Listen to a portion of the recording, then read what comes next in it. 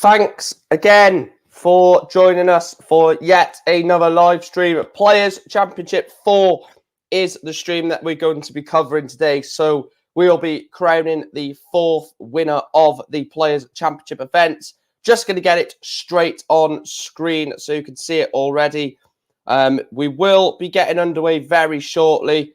Those are the first few games that are going to be getting underway this afternoon. I'm looking forward to this. Make sure to let me know in the comments who you think is going to pick up Players Championship 4, who you think is going to win the day today. You've got to fancy the likes of Peter Wright. You've got to fancy Johnny Clayton, Gerwin Price maybe. But could we see a shot? Could we see someone like a Boris Kirchmar go all the way to the semi-finals like he did in Players Championship 2? This is the great thing about these Players Championship events. You just don't know what's going to happen. Gerwin Price taking on Jim Williams, that could easily be a 6-2, 6-3 win for the Quiff. You just have absolutely no idea. Big up to Football Lad in the chat. He says hi, and he also says Nathan Aspinall has just played his first practice stats since December 28. Since the 28th of December, sorry. If you are new to the channel as well, please do make sure to smash that red subscribe button, like the stream as well. It does also massively help us grow as a channel, so please make sure to do that. But yeah, no Nathan Aspinall, of course, no Danny Nopper in this. Obviously, Nathan Aspinall is still recovering from that injury. Danny Noppert, of course, is being with his partner after the birth of their child. But yeah, just quickly run through the boards. I won't say everyone that's in the board. I'll just scroll through slowly through the board so you can see. So there is board 1. Just going to, like I said, scroll through slowly. If you need to pause it at any point, then please make sure to do so. If there's any games that stand out. Luke Humphries, Devin Peterson, that's a big game to look out for. Just going down the list. Jermaine Wattamina, John Anderson, both players needing to pick up some ranking points. Labanauskas, Nenches. Jeffrey Does Van Mulekamp is a big game. It's a really big game. Ratajski, Baggish. Just going through the rest of them. Van der Bogard takes on Dolan. Van Gerwen has got a favourable board there, you must say. And then Damon Hetta right at the end as well. So those are the boards for today. We'll go back over to the trusty match center, and we will wait for some of these games to start. I'm not too sure what time they actually start. I thought it was 12 o'clock, but maybe not. Let me get the order of merit up as well. Big up to Finley. Thanks for tuning in, mate. So if Peter Wright wins the day and Gerwin Price doesn't win his first 2 games, then Peter Wright will be the world number 1. Wait, I just want to have a look actually who Gezi got in his first 2 games. So for Gezi to stay world number 1, he has to get past Jim Williams and then Kachuk or Jones. So all Gerwin Price has to do to keep that world number 1 is get 2 wins from this. So beat Jim Williams first and then beat Kachuk or Jake Jones.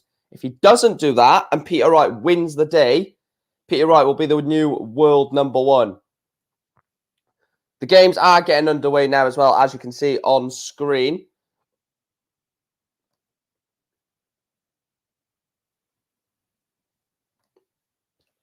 They are getting underway. So let me zoom a little bit more on that. Michael Smith, John Michael Van Gerwen, Jimi Hendrix, Johnny Clayton, Steve West, Christoph Ratajski against Mike Clivenhoven, Rob Cross, Dave Evans, and Luke Humphries, Devin Peterson.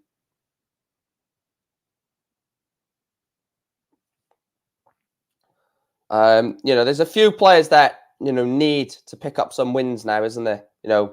They're struggling at the moment, and like Peterson needs to pick up a couple of wins. Good morning, Iron Force. Hope you are well, mate. This is where a lot of people prefer, isn't it? The Euro Tour was good the other day, but there was no Gerwyn Price, there was no Van Gerwen, there was no Johnny Clayton, no Joe Cullen. This is where everyone really will enjoy the streams from this point on, doing the Pro Tour watch-alongs. Chris is busy today. Steve West takes the first leg against Johnny Clayton, 1-0 lead, 115 average from the first leg in that one. Luke Humphries has gone 1-0 up against Devin Peterson. Michael Van Gerwen 1-0 up on Jimi Hendrix. John Michael takes a 1-0 lead against Michael Smith.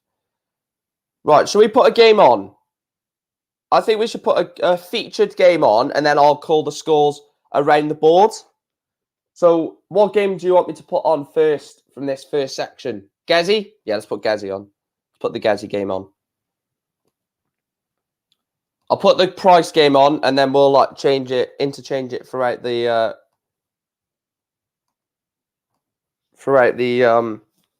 day.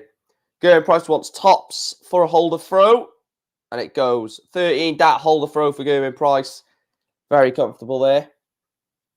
Marion Dimitri van den Berg takes the first leg off Luke Peters.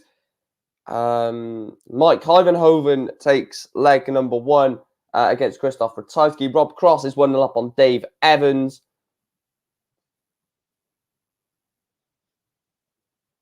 Hi, Into. Hope you're well, mate. Hope everyone's well in the chat, obviously. These Pro Tours are very entertaining as well.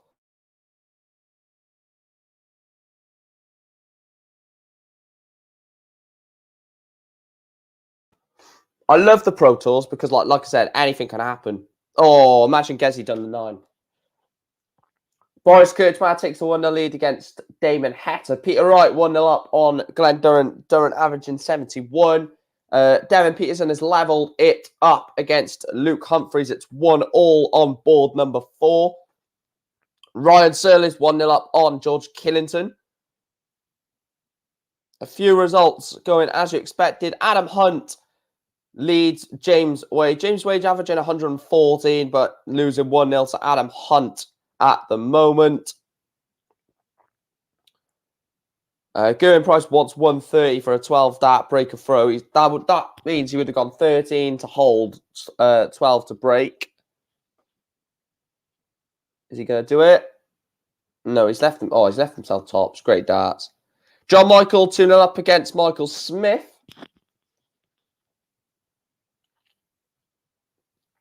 Sean Wilkinson leads Dirk van Duivenbode by 1 leg to 0. Rob Cross extends his lead to 2-0 over Dave Evans. Adam Gavlas is 1-0 up on Jose de Souza. And Gerwyn Price is now 2-0 up on Jim Williams. Jim Williams beat Rob Cross beat Gerwyn Price, a few Pro Tours ago. Can I join the stream? I don't know, mate. I'm not too sure. See how many likes we got on the stream. Let's try and hit 20 likes as well, guys. Let's try and smash 20 likes on this stream. Adam Hunt is now level with James Wade. Dimitri van den Berg 2-0 up on Luke Peters. George Killington gets a leg back off Ryan Searle. Mario van den Bogard leads Brendan Dolan. And Devin Peterson leads Luke Humphries. Joe Cullen 1-0 up on Peter Hudson. Michael Van Gerwen has just restored his lead. He's 2-0 up on Jimi Hendrix. Ratajski levels it up. And Michael Smith gets a leg back off John Michael. And Boris Kurtzman is 2-0 up on Damon Hatter. 164 for a 12 darter.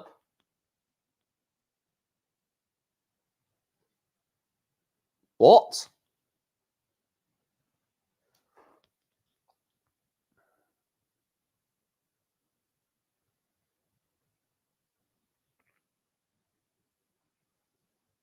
So 80 for Williams. So 59 for Price to go 3-0 up.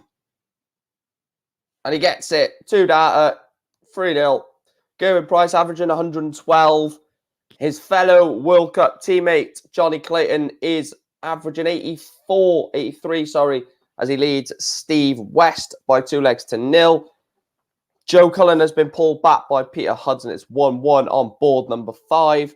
And Jose de Souza has got a leg back against Adam Gavlas.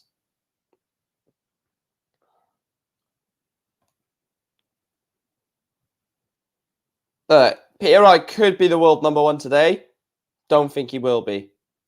I think Gezi will keep his world number 1 tag for now. Peter's just waiting for it to go to Scotland, isn't he? He's like, I'll tell you what, I'll become world number 1 just before it goes to Aberdeen or Glasgow. The Premier League, that is. Dev, just run through a few results then. So James Wade 1, Adam Hunt 1. Dimitri Vandenberg is 2-0 up on Luke Peters. Ryan Searle, George Killington is 1-1. So is Joe Cullen, Peter Hudson. Boris Kirchmeier is 2-0 up on Damon Hatter. John Michael is 3-1 up on Michael Smith. Peter Wright 2-0 up on Glenn Durrant. Michael Van Gerwen is drawing 2-2 with Jimi Hendrix. Rob Cross is 2-1 up on David Evans. Sean Wilkinson, averaging 77, is 2-0 up on Dirk van Duivenbode. Dimitri has now gone 3-0 up, averaging 98. 174 from Price to leave 91. But Williams, for a 13 dart holder throw for 3-1. Big miss. Big miss. So 91 for 4-0. Expect this to go.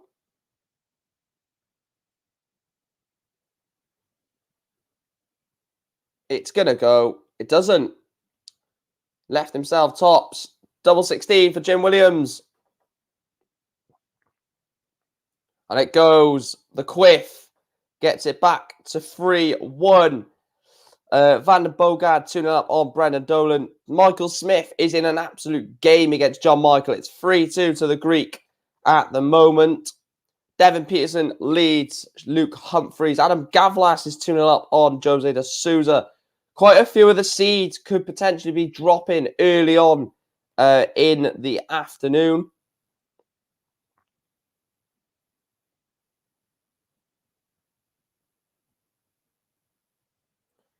This is what I mean. A seed could drop very early.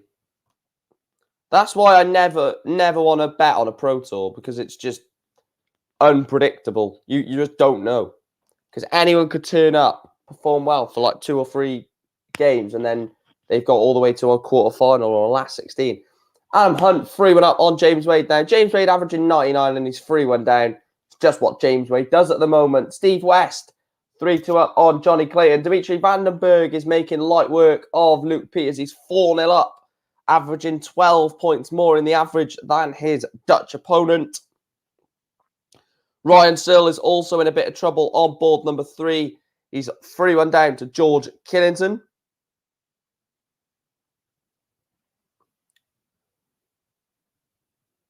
Could be close to our first result on board number 14 with Dimitri Vandenberg against Luke Peters.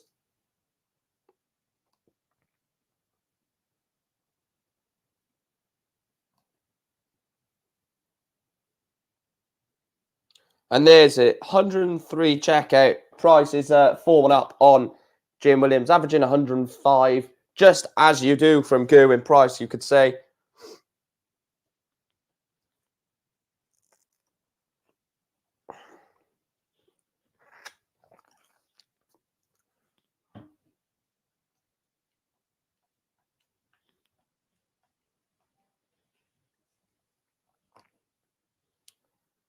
Just get that on. Adam Gavlas, Jose de Souza, 2 legs apiece. Peter Wright 2-1 up on Glenn Durrant. Steve West 4-2 up on Johnny Clayton.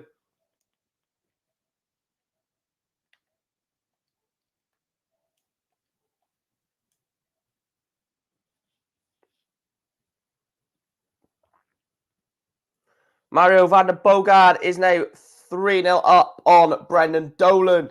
Mike Kivanoven is 3-2 up on Christoph Ratajski. And on board number 15, Jimi Hendrix is 3-2 up on the world number 3, Michael Van Gerwen. Yesterday's winner, Joe Cullen, is 3-1 down against Peter Hudson. Cullen only averaging 80.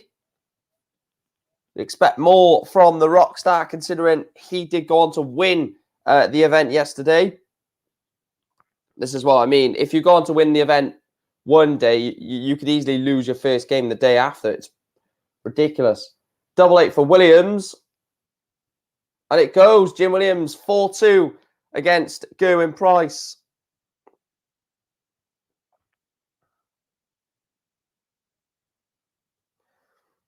Well, talking about simply Steve West, he's 4-2 up against Johnny Clayton, averaging a ton. Just going to drop into this game a second. Clayton wants 87 for 4-3. Steve West, his last two visits, 171, 140 to leave 88 after 12. And Johnny Clayton takes it. It's 4-3 in that one on board number 11. The Ferret is making hard work of this first round tie against Steve West. Dimitri Vandenberg is not making hard work, of Luke Peters. He's 5-0 up, is the Dream Maker. He's hit 60 and ton in this leg. His opponent, Luke Peters, is not on a finish. So 180 for Dimitri. We'll give him 161. But he's not managed to leave a finish. You'd expect Luke Peters to get a leg in this one, but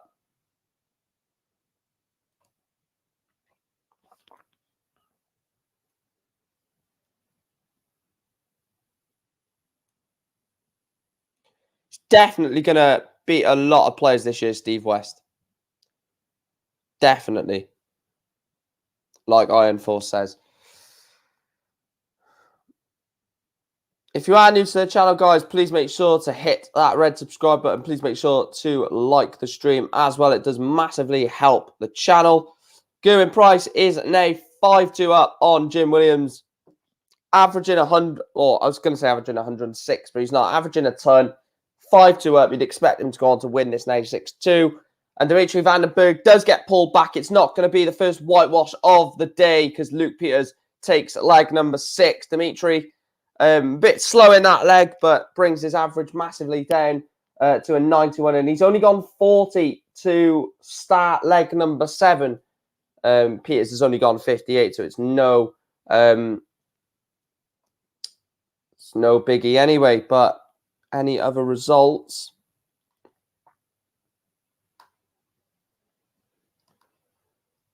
We could be close to having our first result between Gerwin Price and Jim Williams. This might be the first result we get.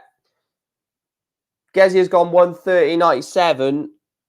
A big shot here. Oh, 96. Hasn't left the finish. So Jim Williams can leave a nice little finish here. A 140. 137. 138 will do. Leaves 92. So good. There's nothing that Gezi can do about this. There's absolutely nothing that Gezi can do about this. 92 for 5-3. With Price left on tops for the match. And it goes. Jim Williams is making a match of this. Rob Cross is 1 away from victory. He's 5-2 up over David Evans. Luke Humphreys is 1 away from victory over Devin Peterson. And Dimitri Vandenberg is 5-1 up on Luke Peters. He wants double 16 for the match. Dimitri Vandenberg, double 16 for a 6-1 win. And Dimitri Vandenberg has beaten Luke Peters. We have our first player into the second round. Dimitri Vandenberg, 6-1 win over Luke Peters. Gets over the line, and Dimitri is into the next round.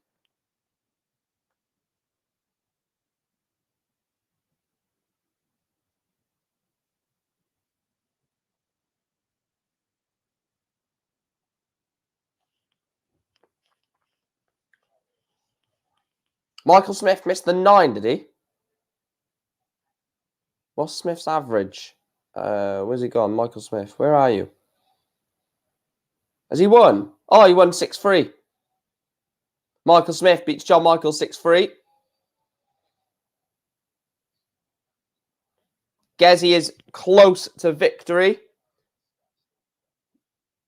Just going to see what Jim Williams hits here, though. What is he going to let? No, he's only at a ton, so you'd expect... Look, Jim Williams could easily take out the 1-4 for you, but you would expect it's 6 darts here for prize for the match. If you can leave it handy.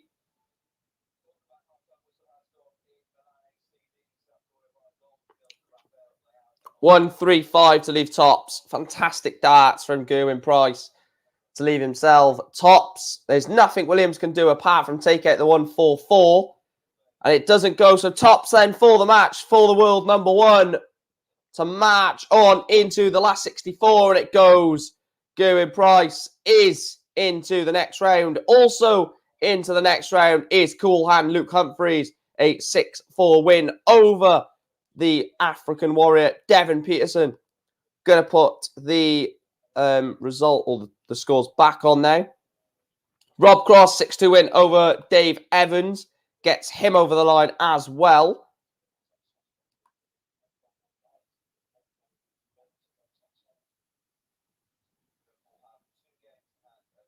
Adam Hunt is 1 away from victory against James Wade. Johnny Clayton managed to get through a tough game against Steve West.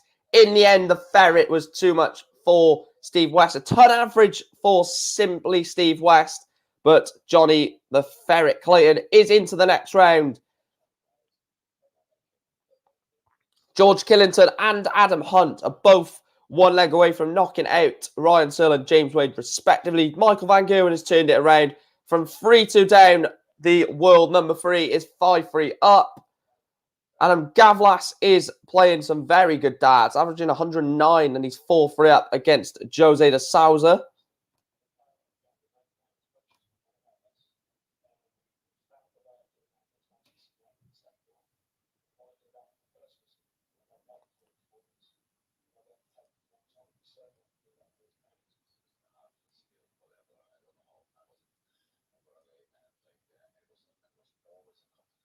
Michael Van Gerwen takes leg number 9 and the match. Michael Van Gerwen, 99 average, a 6-3 win over Jimi Hendrix.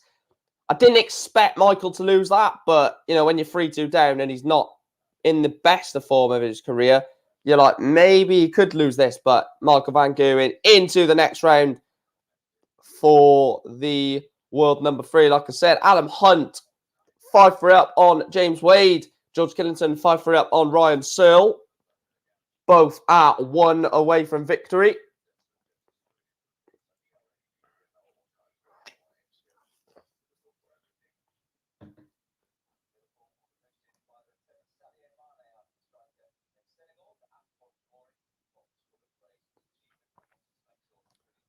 Like I said, please make sure to hit the like button, subscribe to the channel if you are new, guys. It does massively help the channel grow and become or to reach a newer and larger audience.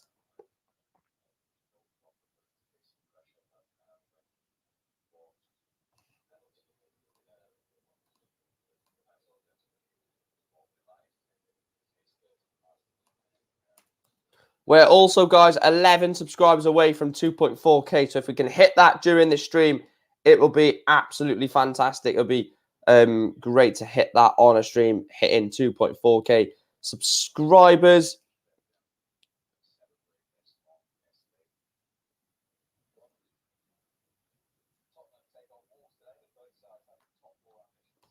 Some more games have just got underway. Board number 7 and board number 14. James Wilson, Danny Jansen, Andrew Gilding against the bronzed Adonis Steve Beaton on board number 7 and 14. Like I said, Christoph Ratajski has turned it around. He is now 5-4 up on Mike Kyvenhoven. Still waiting for results. James Wade managed to get a leg back against Adam Hunt. It's 5-4 in that one. Ross Montgomery against Darren Webster has just also got underway. And there is a result on board number 3. Ryan Searle loses to George Killington by 6 legs to 3. Heavy Metal is out. Dirk van Duivenbode 6-3 win over Sean Wilkinson.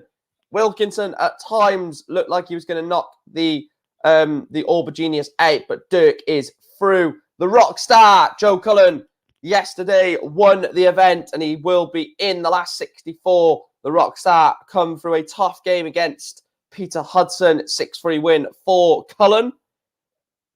Richie Burnett warming up. Richie Edhouse, John O'Shea, Bradley Brooks. That's going to be a good game.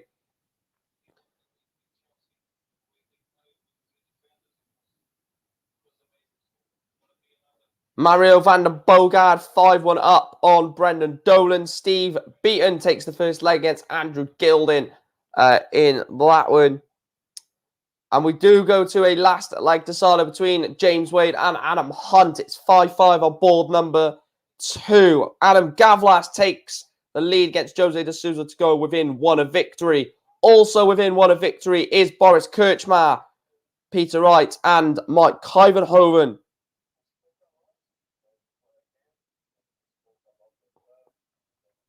Danny Hansen takes leg number 1 against James Wilson.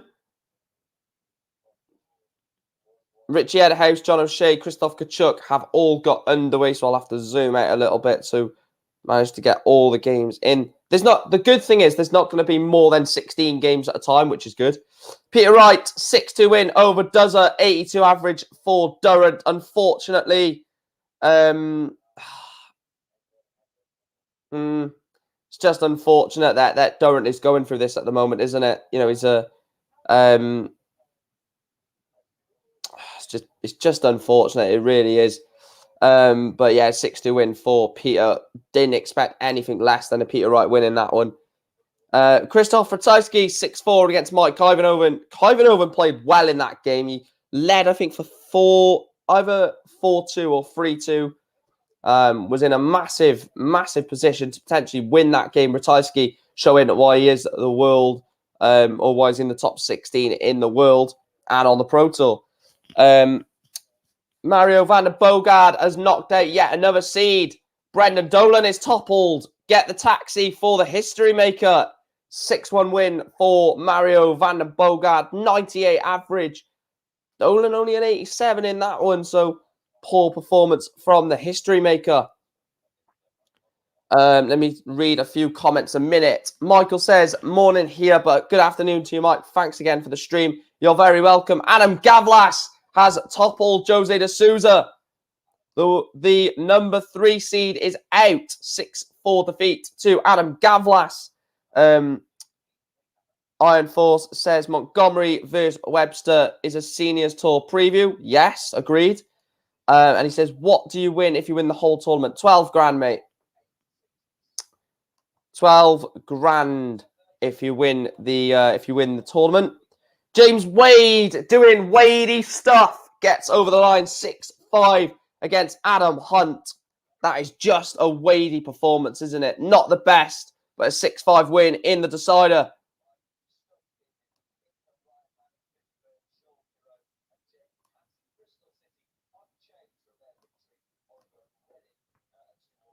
So you win 12 grand if you do manage to win the day. Not a bad little pocket, is it, for like 6 or 7? How many? It should be 7. 8. 8 wins. 8 wins and you get 12 grand. Not bad, is it? Cameron Menzies 1-0 up on Jose Justicia. James Wilson, Danny Hansen is level at 1 apiece. Last leg decider between Damon Heta and Boris Kirchmar.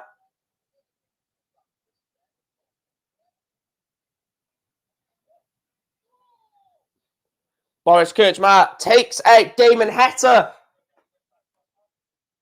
The heat has been caught cold in Wigan. And Boris Kirchmar, he's semi-finalist in Players' Championship number 2, gets into the next round, beats Damon Heta. No, the only way that, I said this earlier, the only way that Peter Wright becomes the world number 1 is if Gerwyn Price doesn't get to the 3rd round.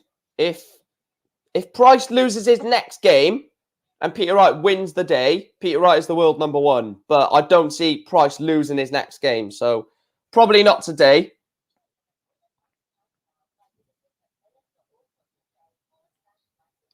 Anderson never really turns up on the final day, does he?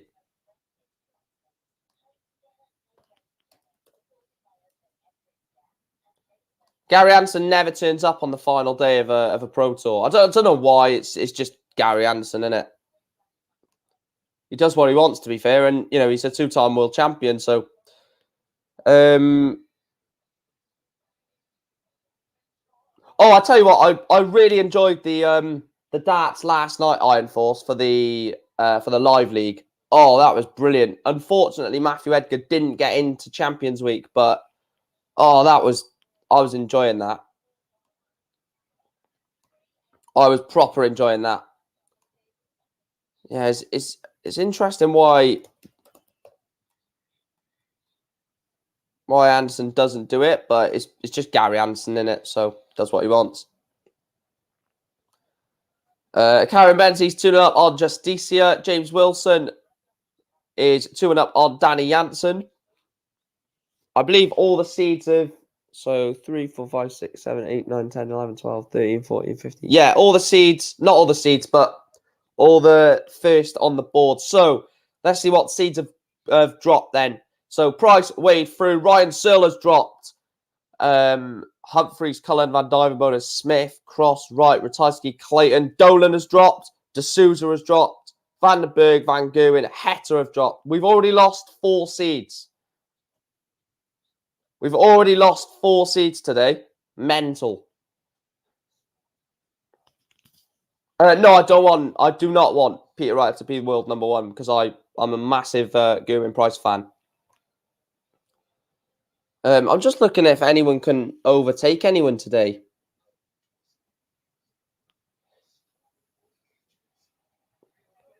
Dimitri Van den Berg can get into the world number or into the top 8. Can Cullen get into the 10? No, Cullen can't get into the top 10 yet. Can anyone get into the 16?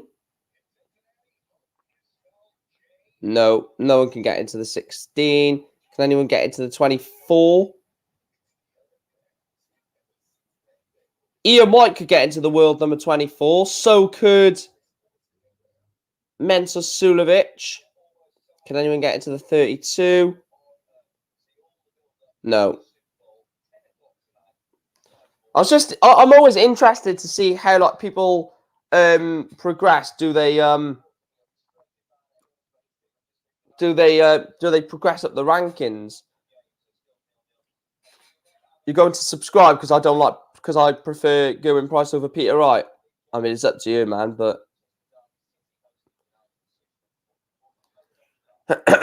excuse me.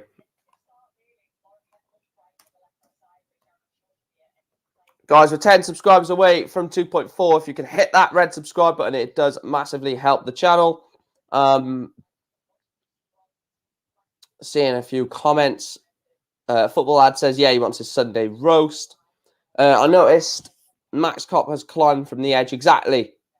He also says Aspinall back throwing. Let me have a look at Max Hop. So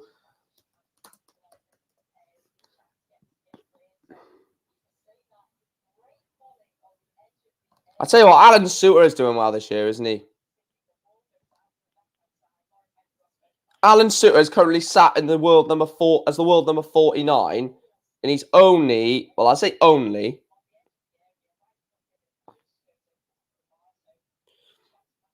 he's like 50 grand off the world 32. So look, Suits could be in the world 32 come the World Championships. That would be massive for him.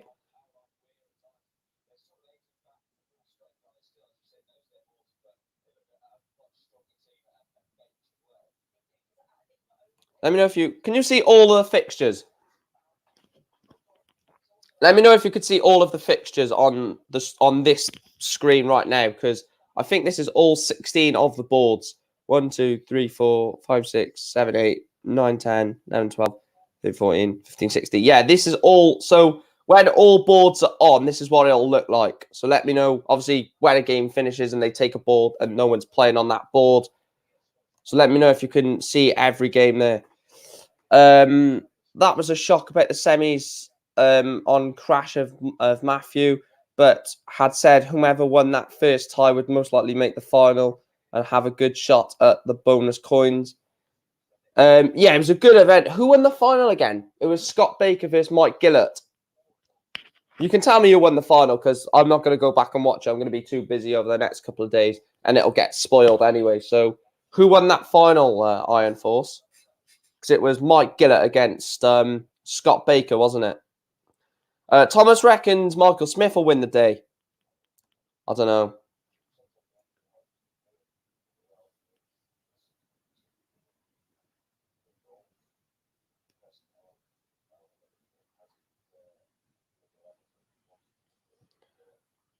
I don't know. Mike Gillett won. Up the Welsh. The Welsh roar again. They are the champions of the world.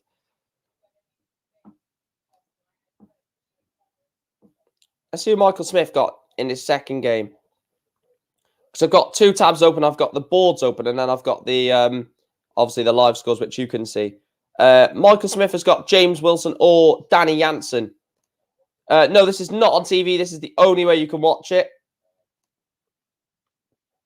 I will put the final on the screen as well, so that'll be later on, about 5, 6 o'clock, I'd imagine. Richie Ellis leads Andy Bolton 3-2. Jeff Smith, Scott Mitchell, 1 apiece. Where's Matt Campbell? Am I blind? I think Matt Campbell might be on. Yeah, Matt Campbell's on later against Sulovic.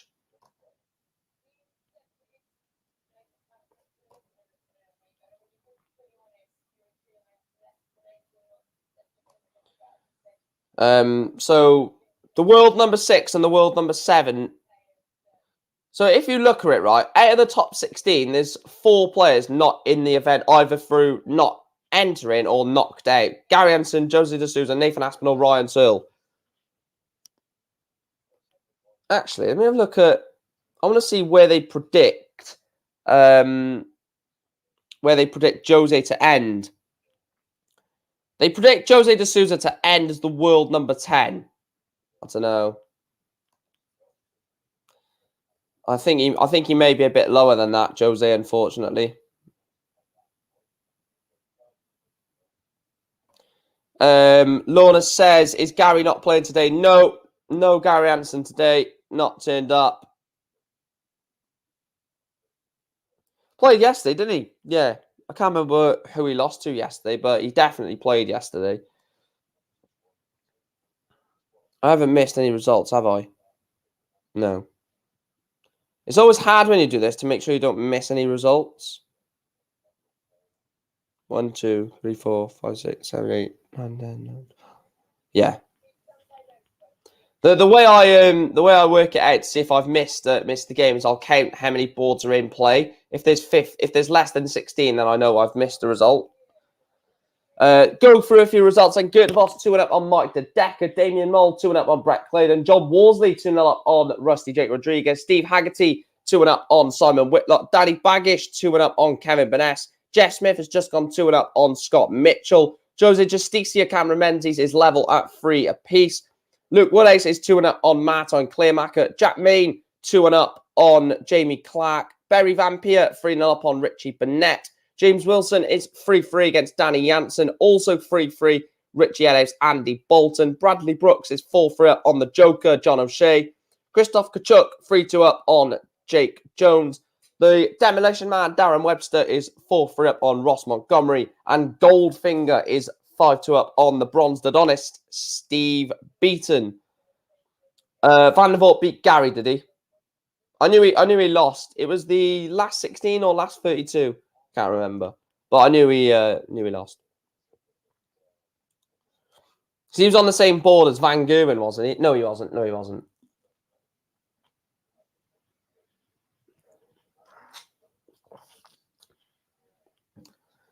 Damien Moll, 3-1 up on Brett Claydon.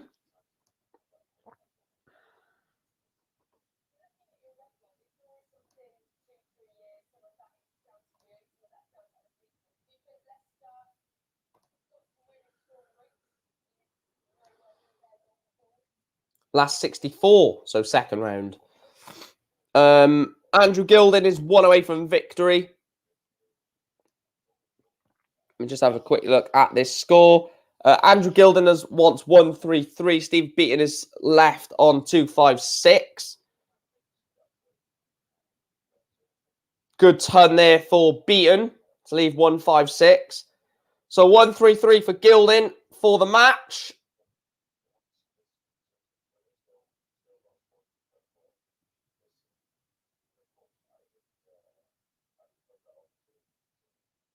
I don't get the live league format that much, to be honest, Iron Force. I don't even get the format. I just watch it and I just let them explain it to me. Double 18 for the match then for Goldfinger.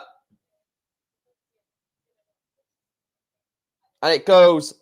Andrew Gilden is into the last 64. He beats the Bronze Adonis by 6 legs to 2.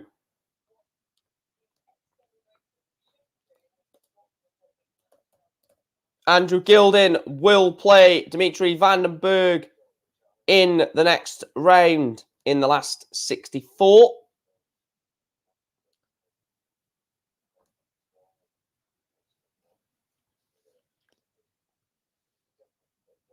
Why is it still saying... Right, let me refresh it, because it still says Gilden is 4-2 up against Steve Beaton when he isn't. There we go. Warming up, Adrian Lewis against Eddie Lovely.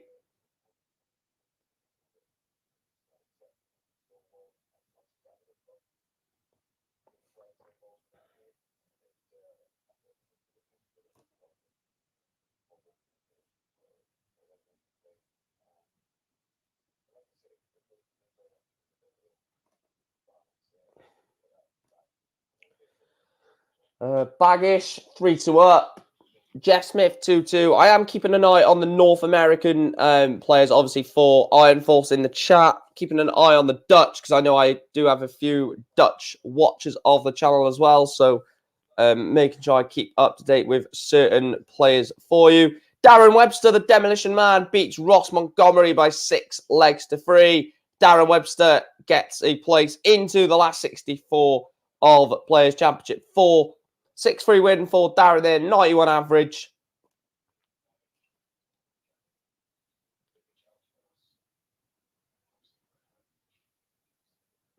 Looking at the Players' Championship race, there are quite a few players in the top 64 for the Players' Championship that maybe you wouldn't expect to be seen in there. Brian Raman looks like he could potentially be at Butlins. You know, you're looking at Mario Van den Bogart, Jamie Clark. Stephen Burton could potentially be at Minehead without even having a tour card. This is the beauty of the Pro Tours. A couple of good wins on the Pro Tour, and you could be at these sort of major ranking events without having a tour card. It's beautiful. It's beautiful.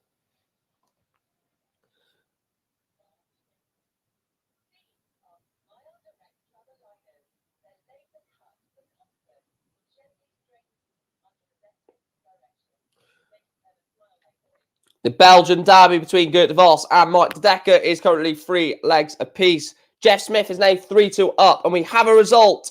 Board number 11, the Joker loses to Bradley Brooks by 6 legs to 4. John O'Shea is out. Jack Main is also through to the last 64. A 6-2 win over Jamie Clark books Jack's place into the last 64.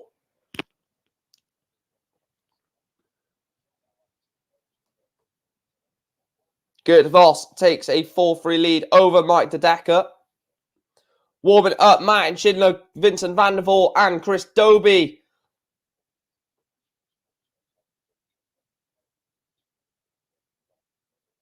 Where is AD Lewis? It literally said like 2 minutes ago, Adrian Lewis was warming up. They're like, ditch that. Yeah, we don't need AD Lewis. Danny Hansen, Richie Ellis, and Christoph Kachuk all one leg away, from victory in game number 1.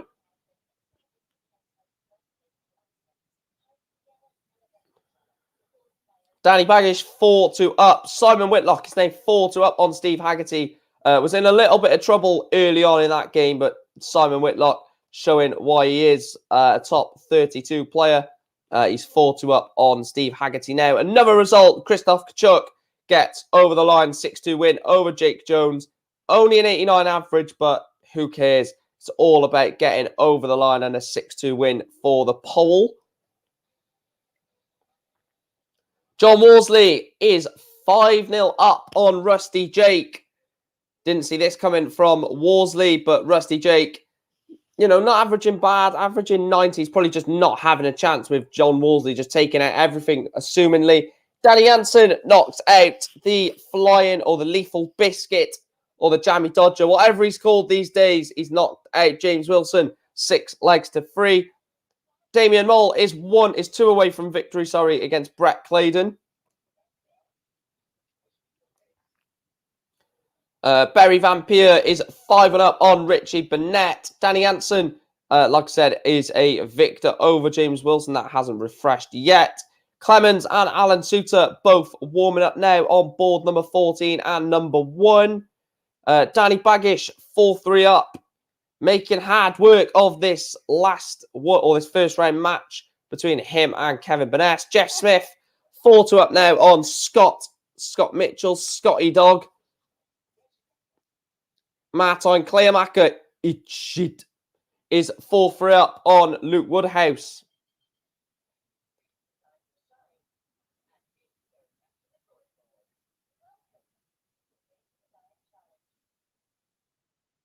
Martin just took out 130. What, Martin Clearmacher?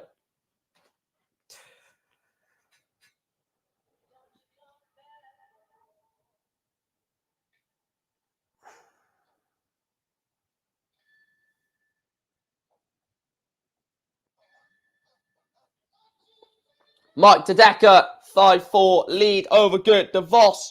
Richie Burnett is 5-1 down against Barry Vampire. Richie Edhouse is 5-4 up on Andy Bolton. It's gone to a deciding leg. As one Rodriguez is one leg away from elimination. He's 5-0 down. Another Rodriguez brother gets underway on board number 14 against Gabriel Clemens. Rusty Jake 5-0 down against John Worsley. Woodhouse missed 4 darts at a double.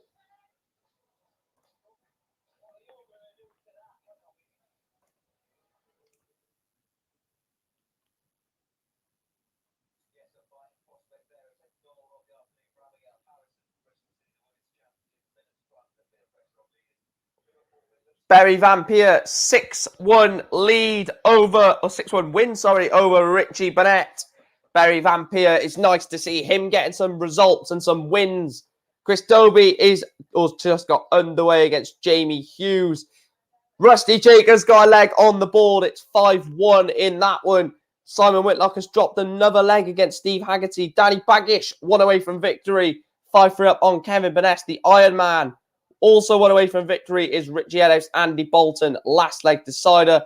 Mike Dedecker is 1 away in the All-Belgian Derby as well.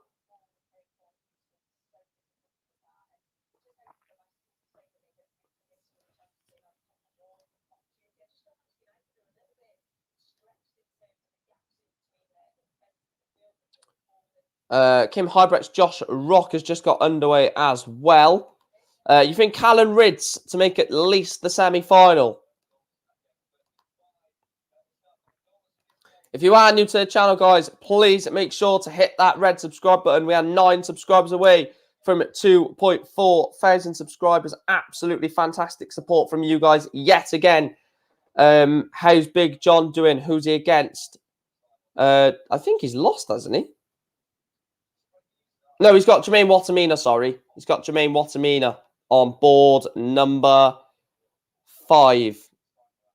2 results then. Danny Baggish, 6-3 win over Kevin Burnett. And Andy Bolton, Last leg decider win over Richie Eddhouse. The Baggish is into the last 64. Congratulations to the Gambler.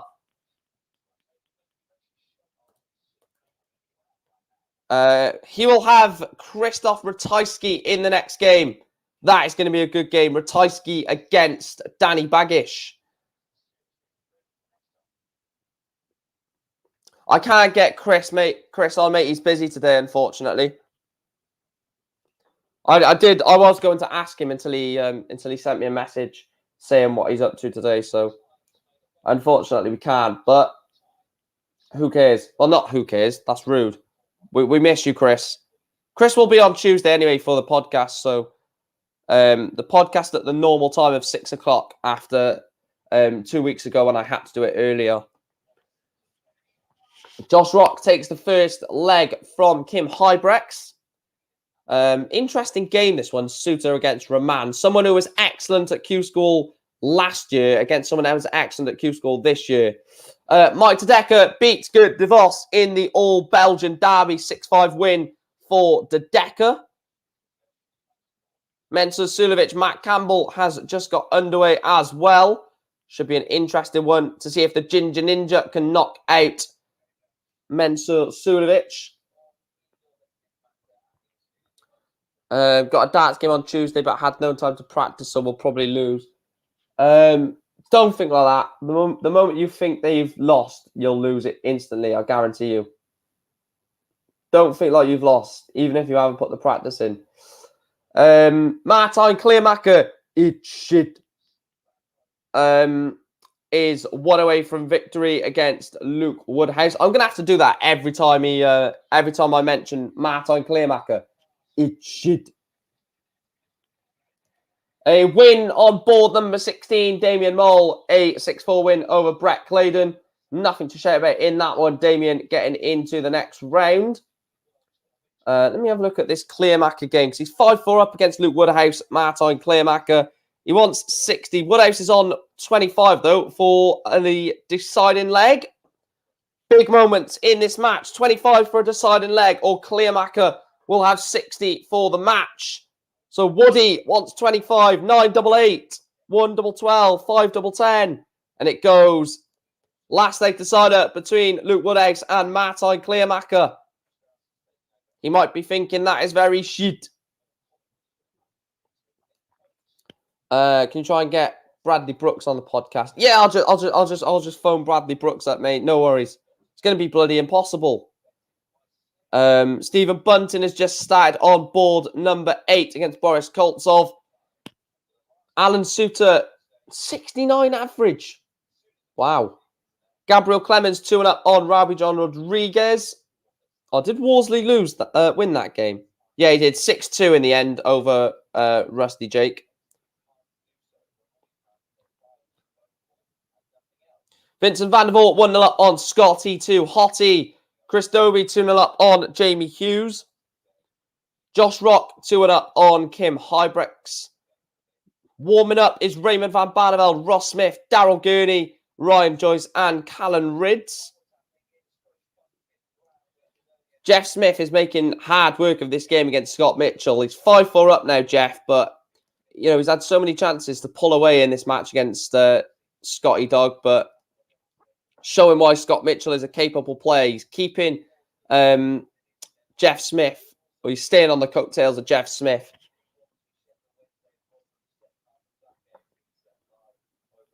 Mensur Suljovic is 1-up against Matt Campbell. Vincent van der Voort 1-up on Scott Waits. Simon Whitlock is 1 away from victory against Steve Haggerty.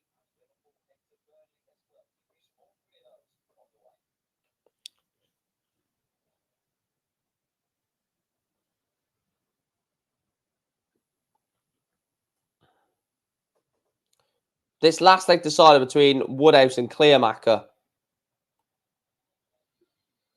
Let's have a look what the score is in this leg now. So 38 for the match. Kleermaker, 140 ton. 1, 2, 3, 1 ton, sorry. Oh, he switched it. He split it, sorry. 52 then for the match for Woodhouse. 12 tops or 20 double 16. Which way are you going to go, Luke? If he misses, we'll know which way he's gone. But if he doesn't, then we won't. And it goes anyway. Luke Woodhouse beats Martijn Kleermaker. Eat shit. By 6 legs to 5. The Kleermaker is out. Let me just quickly put my laptop on charge. Steve Beaton. Steve Beaton lost earlier on today, didn't he? Beaton. Yeah, 6-2 to Gilding. The Bronze Adonis lost to the Goldfinger. Right, let me put my laptop on charge.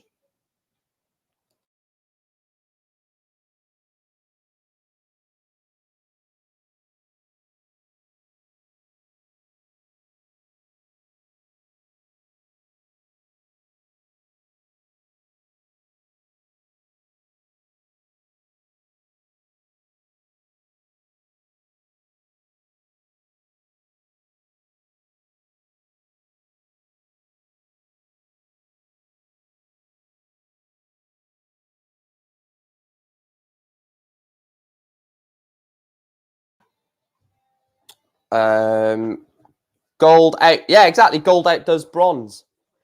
Football Lad says, what? Laptop, Chromebook. Chromebook, mate. Right, let's go back on to the scores then. Scores on the doors. Ross Smith, Louis Williams has just got underway. Raymond van Barneveld. The clash between the old and the new is 1-0 on Nathan Rafferty. I like this game. Barney against Rafferty, because it's like Barney is a 5-time world champion, and Nathan Rafferty could be a 5-time world champion, or could be like a world champion in the future. Quite like that game for the sort of sentimental bit of it. Alan Suter, right, was 1-0 down, averaging 69. He's now 3-1 up, and it's now Brian Roman averaging high 60s.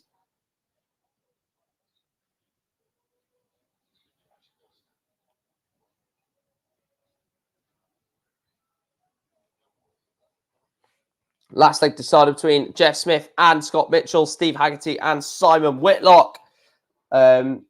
These are like the last sort of second games on the board. Simon Whitlock, 6-5 win, last leg decider. The Wizard gets a place into the last 64. Last leg decider between Jeff Smith and Scott Mitchell.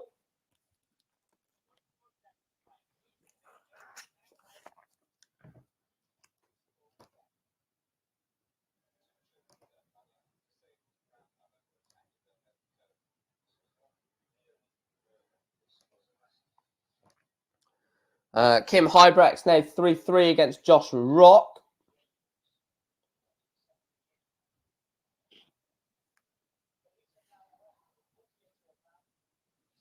And he warming up. So Daryl Gurney, Adrian Lewis and Mervyn King are all warming up. Going to have a look at this last leg decider between Jeff Smith and Scott Mitchell. So Scott Mitchell wants 1-6. Oh, Scott Mitchell has missed the ball for the 1-2-6. Jeff Smith wants 1-6-4. This would be a shot and a half. Needs to go. It doesn't go. So Scott Mitchell, 25 for the match to win 6-5 against the Silencer.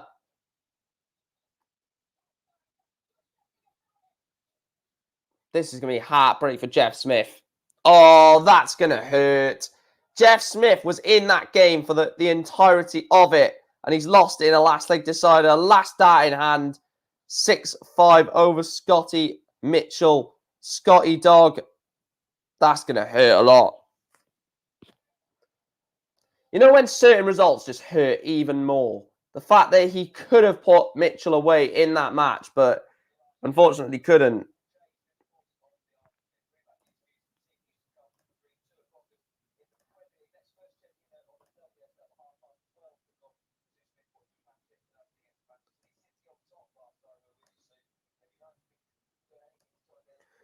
Sulevic, 3-1 up on Matt Campbell. Averaging 104. Campbell averaging 96. Looks like a good game. Adrian Lewis, Eddie Lovely.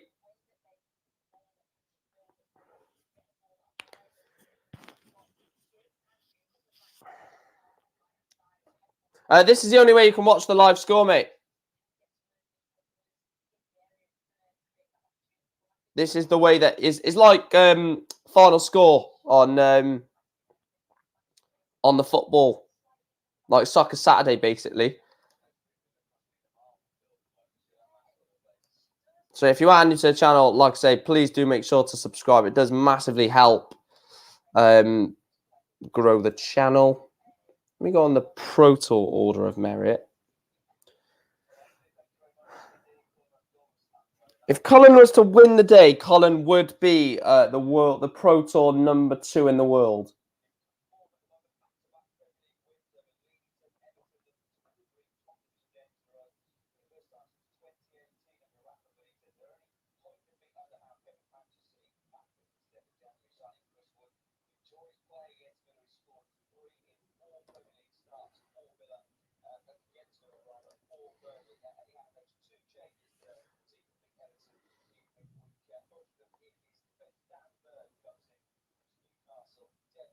Wait, have they got... I think we've completed all of the second games of the board. Let me just check. So...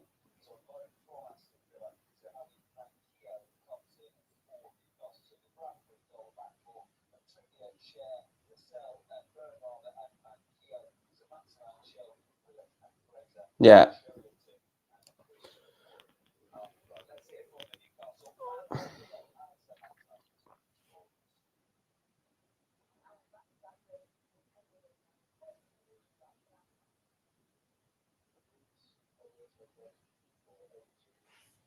Alan Suter 4-2 up on Brian Roman. Kim Ibrex, Josh Rock not last leg decider, 4-4, sorry.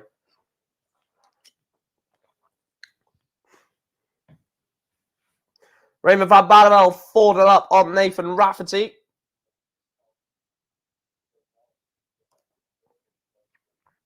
Stephen Bunting 5-0 up on Boris Koltsov.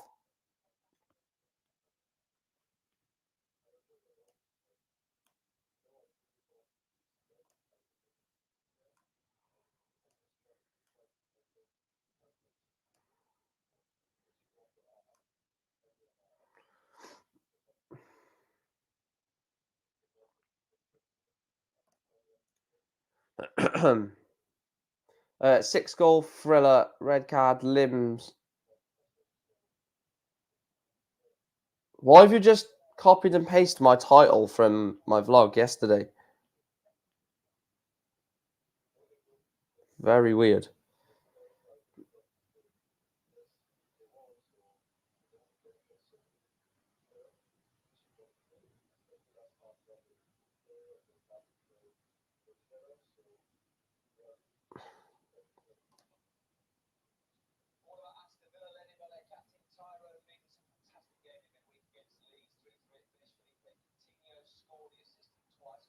Matt Schindler 4-1 up on Jules Van Dongen. Raymond van Barneveld 5-0 up on Nathan Rafferty, and that one didn't expect. Look, I expected Barney to win that, but not a 5-0 win, averaging 102 with Nathan Rafferty averaging 73. That's not what I expected.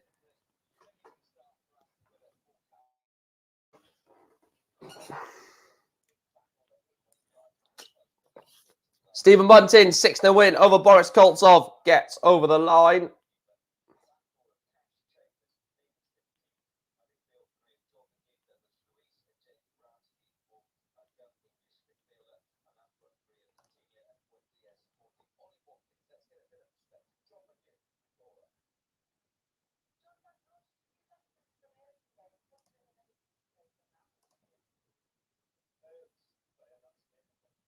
UTB, who do you support, Craig?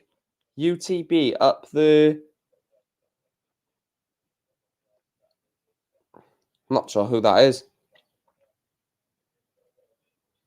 Ian White 2-0 up over Daryl Gurney. Gabriel Clemens 5-4 up on Rowby John Rodriguez. Chris Dobie 5-2 up on Jamie Hughes.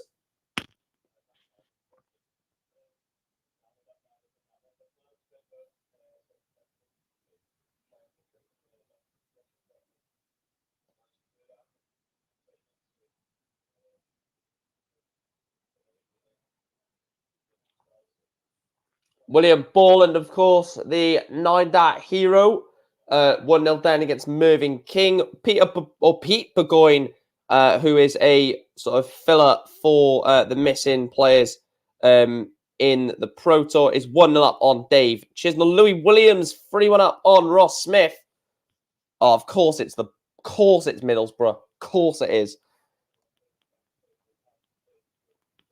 Should have never beat us. It was never a goal. That wasn't handball. Chris Dobie, I'm not salty though. Chris Dobie, 6-2 win over Jamie Hughes. 95 average for Dobes.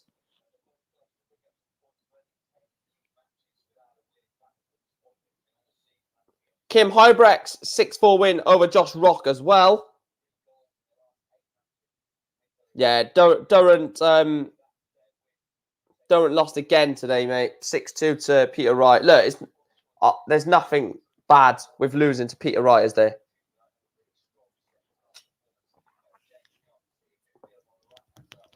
Raymond Van Barneveld, 6-1 win. Alan Suter, 6-3 win over Rafferty and Brian Roman. Raymond Van Barneveld and Suits both into the next round, into the last 64.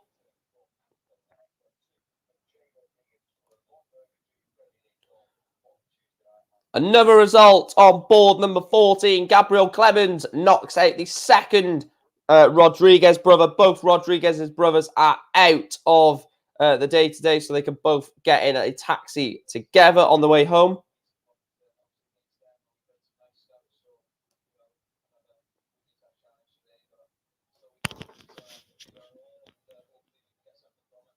He's fallen off the edge of the world, hasn't he? Such a shame. He's a class guy, great player.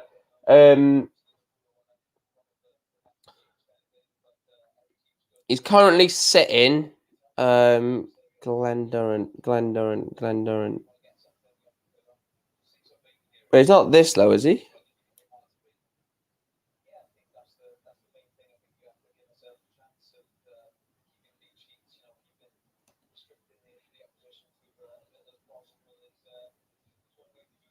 Oh, I'm on the Pro Tour order merit, right. 31st in the world. So if Chris Dobie wins the event, Durant will be down to 32nd. It's a long way back, isn't it? Yes. Matt Campbell did hit the 9 yesterday, yeah.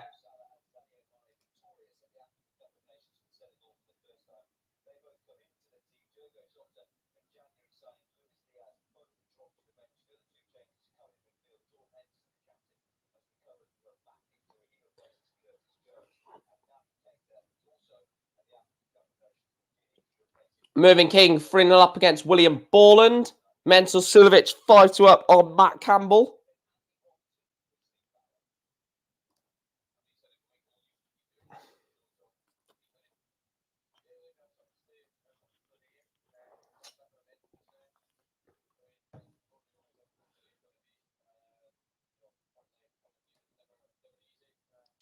(4-1 against Ian White. 4-1 for Ian White, against Darryl Gurney. Louis Williams 4-2 up on Ross Smith. Chisnell is now 2-0 up on Pete Burgoyne. Was 1-0 down, managed to claw it back in that one. 4-4 between Martin Schindler and Jules Van Dongen. Scotty Waits is, 4-3 up on Vincent van der Voort. Callan Ridds 4-1 up against Ryan Meikle, averaging 92. Callan. Callan Ridds.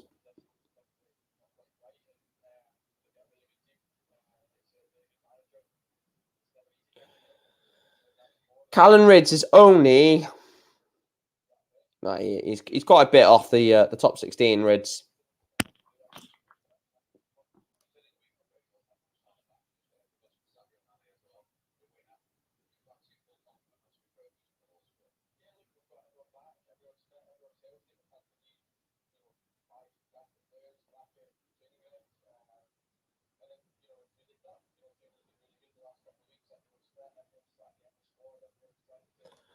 Mental Silovic 6-2 win over Matt Campbell.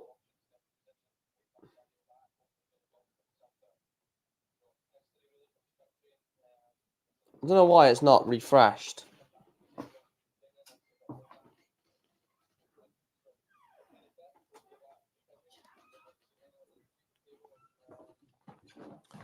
Let's go Rids. Hope he's going to win today.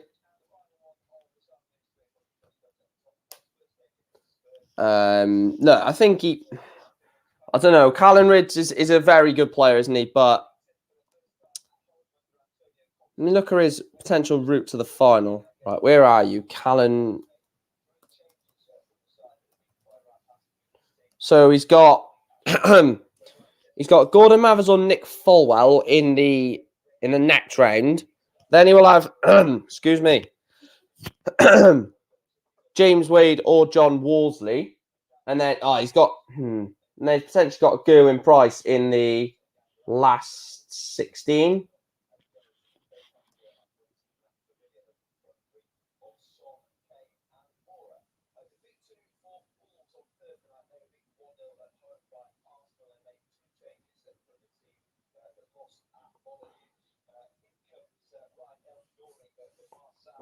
So potentially could, but I don't think he will.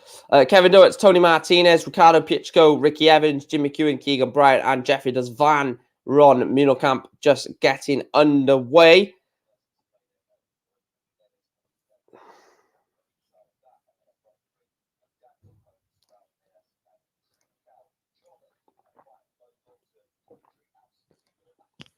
Louis Williams is 5-2 up now. Scott Waits is 5-4 up, and Jules Van Dongen is also 5-4 up. A few players close to victory.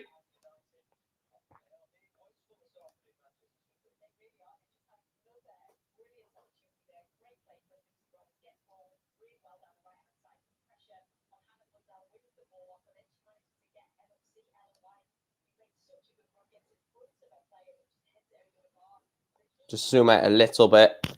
I believe there's all 16. Yeah, all 16 boards are in action.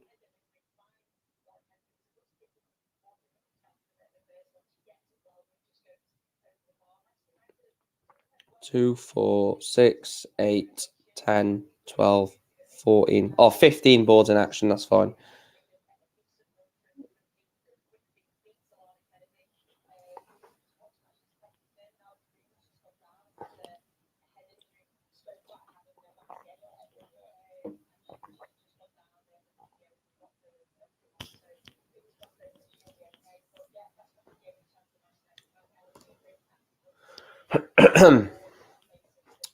This is what I love about the Pro Tour, though, isn't it? There's like 16 games going on, a maximum of 16 games going on at the same time.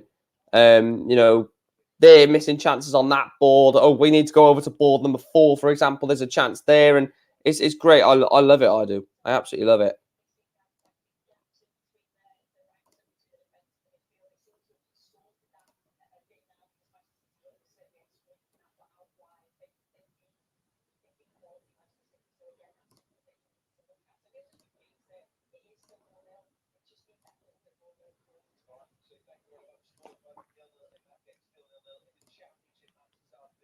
Florian Hempel, Ted Everts has just got underway. Darius Labanauskas, Gert Nenches got underway as well. Like I said, it is a bit hard to keep up with. But Jules Van Dongen, 6-4 win over Martin Schindler. The Dutch Dragon, I think his nickname is, beats the Wall Martin Schindler in that one. Schindler is out. Darius Labanauskas is 1-0 up on Gert Nenches.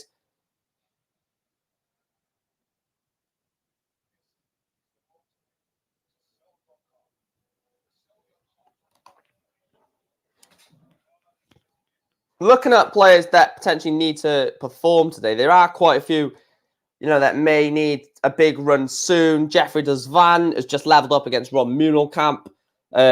Adrian Lewis is 3-2 down against Eddie Lovely, someone else that needs a big year this season. It's 4-2 down now, Adrian Lewis, averaging 85. Adrian Lewis is dropping off massively now. The American Dutch Dragon is trying to get across the... He's done it, mate. 6-4 win. 6-4 win. Let me have a look at AD Lewis. I mean, 41st in the world, Lewis.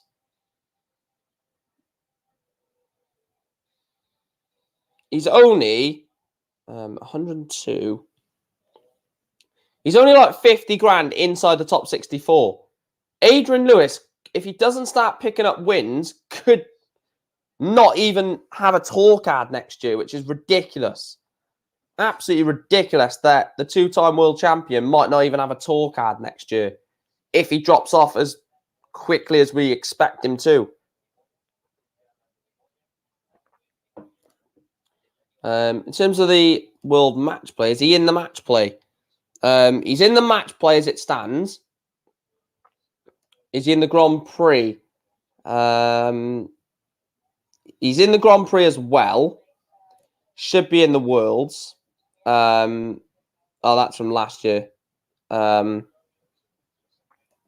And he's definitely not going to be at Minehead, is he?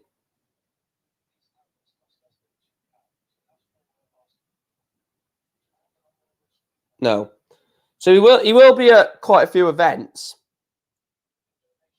He's going to be at the match play. He's going to be at the Grand Prix. He's going to be at the Worlds, you'd imagine. So maybe, well, no, I think he will keep his tour card. But if he doesn't get to the match play, if he doesn't get to the Grand Prix and stuff like that, then he could really start to drop off massively, couldn't he?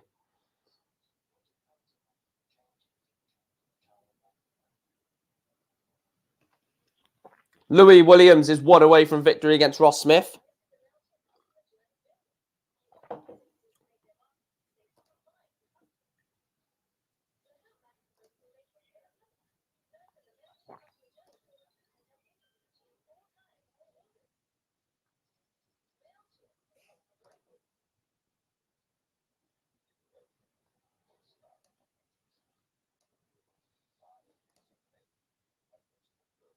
Scott Waite misses 3 match darts.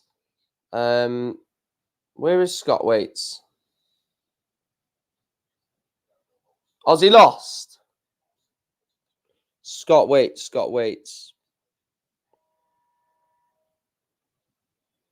Oh, what do you mean to do that?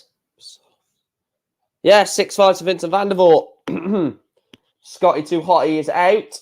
Someone else is out. Is Smudger Ross Smith, because Louis Williams, the Prince of Wales, beats Ross Smith by 6 legs to 4.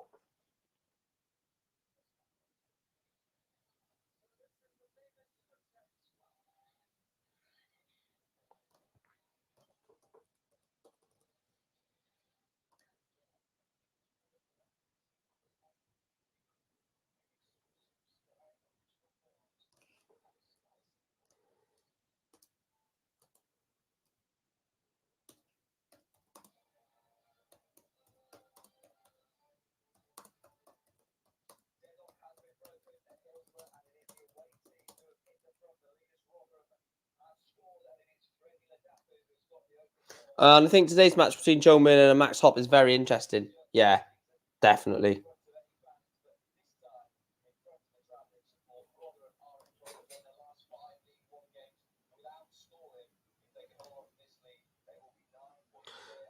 Who is Peter Wright playing? Peter Wright will be taking on.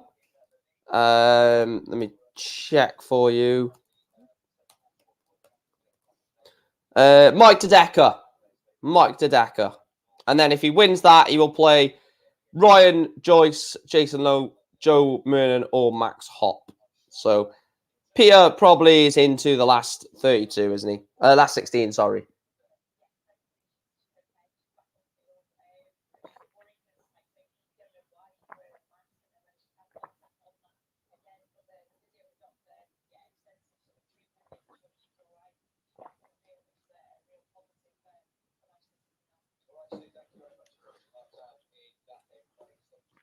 Has it just got underway yet? Mernon against, was it warming up?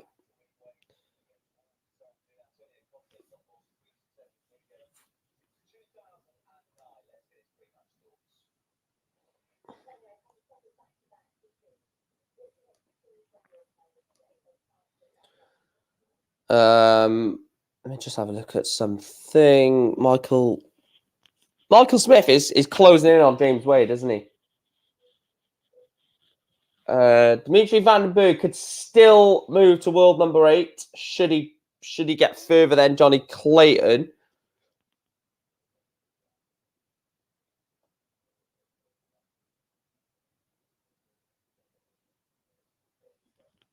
Get back off that.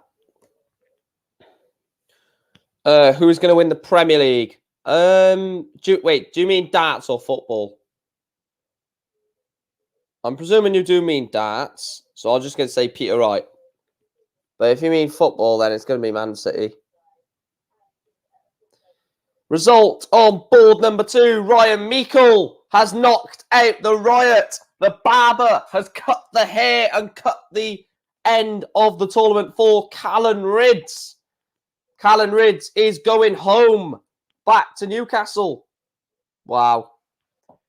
He's getting home to watch the Newcastle. He's getting home to watch the Newcastle Aston Villa game, isn't he?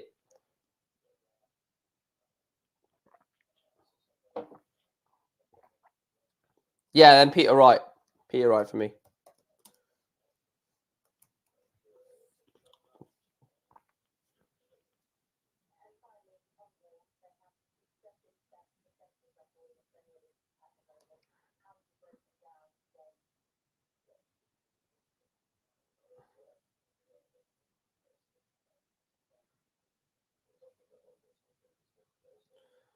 Yeah, he's out. Gone. Get out of here, Callan Rydz. No, I like Rydz. He's a good player. Radag Sagansky, John Brennan's just started. William O'Connor, Madaz Razma. Warming up, Lee Evans, Stu Wilson, Gordon Mathers against Nick Folwell. Ryan Joyce, 6-4 win over Jason Lowe. Relentless is into the last 64.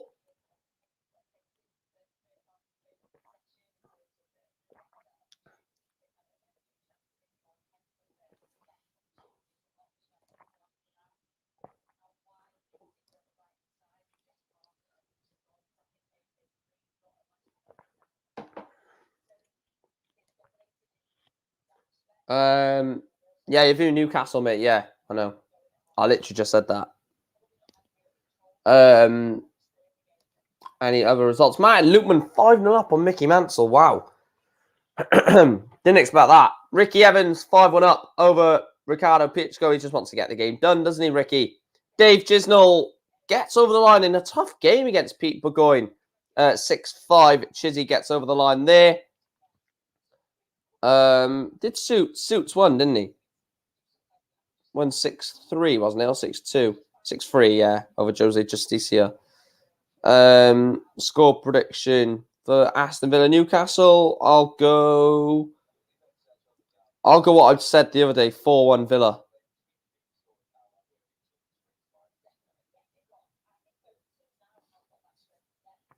4-1 Villa. It's not a last leg decider between Chizzy and, yeah, there we go. Joe Murden, Max Hop. That's a huge game. This is a huge game for a tour card, you feel?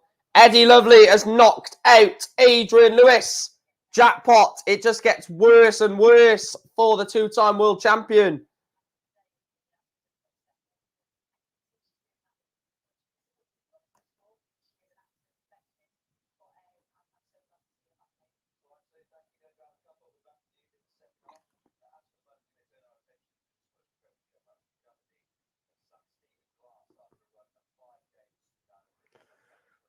Yeah, Adrian Lewis. It's becoming really bad now for Lewis, isn't it?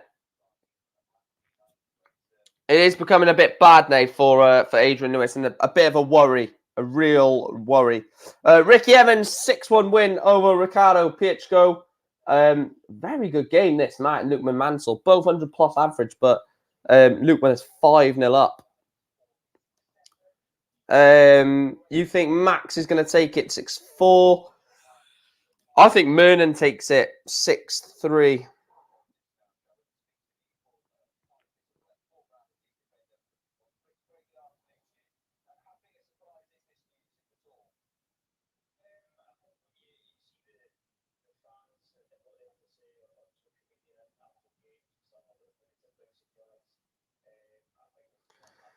I think Mernon wins it. Mervyn King takes out William Borland. Obviously, the massive story of William Borland, but he doesn't take any further part in Players' Championship 4. Mervyn King knocks him out. And we have got the start of the last 64 games. So one of George Killington or Barry Vampire will be in the last 32. So a big run for them already, no matter who comes through that. Connor Scott, Steve Lennon. What a game. What a game. Niall Zonneveld versus Keane Barry. That's going to be a very good game.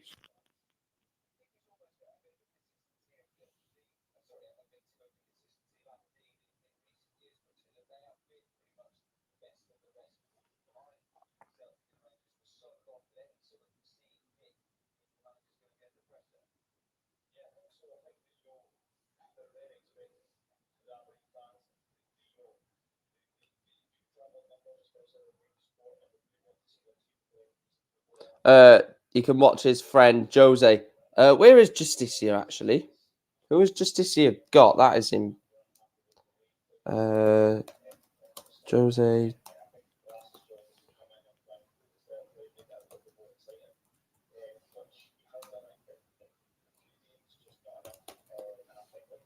He's got. Oh no, he lost. Justicia lost to Cameron Menzies.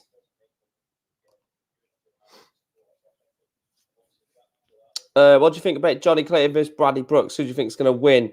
Is that warming up, is it?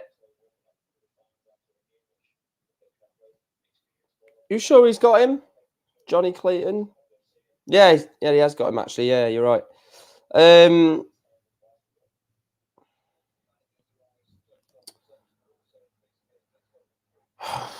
I say Johnny.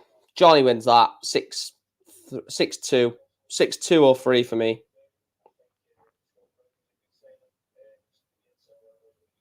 Look at that. A couple of last 64 games getting underway. Mickey Mansell is pulling. Well, he's not coming back as this is going to be a Martin Lukeman win, but just delaying the inevitable. Martin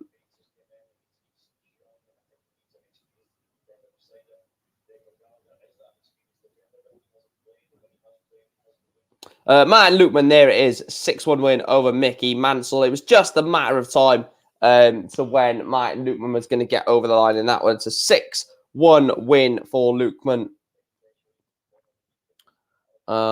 Any other good stories? Madaz Razma 3-0 up against William O'Connor, averaging 107. Darius Labanauskas 4-3 up on Gert Nenches. Keegan Brown obviously beat Gerwin Price yesterday. Is 4-3 up on Jim McEwen. Jeffrey Desvan is 4-3 up on Ron Munelkamp.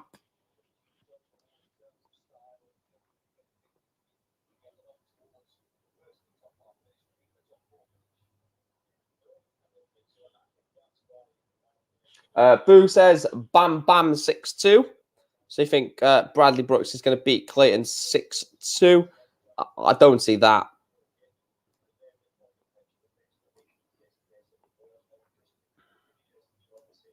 A big game just starting on board number 5. Jermaine Wattamina against John Henderson.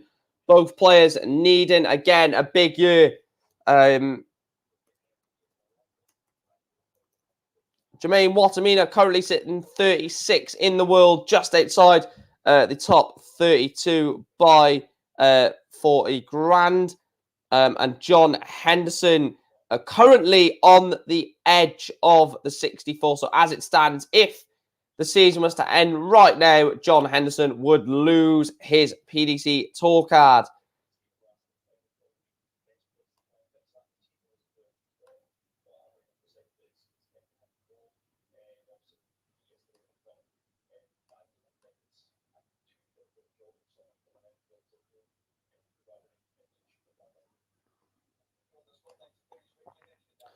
No, Gerwin Price has not played twice yet, no. When Henderson plays, it's always a big game. Yeah, exactly. Razma is, I'll tell you what, Razma is on the rise here. 4-0 up against William O'Connor. It's not just like this is a one-off either. Madaz Razma is, like Ironforce says, continues to put these performances in Razma at the moment. And, you know, it's relentless. He doesn't just do it once; he does it consistently at the moment.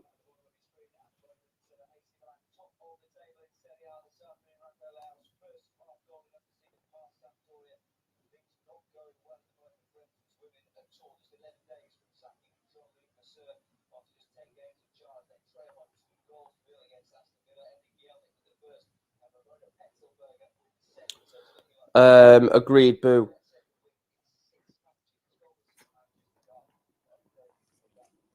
Let me have a look at the order of merit. I want to have a look at Rasma.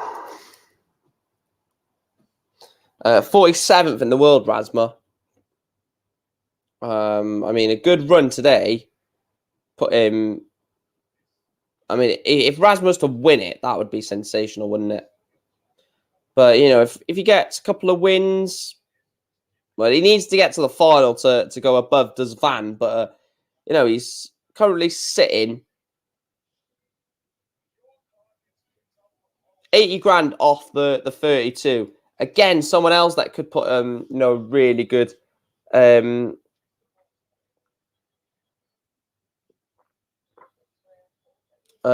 the looks of both of Collins and Rasmus Dart. Go Johnny Go 6-2. I swear you just no. You just said 6-4 a minute ago, and now you're saying 6-2. Make your mind up, mate. Is he warming up? No, he's not. Gerwin Price is warming up though against Christoph Kachuk.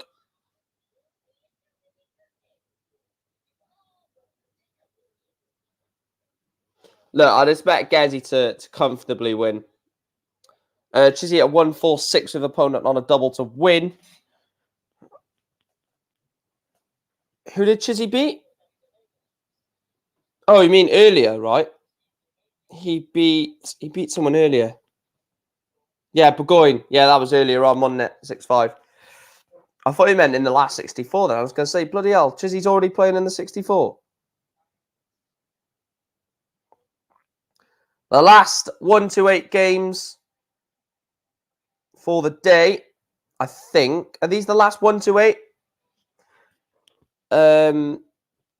Yeah, they picked Rasma up. I can't remember when it was, but they said that, you know, they're going to look to improve the sort of commercial value of Baltic and Nordic darts with the likes of Labanauskas, Rasma, Marco Cantelli as well. John Michael's Greek, and he's not Finnish.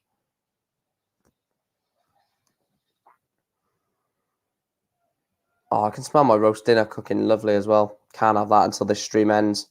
Jeffrey Does Van, Ron Muhlenkamp, last leg decider. It seems like this game's been going on for about 5 years, to be honest. Also, one away from victory is Keegan Brown, Darius Labanauskas, and Ted Everts. Rasma is 4-1 up against William O'Connor, averaging 92. Connor Scott leads Steve Lennon. Zonabel Keen Barrier game that I was really looking forward to. You know, is not living up to expectations. Darius Labanauskas, 6-3 win over Gert Nenchez. And Darius is into the last 64.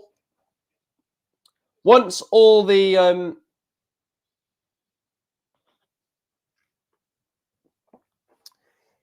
yeah, but there will be a lot more that come through Baltic nations, I think. You know, the darts over there is starting to improve. And if we take tours over there, like the Nordic Masters, Michael Henso played not too bad against Fallon. I can't remember who the others were. There were some others as well. I can't remember. But, you know, if you keep taking these World Series events to the likes of Denmark or to places like that in Scandinavia and Baltic nations, then you're going to improve the standard because they're going to be qualifying to play the likes of Van Gogh and Clayton Price.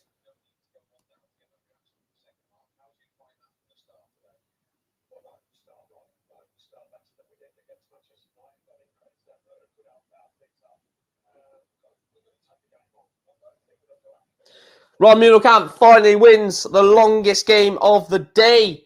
6-5 win over Jeffrey Desvan, and the pressure is piling on. Desvan needs to start winning matches this year. He cannot keep having first round exits. Jeffrey Desvan needs to keep that tour card, and the way it's going, Jeffrey Desvan could be in massive problems. He is defending a huge chunk of his prize money this year. He's defending 71 grand, 89% of that prize money. And Jeffrey Desvan could be out of the top 64. Thomas says Henderson just bust 86. Yeah, try not to do that. Try not to do that, John, mate. You can't take it out if you bust it.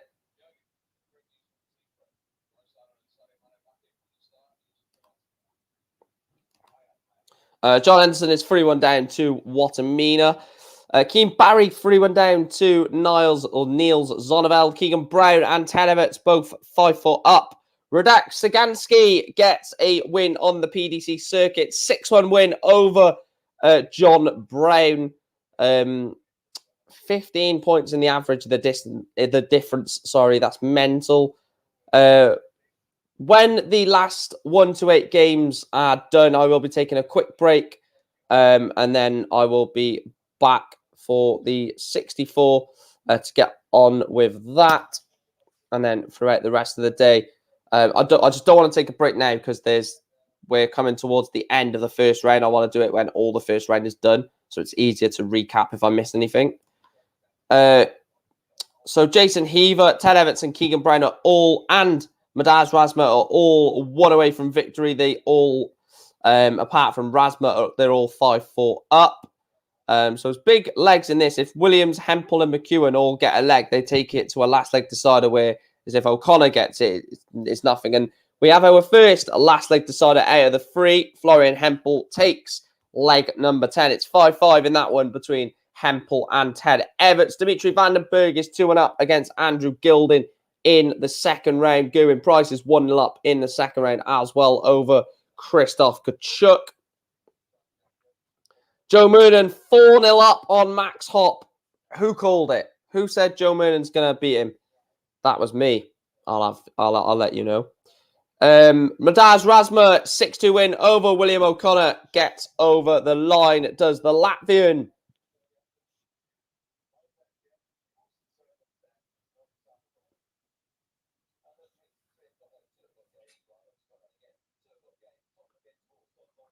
George Killington 2-1 up against Barry Van Peer. Jermaine Watamina is 3-2 up now against Big John Henderson. I don't know why it's messed up. It's all moved around. Like some of the results have gone back. For example, Price was 1-0 up. Vandenberg was 2-1 up. Razma won that. That's 5-5. So I don't know why they've. Let me refresh it.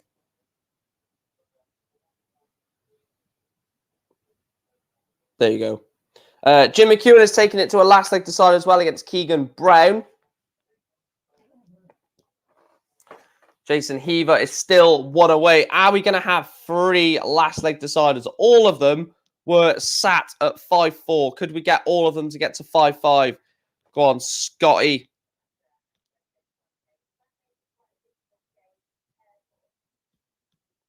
Jason Heaver gets over the line 6-4, and Keegan Brown, the conqueror of Gerwin Price yesterday, beat Jim McEwen 6-5.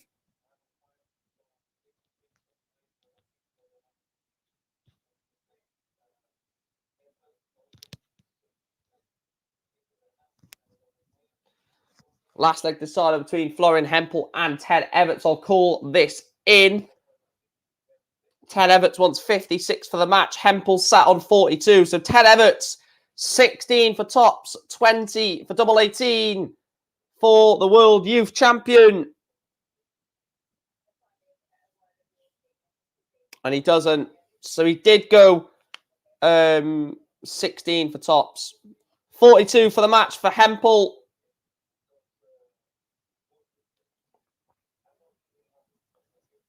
Florian Hempel to beat Ted Everts. And he does. Florian Hempel, last start in hand. beats Ted Everett in the last leg decider. Rob Cross, Andy Bolton has just got underway as well. George Killington 2-1 up on Barry Van Peer. Dimitri Vandenberg is 3-1 up now against Andrew Gilding. And the world number one, how long will we be saying that for, is 2-0 up against Christoph Kachuk. If Gerwin Price wins this match, he is guaranteed to be the world number one, at least until the UK Open.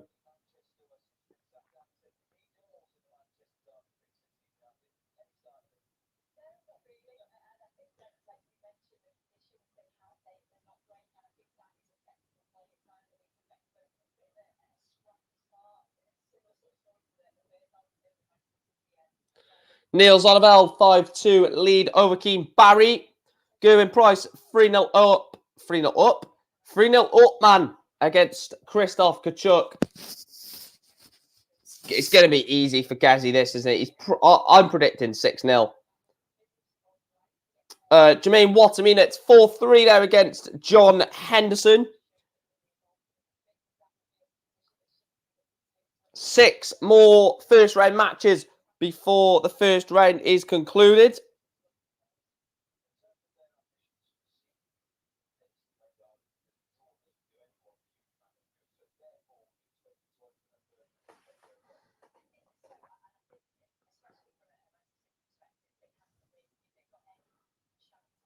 I'm going to message someone actually about the podcast, about seeing if we can get a guest on Tuesday. So we may have a guest on Tuesday for the podcast. I need to write that down somewhere, actually. Have I got a pen?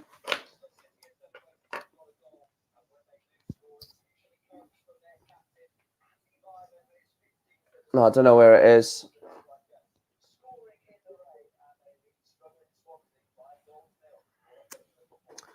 Some more games that get underway then. Johnny Clayton, Bradley Brooks, Christoph Ratajski against Danny Baggish. Can the gambler put in a fantastic performance to knock out Ratajski?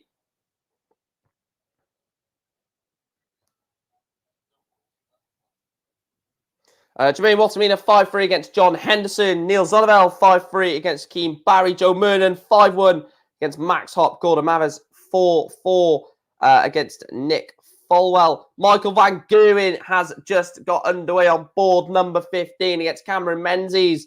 That should be an interesting one, I think. I think Van Gerwen wins it, but Cameron Menzies is a good player on his day. Stu Wilson, 4-3 up on Lee Evans.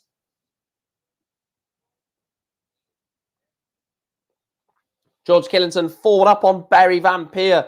Gerwin Price is not going to win 6-0 because it is 3-1 against Christoph Kachuk. Warming up, Dirk van Duivenbode against Jack Main. That's going to be a good game. And Michael Smith, Danny Jansen. Expect Michael Smith to win that pretty comfortably, I must say. Rob Cross, 2-0 up against Andy Bolton. Averaging a ton is voltage. Christoph Ratajski takes the first leg against Danny Baggish. Danny averaging 76. That could be flattering, though, couldn't it? Luke Humphreys, Darren Webster could be an interesting game as well. Don't forget, Darren Webster was in the top 16 not too long ago. Luke Humphreys wants to get there, so a clash between someone that's been there and done it. Dimitri Vandenberg, 4-2 up on Andrew Gilding. Michael Van Gerwen and Johnny Clayton have both taken the first leg. Neil Zonabel, 6-3 win over Keane Barry, or Barry Keane, if you know, you know. Connor Scott, 5-3 up on Steve Lennon. Gordon Mathers is losing 5-4 to Nick Folwell. I'm going to sound like an idiot. Who is the sniper?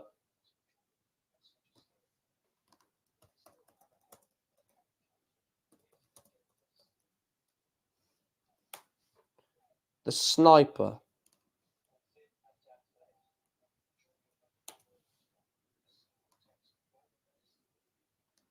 Wait, I've just Googled it. Joe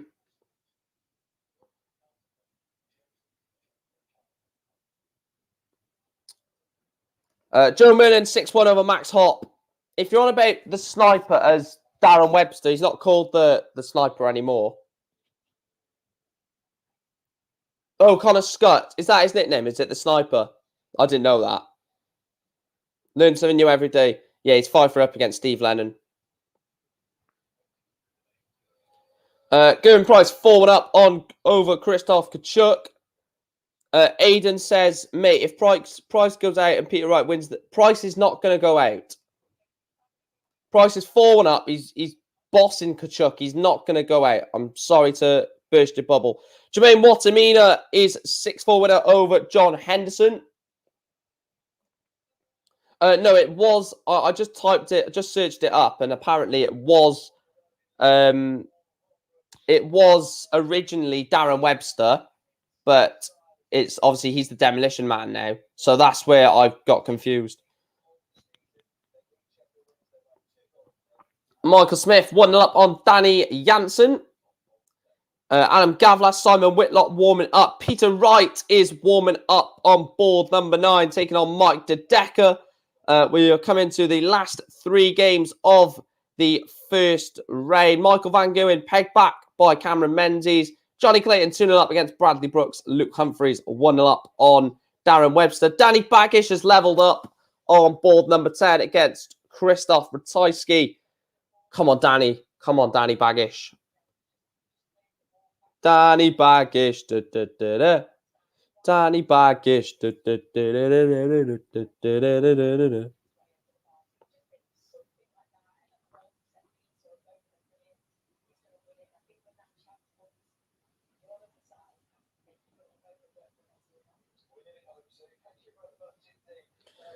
Dan Webster has levelled up against Luke Humphreys. Last leg decided between Gordon Mathers and Nick Fulwell. Lee Evans, Stu Wilson, 4-4. Connor Scott is 1 away against Steve Lennon. Dimitri Vandenberg is 1 away from the last 32. He's 5-2 up on Andrew Gilding.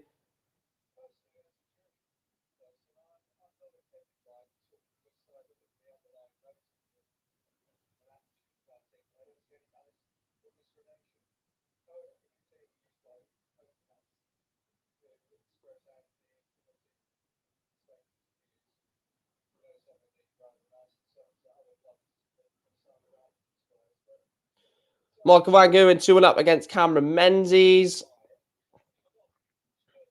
Gordon Mathers is into the last 64, a 6-5 win over Nick Fulwell for Mathers.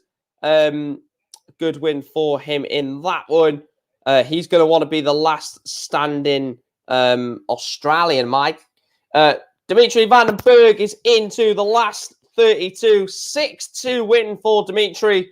Books a place in the last 32. He's not messing around. Dimitri Vandenberg, the 14th seed, is a 6-2 winner.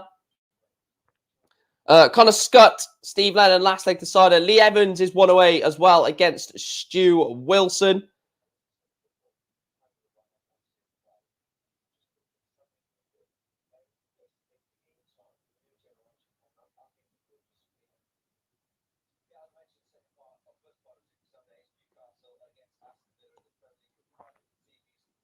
Any others that have just started? Van Dyvenbuller starting against Jack Main. The last 2 first round matches, like I said, Connor Scott 5, Steve Lennon 5, Lee Evans, not the comedian, 5-4 up on Stu Wilson. Gerwin Price 5-2 up on Kachuk. George Killington 5-2 up on Barry Van Peer. Danny Jansen 2-1 up on Michael Van Gogh. Michael Smith, Michael Van Gogh 2-1 up on Cameron Menzies. Johnny Clayton 3-0 up on Bradley Brooks. Christoph Ratajski takes leg number 3. He's 2-1 up on Danny Baggish. Adam Gavlas against Simon Whitlock, and Peter Wright and Mike De Decker has got underway. James Wade, John Worsley is warming up, and Gabriel Clemens, Kevin Dowett is also warming up. Van Gogh is now 3-1 up on Cameron Menzies. Let me have a look at this last leg decider. 140, Connor Scott is on, Steve Lennon's on 225. Gerwin Price is into the last 32, so Gerwin Price will remain as the world number 1. Connor Scott does take out the 140. What a shot that is to beat Steve Lennon 6-5. George Killington is also into the last 32. He beats Barry Vampire 6-2. A lot of results coming through. Danny Jansen is 3-1 up against Michael Smith, averaging 108. The Bully Boy is 3-1 down, struggling against the man from Netherlands.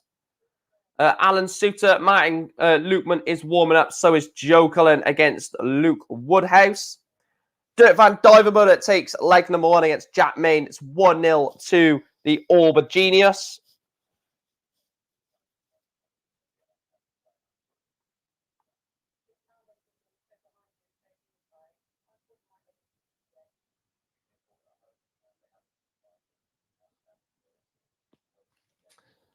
Maybe have a look at the end of this game. Lee Evans is 5-4 up on Stu Wilson. Actually, he's got 96 for the match. 96 to win and get a place into, and he's not. He's left tops. So 25 for Stu Wilson to take us to a decider. Lee Evans is sat on tops. This has to go to stay in the tournament, and it does go. Last die in hand. Stu Wilson takes us to a last leg decider. Raymond van Barneveld, Ricky Evans. What a game that'll be. Well, let me put the Aston Villa Newcastle game on now, because that's starting soon, isn't it?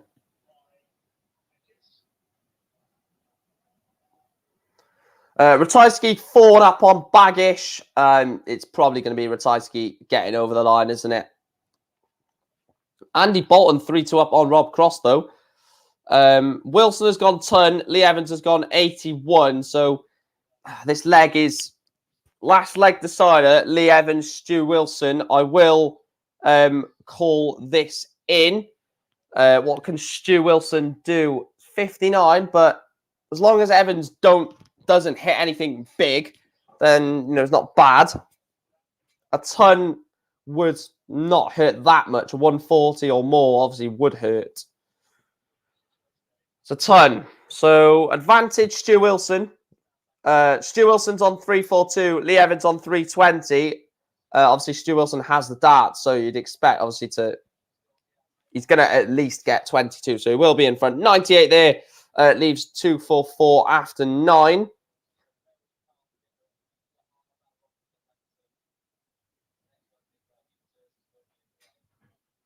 A 140 for Evans leaves 180. So Stu Wilson's on 244.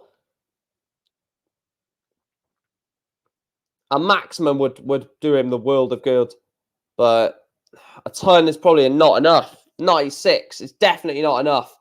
So now it's advantage Lee Evans, not the comedian.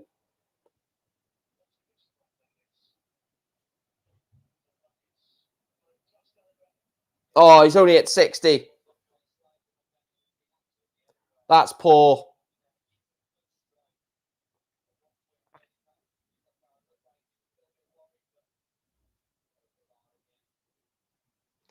$148 is what Stu Wilson is on.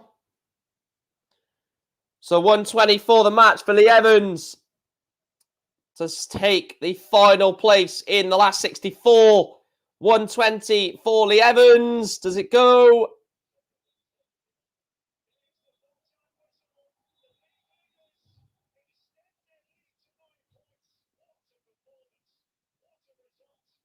Oh, he's missed the ball. He's missed the ball. 72 for the match for Stu Wilson. And he's missed as well. He's left himself double 16. 9 for double 8. Or 1 for double 12. 5 for double 10. Which way are you going to go, Lee? For the match.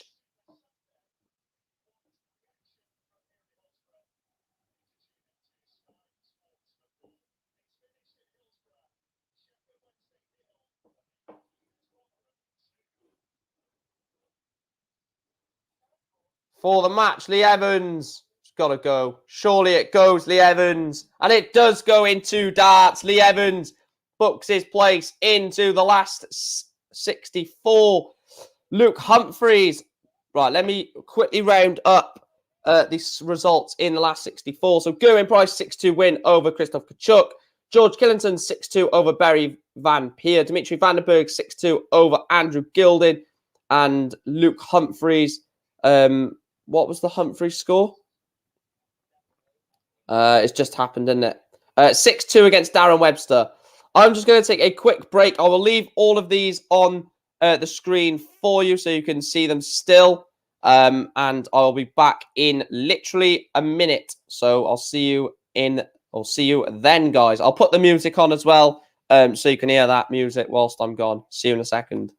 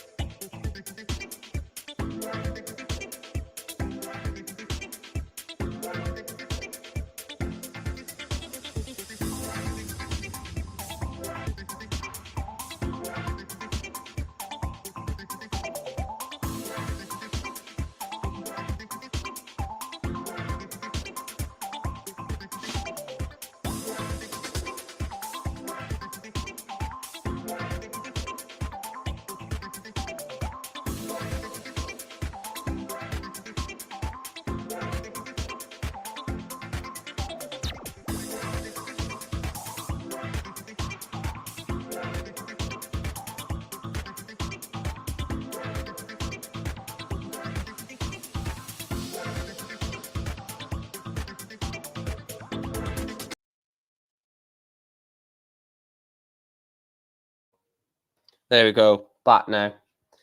Let me run through any results. Any results happened? Wow! Michael Smith is out. 6-2. Danny Janssen. Congratulations, pal. Look at that. Gerwyn Price, 114 average. Dear God. 106 average. The averages these days are pathetic. And not in a bad way, in a good way. Cameron Menzies, 5-4 up on Michael Van Gerwen. The trip, 20 of the...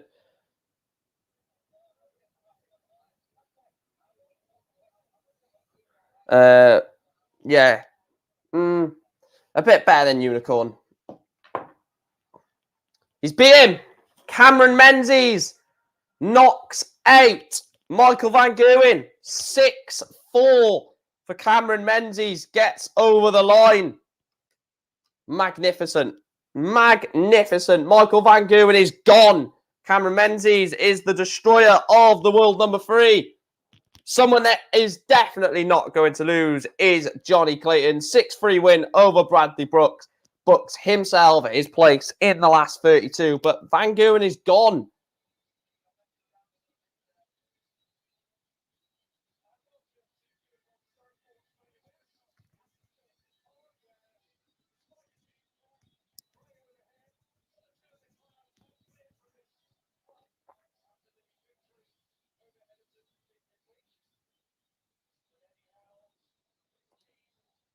Let me get back onto the comments because I can't even see the comments. Menzies clear of Sherrock. She is. She is. He is, sorry.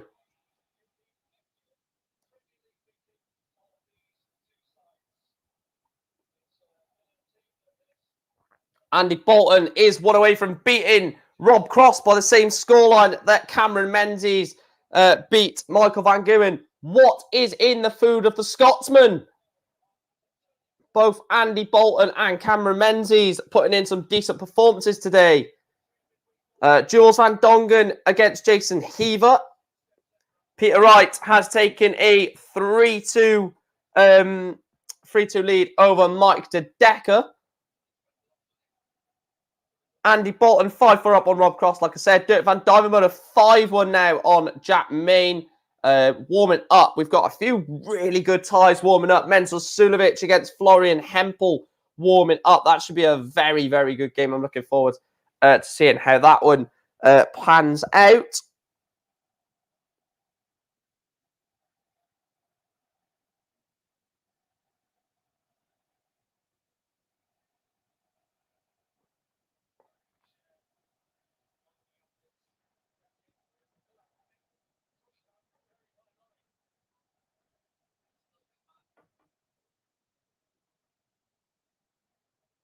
I don't know why my phone is messing up. Is any comments coming on?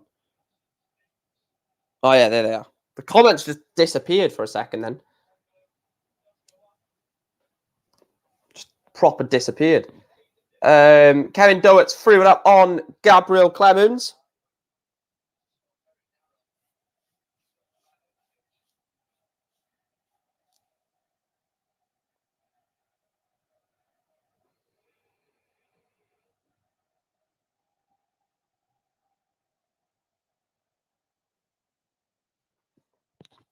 Raymond van Barneveld 3-0 up against Ricky Evans. Dirk Van Duijvenbode, like I said, 5-1. Rob Cross has taken it to a last leg decider against Andy Bolton.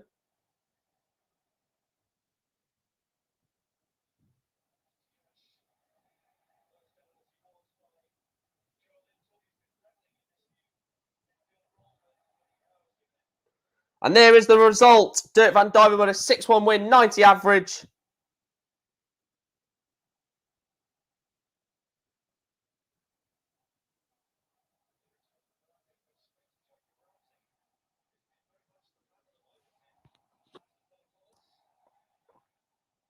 Menzies for the Prem. No.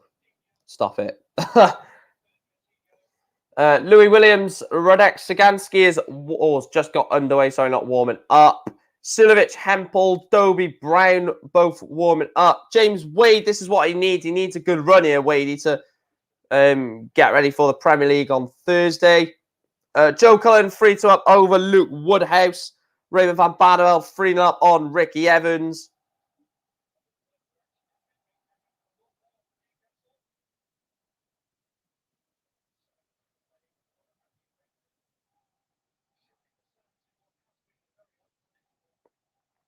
And Rob Cross does get over the line. 6-5 win for Andy Bolton. 6-5 win for Cross in that one. Yeah, Cameron Menzies. He is a good player. He was going to... No, he's still at the WDF, isn't he? Because they said they can play at that, right? The PDC said that the WDF players can play... The ones that have won a tour card can play at the WDF if they want to. Whether they do or not, some players might just go for the Pro Tours because there's Pro Tours on that weekend.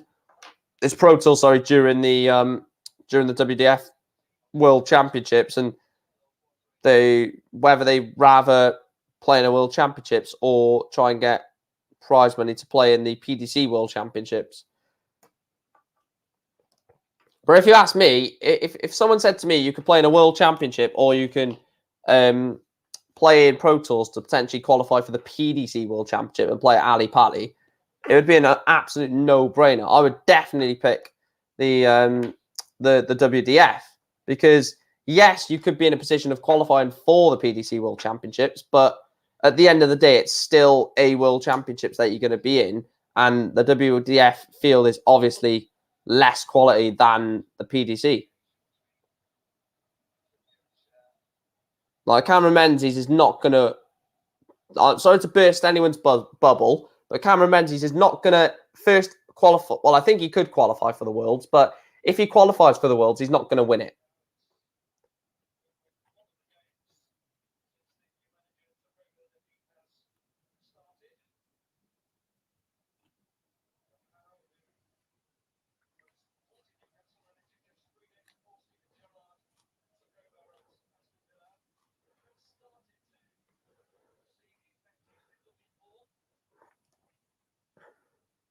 Any more results? Peter Wright 4-3 up on Mike Dedecker. And Gavlas 3-3 against, or 4-3 up now against the Wizard Simon Whitlock.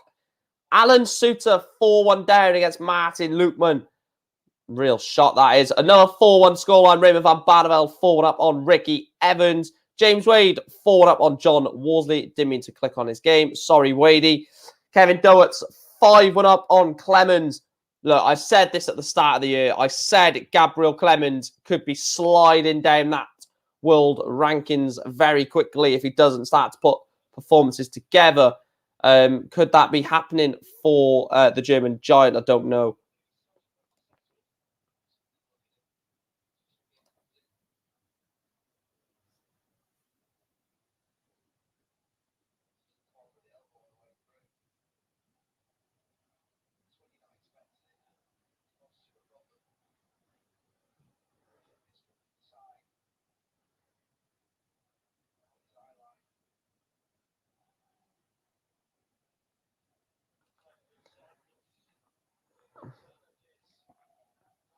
Right, is this all 16 now? 2, 4, 6, 2, 4, 6, 8, 10, 12, 14, 15 with one warming up. Kevin Dowerts, 6-1 win over Gabriel Clemens. 88 or 87. Well, it's going to be an 88 average because it messes up, doesn't it, on Darts Connect? But 88 average for Clemens is not going to get you wins on the Pro Tour, is it? Kevin Dowerts, 6-1 win, progresses into the last 32.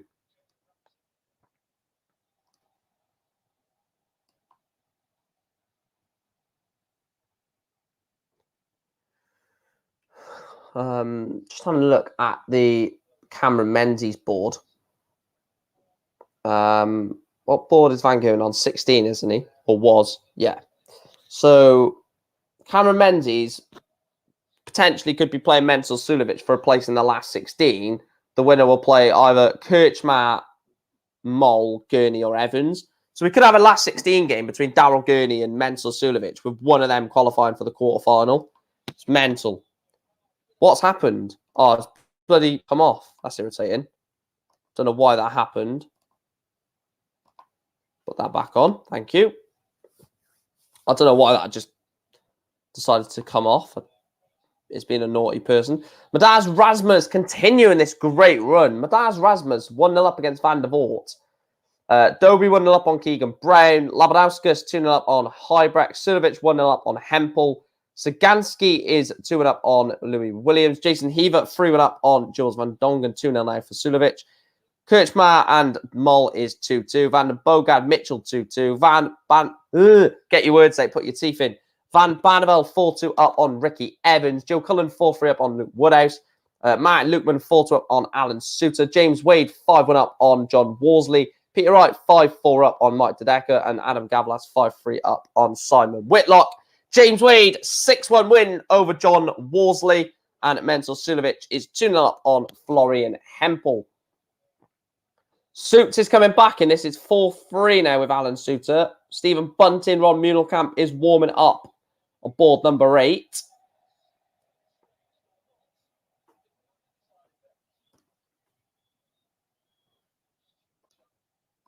Let's refresh the order of merit again.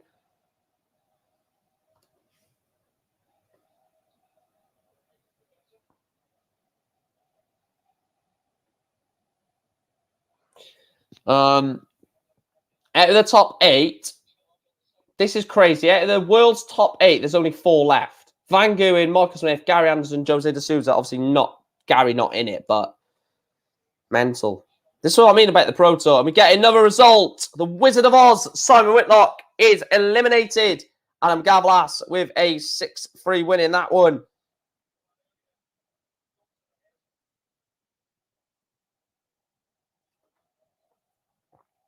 Peter Wright, 1 away from victory against Mike Dedecker. Ryan Meikle, after beating Callan Ridge, has got a favourable last 64 game against Gordon Mathers. Mervyn King takes on Niles Zonneveld.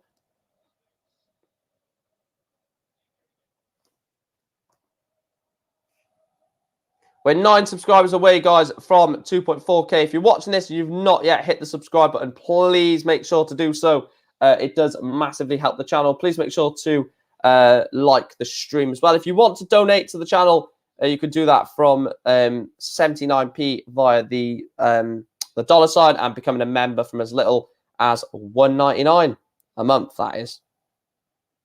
I think you can cancel it. I'm not too sure, though. Peter Wright, 6-4 winner over Mike DeDecker, gets over the line in that one. Snakey is into the next round.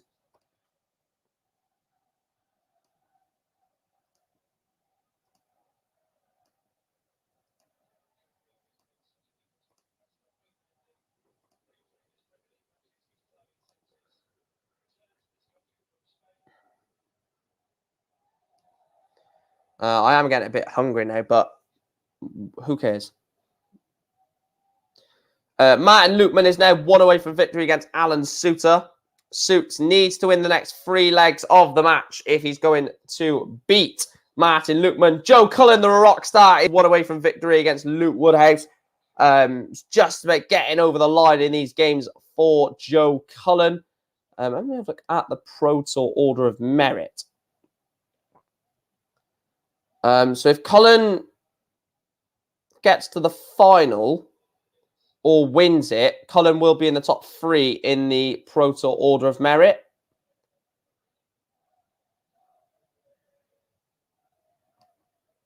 I'm watching the Newcastle Aston Villa game as well, which is on Sky Sports. Newcastle are in, actually. Good save from Martinez. Stephen Bunton has just started against Ron Muehlkamp. Radek Sagansky is 3-2 up now against Louis Williams. Sulovic 3-0 up on Florian Hempel. Martin Lukeman is 1 away from victory, 5-3 up on Alan Suter. Joe Cullen is 5-4 up on Luke Woody Woodhouse.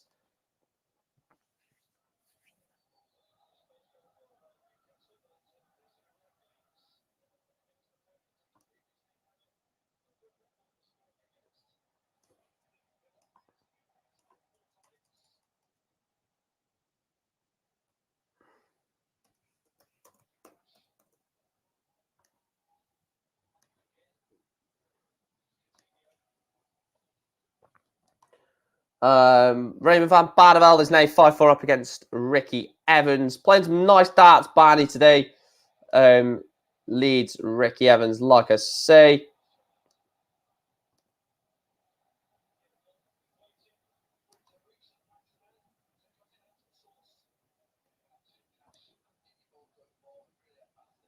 I'm going to have a look in a minute what my prediction is for...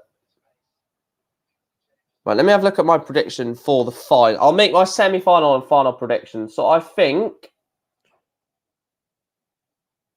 the semi-final will be Gerwyn Price versus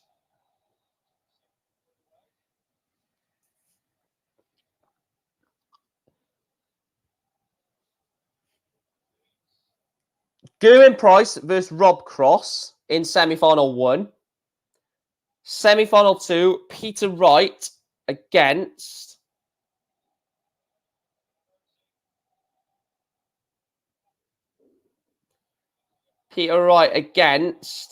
Dimitri.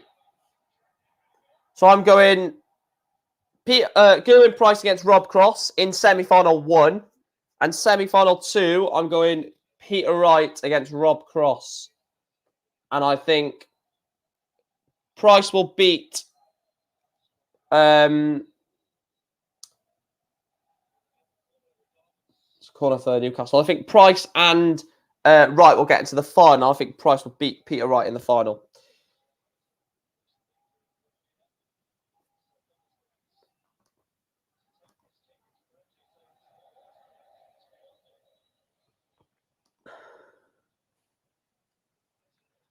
Cheers, Thomas, mate.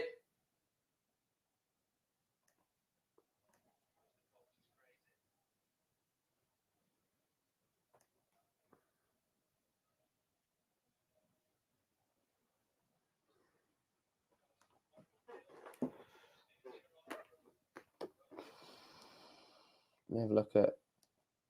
Scroll down a bit. Suter is hanging on here. Alan Suter's hanging on against Martin Lukman. You would have expected the game to be done by now, but it's 5-4. Last leg decided in both Joe Cullen and Raymond van Barneveld's matches.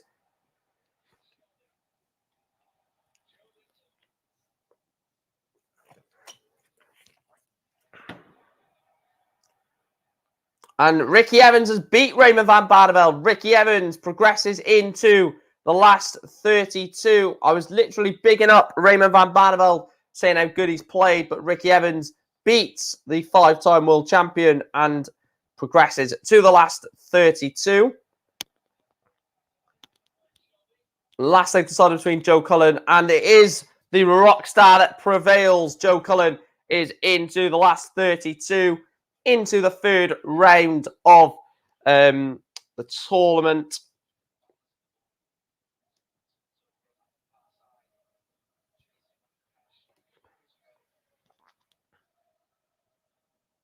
Joe Cullen into the third round. Alan Suter, last leg decider, and he's gone 140 ton. Alan Suter has been out of this game the entire time, and he's gone 140 ton. While Martin Lukman has gone ton 99. He's gone 92. So Martin Lukman has had the chance to put Suter away in the last leg decider. He's got the darts. Suter, in his first 3 visits to the board, has gone 140 ton 57. Oh, it's that last dart 57, a traveller's visit. It's not going to help him, is it? What's Martin Lukman going to hit? It's a great dart, 134. So a pivotal moment as well.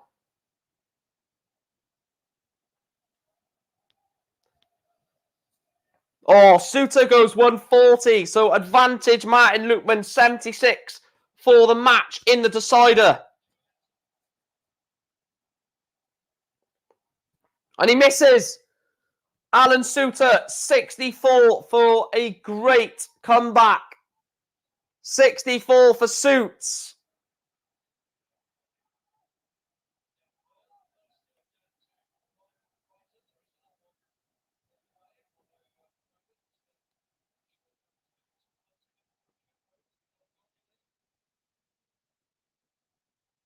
Lukman wants tops. Suter misses it. Lukman wants tops for the match.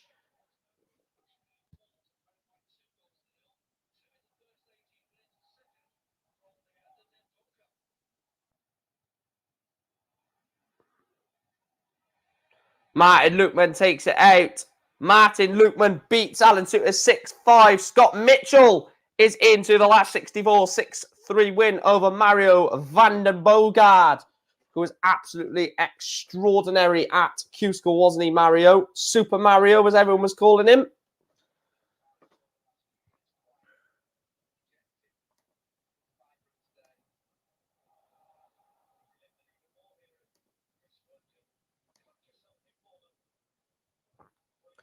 George Killington, Ricky Evans as a last 32 is already warming up. Eddie Lovely, Jermaine Watamina as a last 32, a last 64, sorry, is warming up.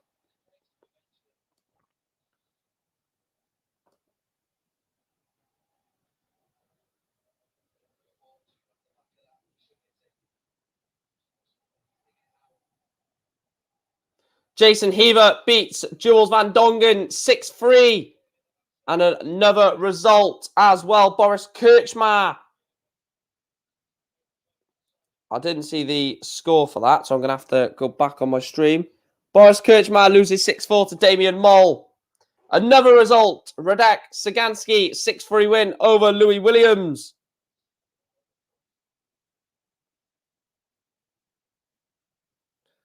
Edward says Florian Hempel has brought it back from 3-0 down to 3-3 against Sulovic. Yeah, he has.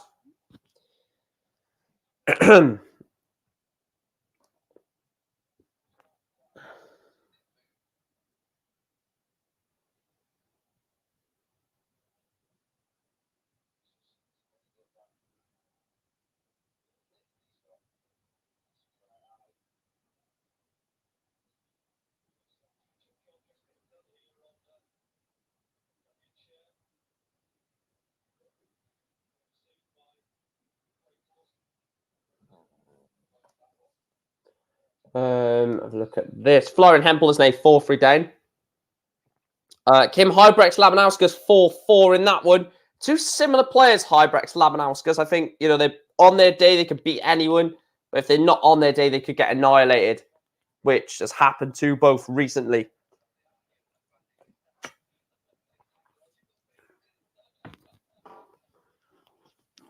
Keegan Brown, 5-2 up on Chris Dobie, performing very well in the last couple of days. Does or has Keegan Brown.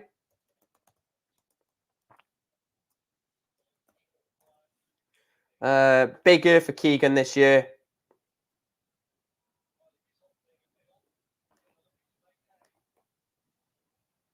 Big year for Keegan Brown. Stephen Bunting, 3-1 up on Ron Mullenkamp. Madaz Razma, 4-3 up on Vincent Vandervoort, playing some excellent stuff at the moment. Madaz Razma. George Killington, Ricky Evans, Dave Chisnell, Connor Scott, and Daryl Gurney, Lee Evans are all warming up.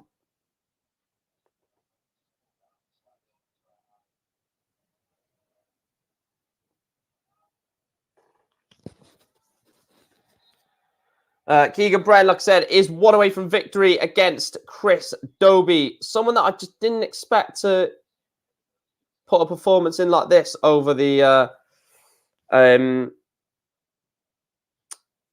the sort of Pro Tours this year. I thought Keegan Brown might have, lost a load of first round games and, get a couple of first round and second round wins. But, he beat Price yesterday. He's on the verge of beating Chris Dobie today. So there is performances in there for Keegan Brown. I like Fallon best. I think she's my favourite. Huge experience tie for Connor against Chizzy. Yeah, Connor Scott. Not saying he's dead and buried against Chizzy, but you'd expect Chizzy to win that quite comfortably. But anything that Connor gets will be a bonus. Florian Hempel has now taken it to 4-4. He was 3-0 down. Leveled it to 3-all. Sulovic took leg 7, and Hempel has leveled it back up again. It's 4-4 in that one. Kim Ibrex is now one away from victory against Darius Labanauskas. He leads 5 legs to 4. Dobie is getting into this match. I could be cursing this from Keegan Brown. Keegan Brown was 5-3 up, looking very, very good, and now it's 5-4. If Dobie levels it up at 5 apiece, you'd fancy Dobie to win it. So, if you're watching Keegan, I'm sorry, mate.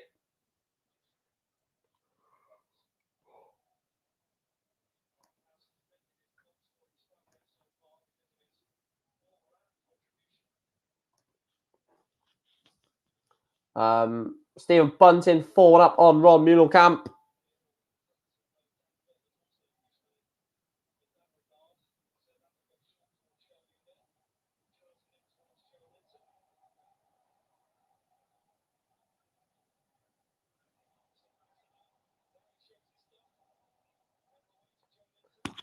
Kim Ibrex is one away from Labanauskas. Sulovic, 4-4, like I said.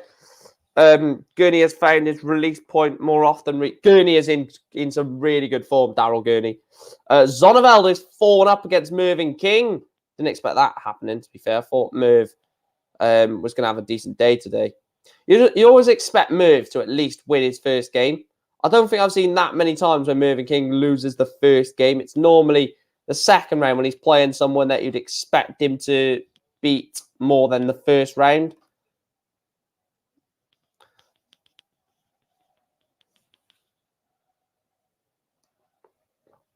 Oh, and it's a last leg decider here. Keegan Brown has lost the last 2 legs. Chris Dobie has managed to get this to a last leg decider where now Keegan Brown is... I don't know who's got the darts in this last leg. I'll have a look now. The darts are with Keegan Brown. He's got 134. Dobie replied 93. Another big visit for Keegan Brown is going to pile huge pressure onto Hollywood. 134 followed by 59. It's not going to matter if Dobie hits a 140 or a 180. 94. So he's got 93, 94 in this leg. Advantage Keegan Brown. Kim Ibrex has beaten Darius Labanauskas by 6 legs to 4 in that one. The Hurricane is into the next round. Keegan Brown, deciding legs, gone 134, 59, 80. Dobie's gone 93, 94, 60. So it's advantage Keegan Brown. 16 points, the difference, plus these. Oh, so 58 to leave the fish. Good. That's that from Keegan Brown. He's left the big fish. Dobie, he's going to want to leave, a 134 or 140. And he's not left the finish. 6 darts at the fish for Keegan Brown. Is it going to go in this visit? You can set this up nicely with Dobie sat on 194. 85 leaves 85.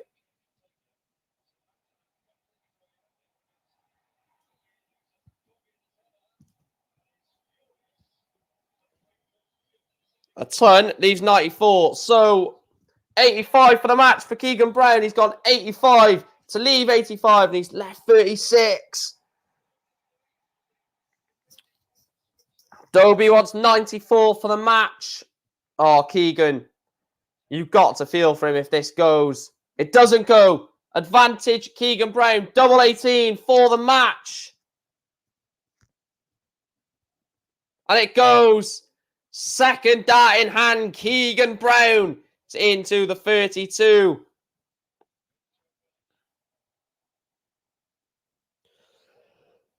I was hoping he wasn't going to bottle that. Not bottle it, but I hope he wasn't going to lose that.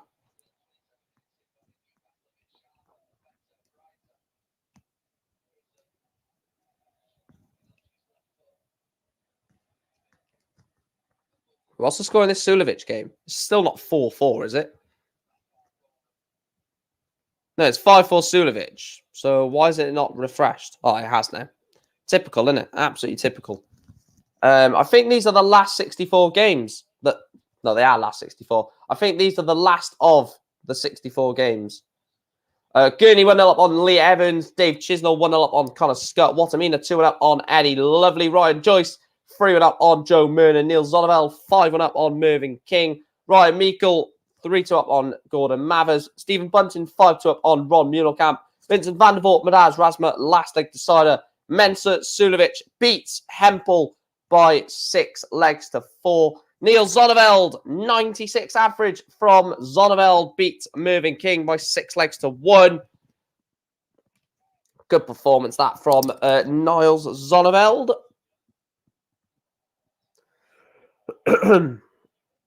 Zonneveld wins that 6-1. I'll tell you what, when I do the UK Open, that is going to be tough to cover the UK Open because I'm going to have to watch the ITV coverage and then on Darts Connect for the around the boards because obviously there's loads of games played at the same time, isn't it, for the UK Open?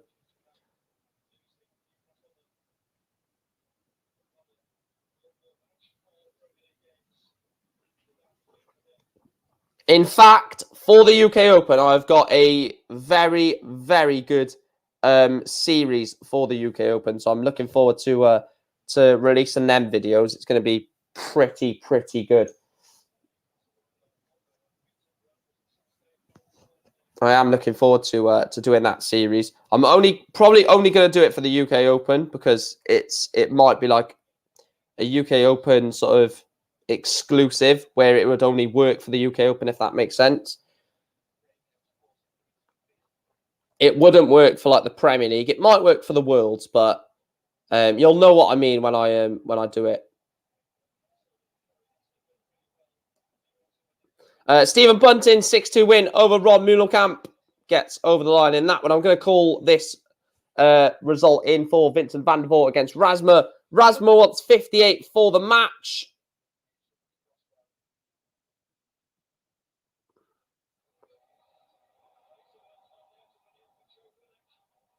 $18 for tops.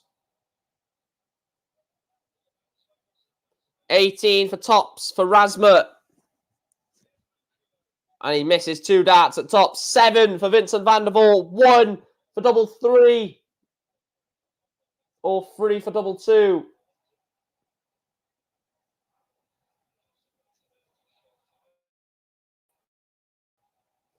Does it go, Vincent?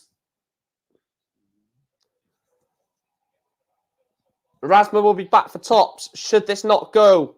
And it go. Oh, last dart in hand. Vincent van der Voort takes out 7 to beat Rasma.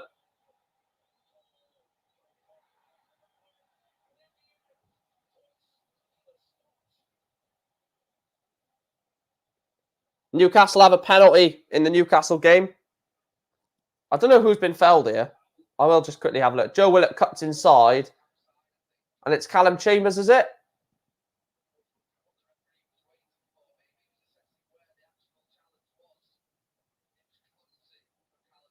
Yeah, Callum Chambers. Chambers fouls.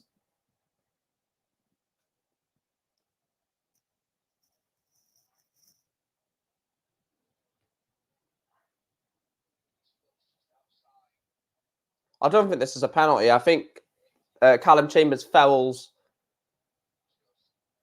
Joe Willett outside the box. Yeah, that's not a penalty. That should not be given as a penalty. Anyway, in darts, George Killington, Ricky Evans warming up, Christopher Tyski, Radek Sagansky warming up, and Gerwin Price, Martin Lukman warming up.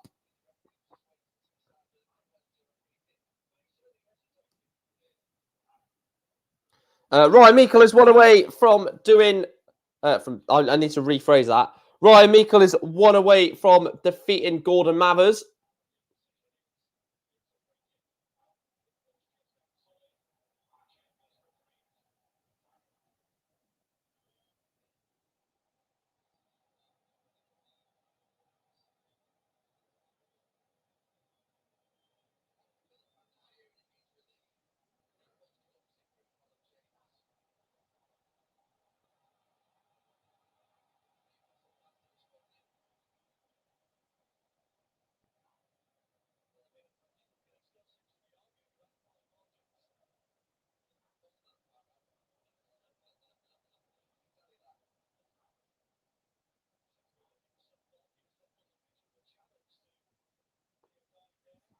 Ryan Joyce, 4-3 on Joe Mernon.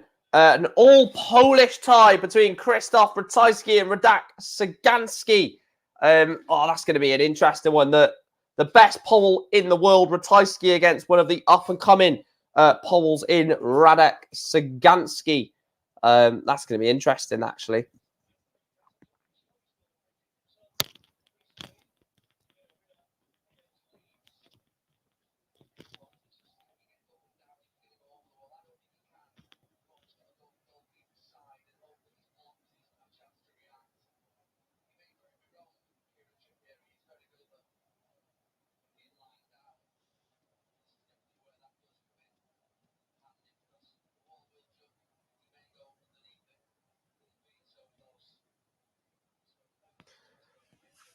Looking at some of the scores, Ryan Meikle won away from victories 5-3 up on Gordon Mathers. Ryan Joyce 4-3 up on Joe Mernon. Jermaine Watamina 4-1 up on Eddie Lovely. Dave Chisnell is 4-1 up now on Connor Scott. Daryl Gurney 2-1 up on Lee Evans. George Killington versus Ricky Evans.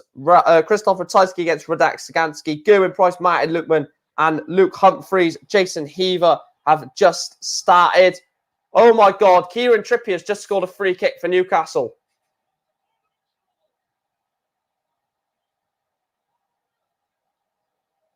What a free kick from Trippier.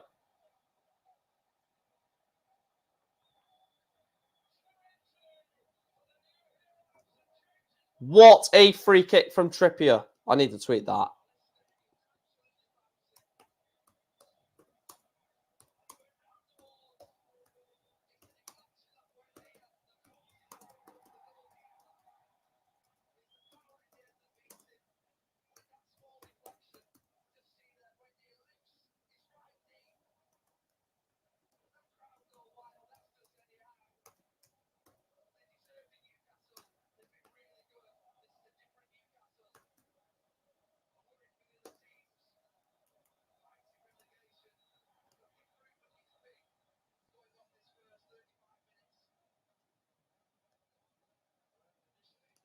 What a free kick from Trippier. Wow.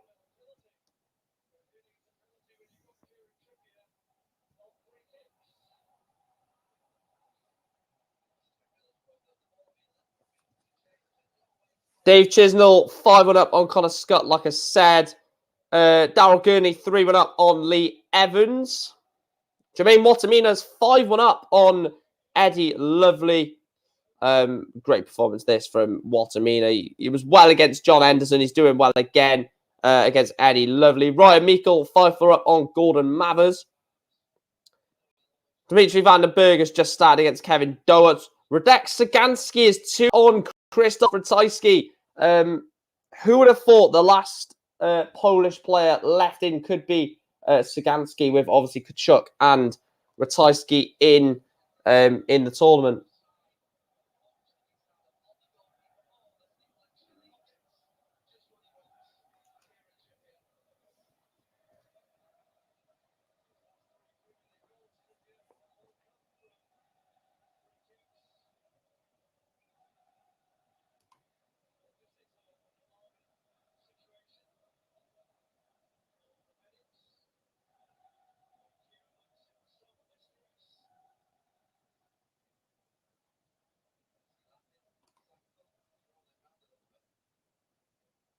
Another result. Dave Chisnell, 6-1 over Connor Scott.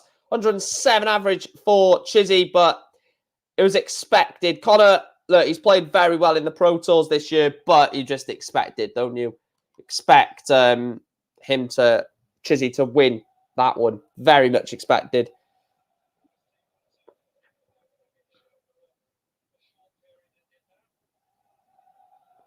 George Killington has gone up 12 places in the rankings. If he wins the next game, he will go up a further 4 places to 98th in the world.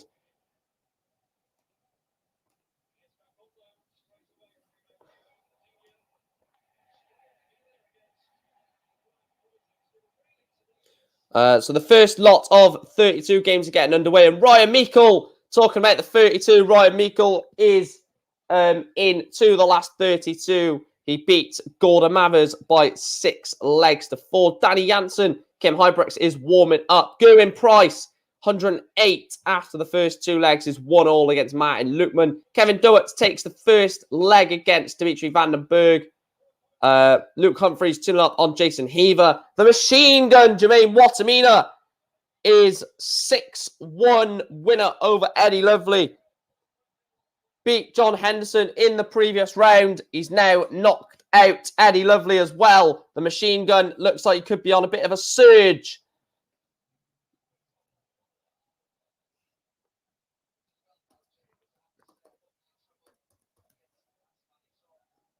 Who's he got? He's got Joe Cullen in the next match. Joe Cullen against Jermaine Watamina should be an interesting battle, that one.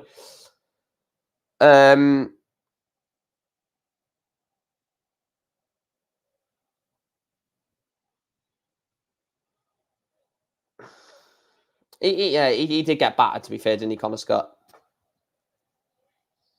There's no point holding it up. There's no point sort of downing it down. He did get annihilated. 6-1 is an annihilation.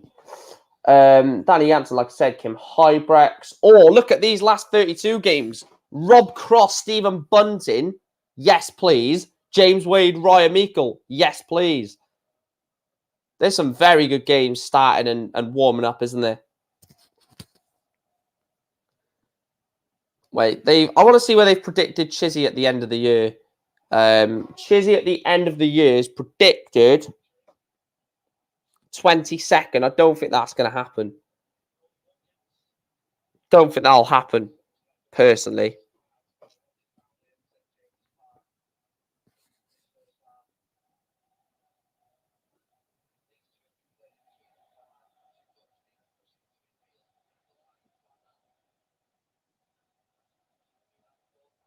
Have they predicted John Henderson to keep his card? No, they've predicted. Can't get my bloody words out. They've predicted Henderson to not keep his card. If Killington advances, he'll have Wade, then Gerwin, to reach the quarterfinals.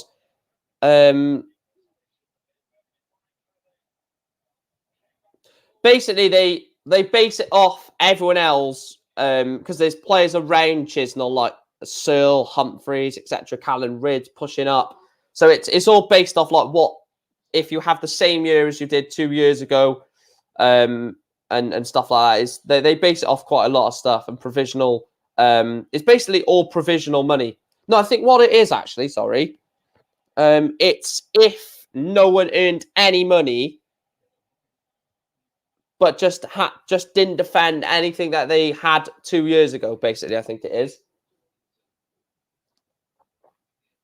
I'll tell you what, this is a class game. Rob Cross, Stephen Bunting. Who has Chizzy got then in the next round? Let's have a look.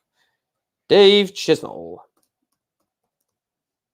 He's got Scott Mitchell in the last 16, and then he's got Johnny Clayton in the quarters.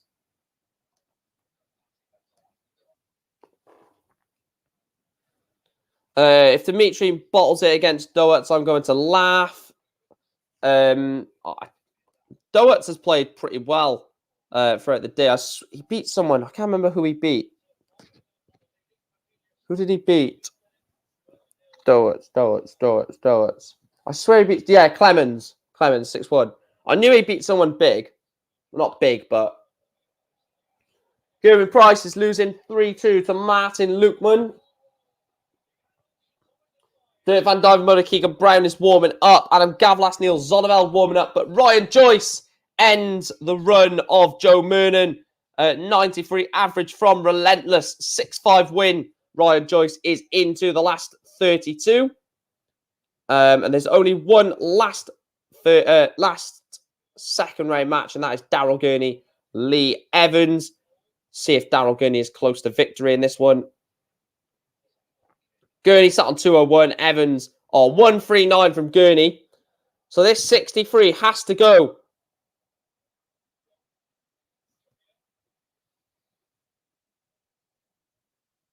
And it does go. Lee Evans gets a leg back off Daryl Gurney. It's 5-2 in that one. Let me have a look at some potential last 16 ties then. Because I think you guys might be interested. Potential last 16 ties. Gerwyn Price. These are all potential, by the way. Gerwyn Price, James Wade. Ricky Evans, Luke Humphreys. Joe Cullen, Dirk van Duivenbode. Kim Huybrechts, Stephen Bunting. Peter Wright, potentially Radek Sagansky, but if not, Peter Wright, Christoph Ratajski. Johnny Clayton, Dave Chisnall. Zonneveld against Dimitri Vandenberg or Doertz. Menzies, if Menzies gets through, could have Cameron Menzies versus Daryl Gurney in the last 16. That would be a good tie. That would be a good tie.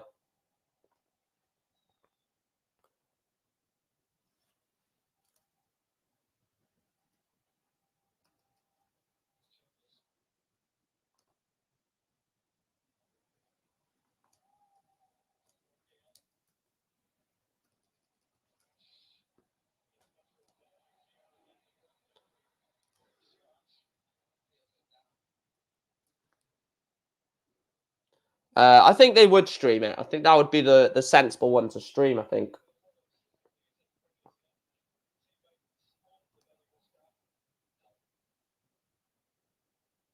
Right, let's see if Gurney is close to victory yet.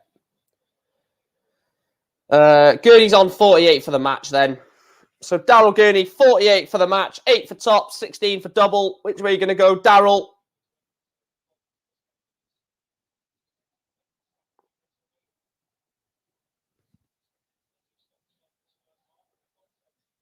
So 8 for top, 16 for double.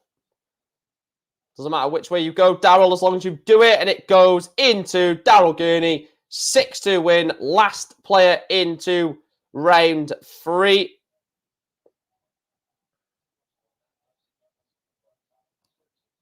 No one's won. No one's put their place in the last 16 yet, have they? No. Right. So all of these results from this point on will be to get into the last 16.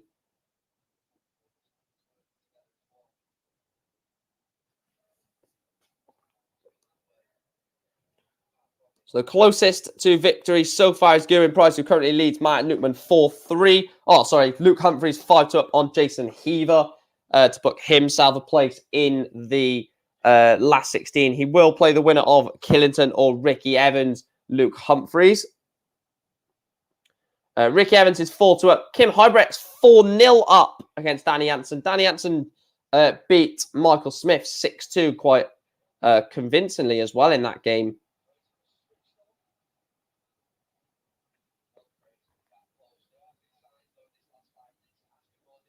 James Wade, Ryan Meikle warming up. Scott Mitchell, Dave Chisnell currently warming up.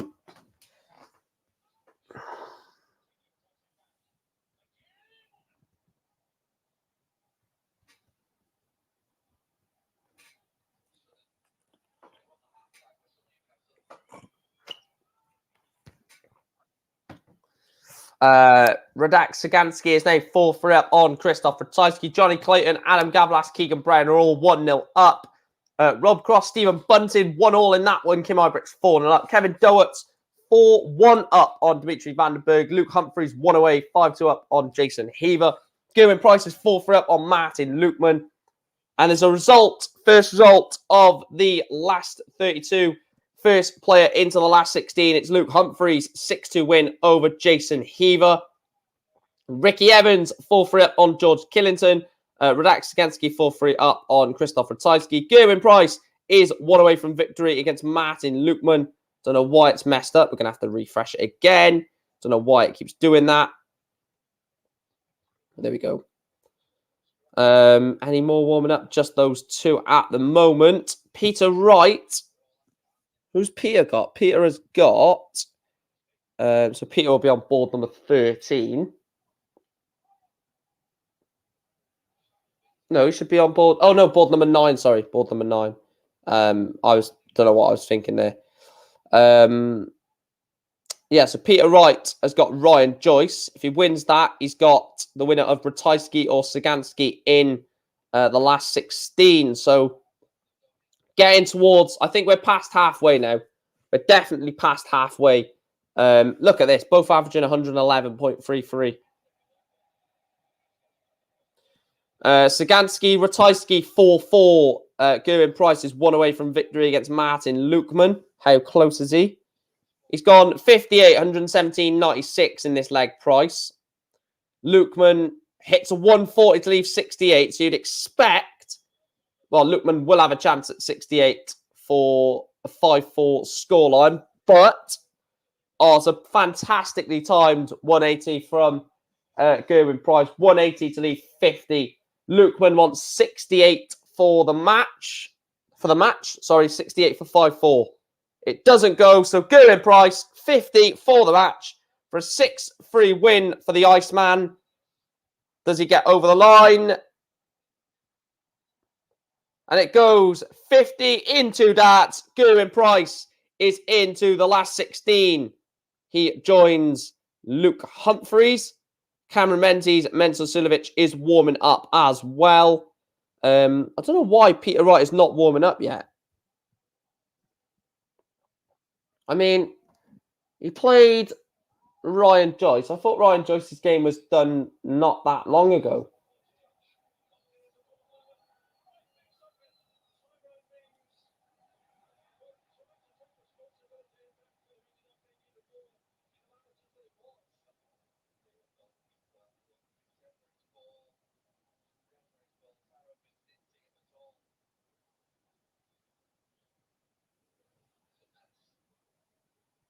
I'm just watching the Aston Villa game. I don't know why Martinez has come out for that ball then.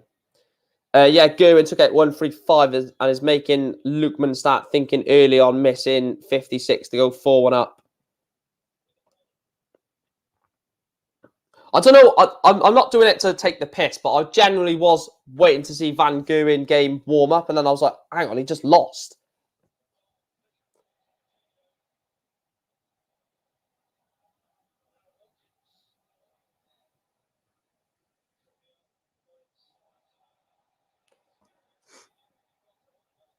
Let me just refresh the rankings.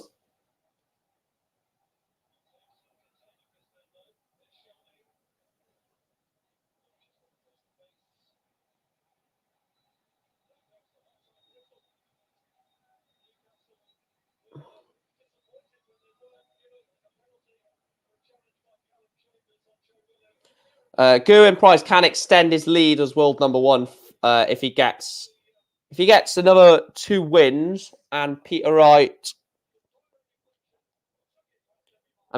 doesn't get to the quarterfinals, then it's more than 12 grand between.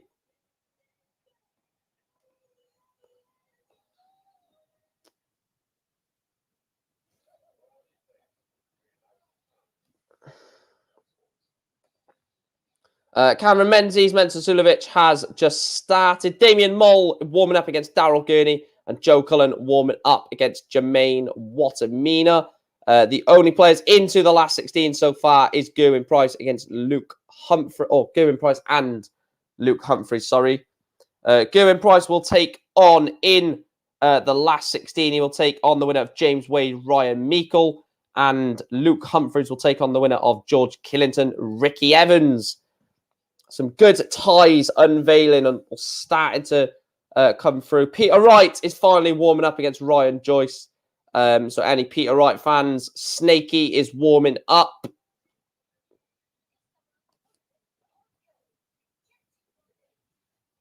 Big up for hitting likes, for helping me hit 20 likes. Thanks to every single one of you. Please make sure, if you are new to the channel, to hit that red subscribe button and like the stream as well. It does massively help the channel. Kim Hybrex beats Danny Hansen 6-2 in that one. Pretty convincing win for Kim Hybrex. I thought he was going to get over the line a lot quicker than that, to be fair, but it is a victory nonetheless for the Hurricane.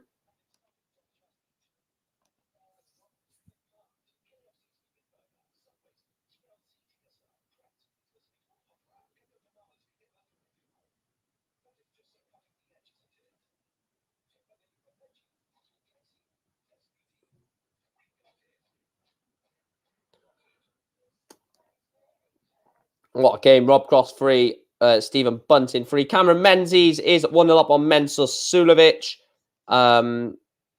No more new games warming up. Ratajski Sagansky in the All-Polish Derby is 5-5 in that one. Radek is averaging 91 to Ratajski's 90. I'm going to have a look at this game. Let's see what Ratajski... Oh, Ratajski's on 1-3-4 to start off with.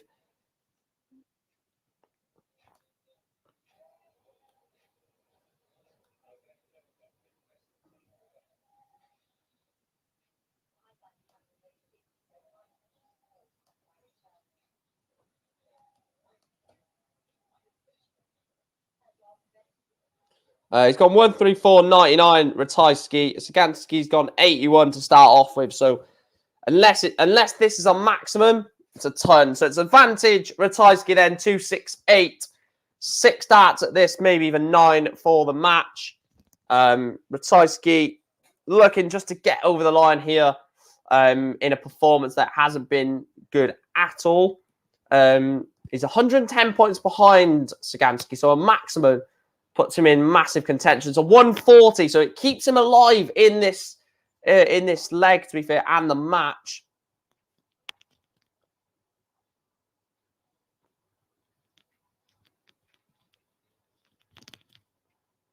So he's only at 94, so maybe 6 darts at 180 for Sagansky. He's going to need to hit at least so brilliant shot from Sagansky. In this leg, Radek Sagansky, in the deciding leg, he's gone 81 ton, 140, 140, 30, 40 after 12.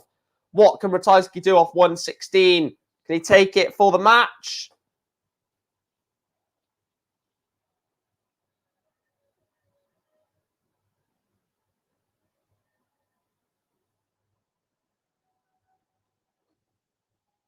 He doesn't.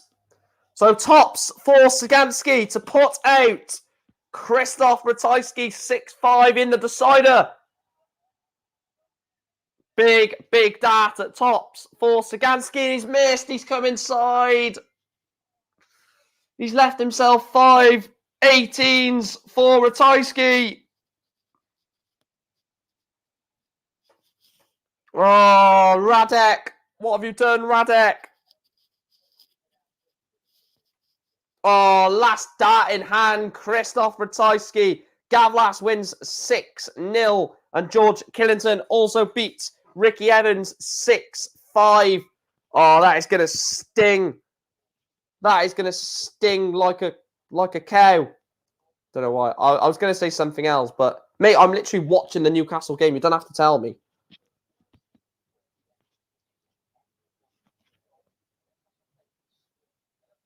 I'm watching the game. You don't have to tell me. Johnny Clayton is in a bit of trouble. He's 4-3 down against John. Re-say that. I said Johnny Clayton is in trouble. He's losing 4-3 to Johnny Clayton. Johnny Clayton is in a bit of trouble. He's losing 4-3 to Vincent van der Voort.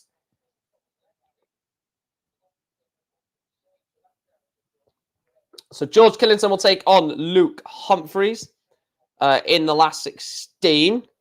Let me have a look at some more potential last 16 ties. So like I said, Gerwin Price will take on George Killington. What?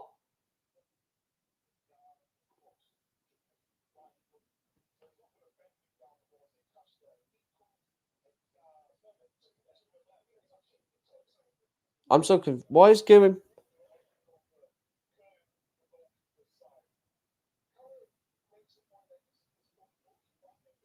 Oh, sorry. Yeah.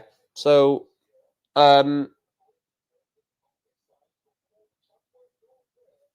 was Price got then?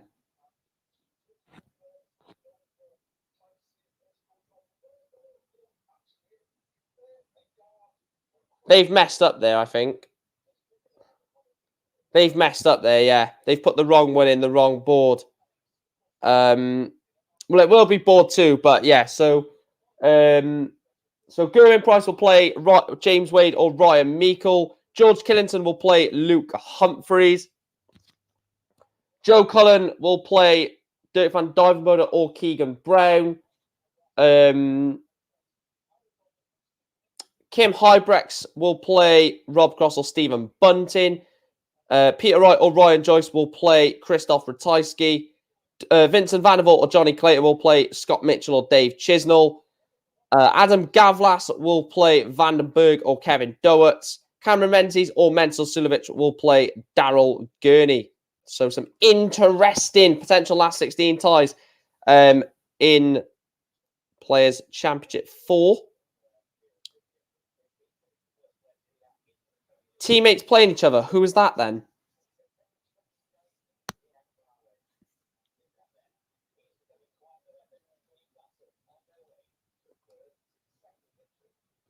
I'd like to see more Dimitri today. Dimitri has struggled over the line in a couple of games. Well, no, his first 2 games were excellent, weren't they? This is the game. This game's been on for ages, this Vandenberg-Doherty game. Last leg decider, I'll call it for you now as it comes in. Vandenberg wants 16 for the match, but Doherty wants 93 for the match to put Dimitri out for a potential 13 dat hold. He doesn't. So Dimitri for a 13 dat breaker throw for the match.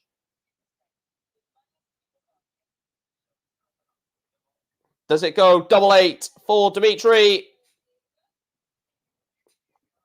He's gone. Oh, brilliant from Dimitri. A 14 dat breaker throw for Dimitri Vandenberg to win the deciding leg. And it goes for Dimitri. He's into the next round. Who does he play? Oh, I need to refresh it again. It's being a prick again. Dimitri has just won. There we are. Thank you.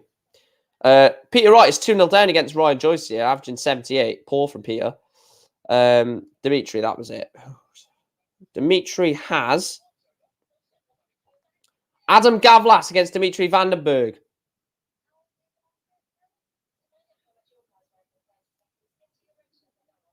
That should be a good game, actually. Should be a tough one, but I think he'll be good.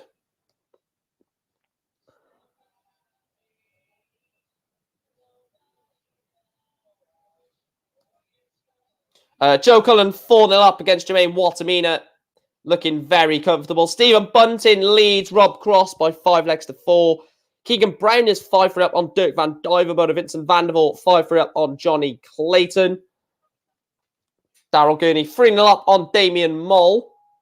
Chizzy, where's Chizzy?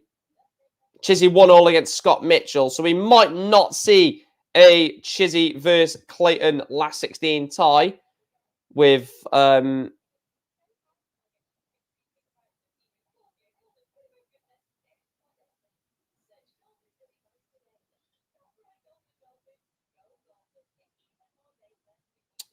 5-4 now. Clayton has taken the 9th leg. Jermaine Wattamina gets one back against Joe Cullen. It's 4-1 in that tie.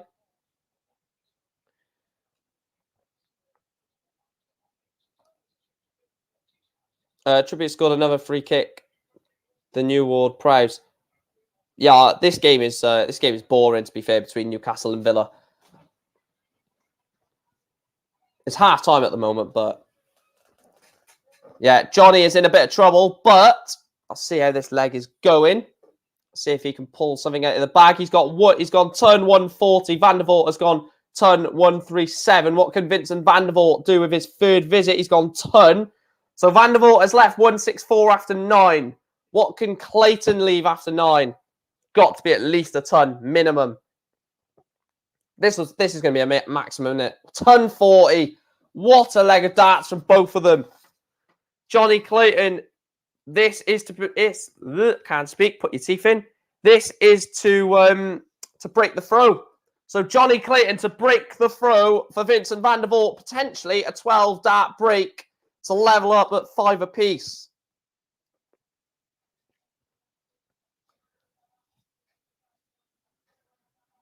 Yeah, I'm very happy with Wolves as a Man United fan as well, Thomas, mate. 108 for Vincent van der Voort for the match. And it doesn't go. So Johnny Clayton, double 16 to send us to a deciding leg in the last 32. Does it go, Johnny? It does. Johnny Clayton levels up the last 32 tie. Peter Wright is 4-0 down against Ryan Joyce. Hi, mate. Hope you're well. Yes, I'm very good, Chris. Hope you're well yourself, mate. Hope you enjoyed today. And the darts have been going pretty good. If you want to jump on, mate, for like the last hour or so and cover it with me, you're more than welcome to. But Van Goghen is gone. Ryan Searle lost early to George Killington. I'm trying to think of other shocks, really.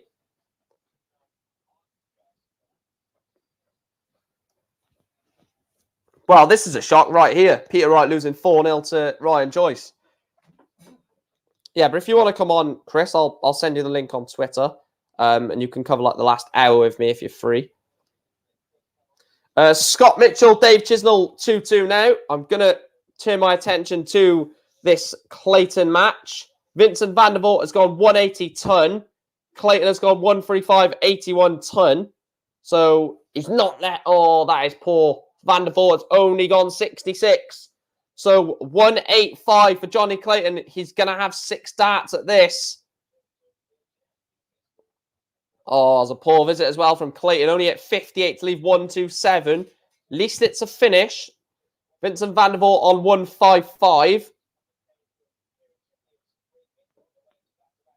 Only a 60, so 95 is a bit of pressure. So Clayton 127 for the match, for the ferret. Oh, Johnny Clayton misses the ball. Johnny Clayton misses the ball. 95 for Vincent van der Voort. And he misses. Vincent misses. 25 for Clayton. Absolute drama in this one. Johnny Clayton.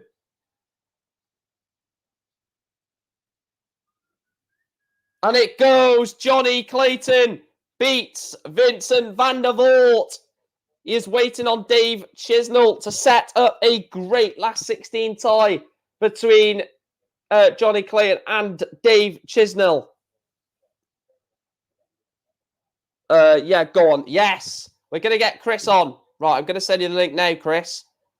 and we'll cover as many games as we can. Right, I'll send you the link now. I'm not going to put it in the chat. I'll just send it to you on Twitter. So I don't want loads of people trying to join. Maybe I'll do that in the future. Get people to join. It's just it's so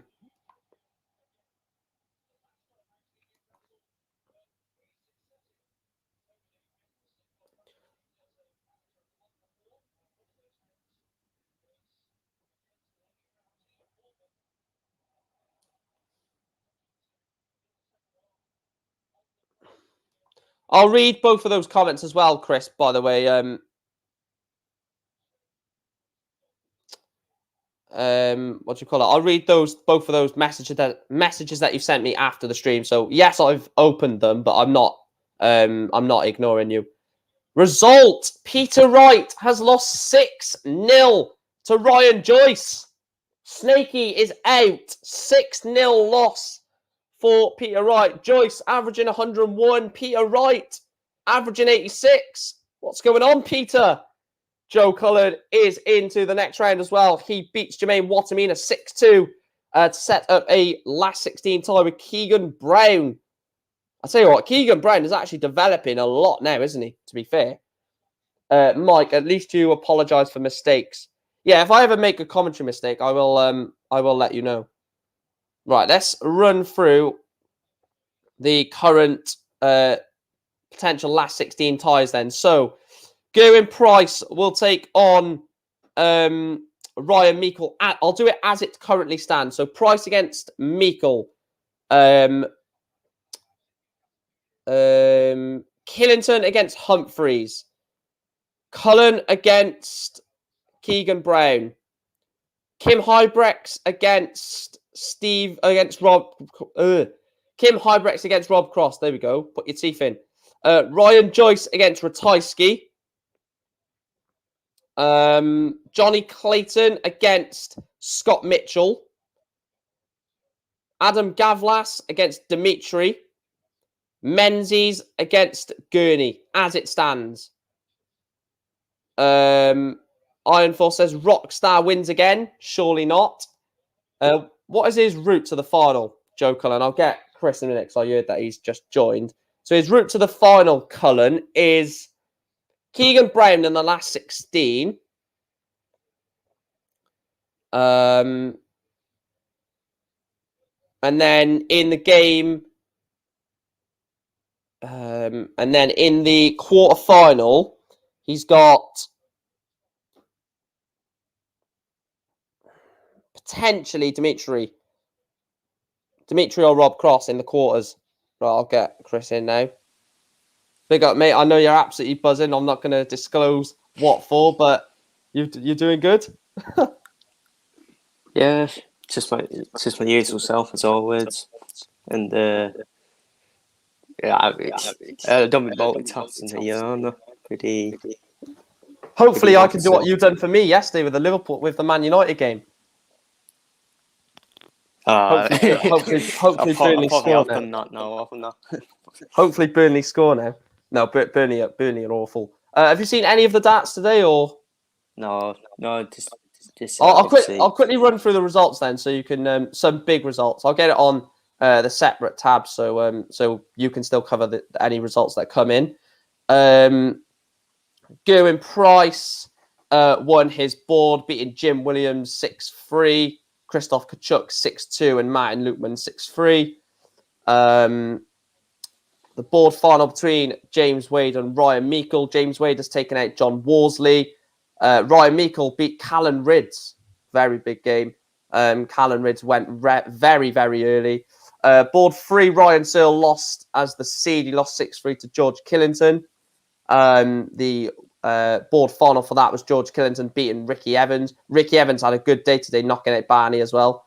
Luke Humphreys beating Devon. Yeah, Luke Humphreys beating Devon Peterson. He was poor today, Devon. Jules Van Dongen getting to a last 64, losing to Jason Heaver. Joe Cullen on the surge yet again. He's on a mad one. He's gone past Peter Hudson today, Luke Woodhouse, and Jermaine Watamina. Dirk was very underwhelming, losing to Keegan Brown. Keegan Brown has gone past Jamie Hughes, Chris Dobie, and Van Dyverboda today. He's got Joe Cullen, so you'd expect him to lose that. Michael Smith lost to Danny Jansen 6-2. Kim Hybrex prize made everywhere, yes, isn't he? yes. Kim Hybrex beat Labanauskas in a very good game, 6-4 earlier on. Peter Wright lost 6-0 to Ryan Joyce. Shocked. I mean, what data was he using? I don't think it was on the stream. Board. So if anyone, well, no one will know if he wasn't on the stream. Yeah. Madaz Razma has played well today as well. Beat William O'Connor 6-2. Lost in a last leg decider Van der Voort. Anyone else? Chisnell's played well today. 6-1 win over Connor Scott. A 6-5 win over Pete Burgoyne, who's one of the Challenge Tour fillers. Adam Gavlas has played well as well. He beat Jose de Souza 6-4, followed that up with a 6-3 win over Simon Whitlock, and then has just destroyed Neil Zonneveld 6-0. Great day from Gavlas today. Dimitri stormed past Luke Peters 6-1 and Andrew Gilden 6-2, sorry, but then only just got past Doets 6-5. The big story of the day, Cameron Menzies knocking out Michael Van Gooen 6-4. Van Gooen previously knocked out Jimi Hendrix, and Cameron Menzies also knocked out Mensa Sulovic. Fantastic day from the better side of that relationship. And then Daryl Gurney has come through. Ian White 6-4, Lee Evans 6-2, and is 5-3 up against Damien Mole. I mean, interesting. Once Cameron Menzies dressed up in a fan show with. She was probably on the side of the board throwing half of the darts. You know, in doubles, she was probably on the doubles side with him. How are Liverpool doing? Are they winning? Yeah, we're winning 1-0 for Fabinho. Fabinho with the goal. And it's one of them. It's one of them because the first half, one of them, it was like we were on the counter. Bernie were actually attacking, to be fair. Whenever we had a corner, Bernie had a few chances, like 2-on-1. Red Hawks missed a chance where he should have scored, where that was 4-0. So that would have put them in front as well. Just about then and Estelle forwards to seal the game, you would think. Yeah, a second would kill it off completely. I think even 1-0, you're probably they're dead and buried. But it's pretty Burnley. 92. Yeah, it is bloody Burnley. I'll tell you what, George Killington has played very well. Since coming on. He's come on leaps and bounds. To be fair to him, George Killington. Also confirmed, Peter Wright will not take the world number 1 spot off Gerwyn Price, and as it currently stands, Gerwyn Price could end 21 grand ahead of Peter Wright if he goes on to win it. So that's massive for Gezi, just to build that extra bit of it'll be like Gezi to lose his next game now. No, it'd just be typical, wouldn't it? Just strengthen that gap then. Yeah, because Gerwyn Price will have the winner of James Wade against Ryan Meikle. Now, normally I would say I think he would prefer to play Meikle. I think he would prefer to play James Wade at the moment. Ryan Meikle's on an absolute mad one today. I mean, not stop. I mean, you can stop Mitchell. He's frustrating KO as well. Because stop Mitchell, he does it on the tour, but he can't do it like on the TV stage, which is frustrating. Yeah, I'm looking forward to this. Joe Cullen, Keegan Brown. Keegan, normally I would say easy Cullen. I think I still will say easy Cullen, but I think it might be like a 6-3, 6-4 where Keegan Brown has chances because, like I said, he's been good today, Keegan Brown. I heard something about Keegan Brown that he had exchanged words with Gerwyn Price or something. Yeah, that was yesterday. Gerwyn Price apparently refused to shake his hand. Sorry. Look, Gerwyn Price does not want to lose, and with all due respect to Keegan Brown, You know, I would understand if it was all demonetized virus and all that, but yeah, yeah. But yeah, that's just the way that gearing price works, I think. Having a look at some changes on the order of merit due to these couple of runs. Stephen Bunting has overtaken Danny Noppert. yeah, that's done beat up there, isn't it? Well, you would think so. High press against Rob Fox. Yeah, Rob Cross was excellent against Bunting just then. I'm not trying to jinx it. What should be an 86 average now.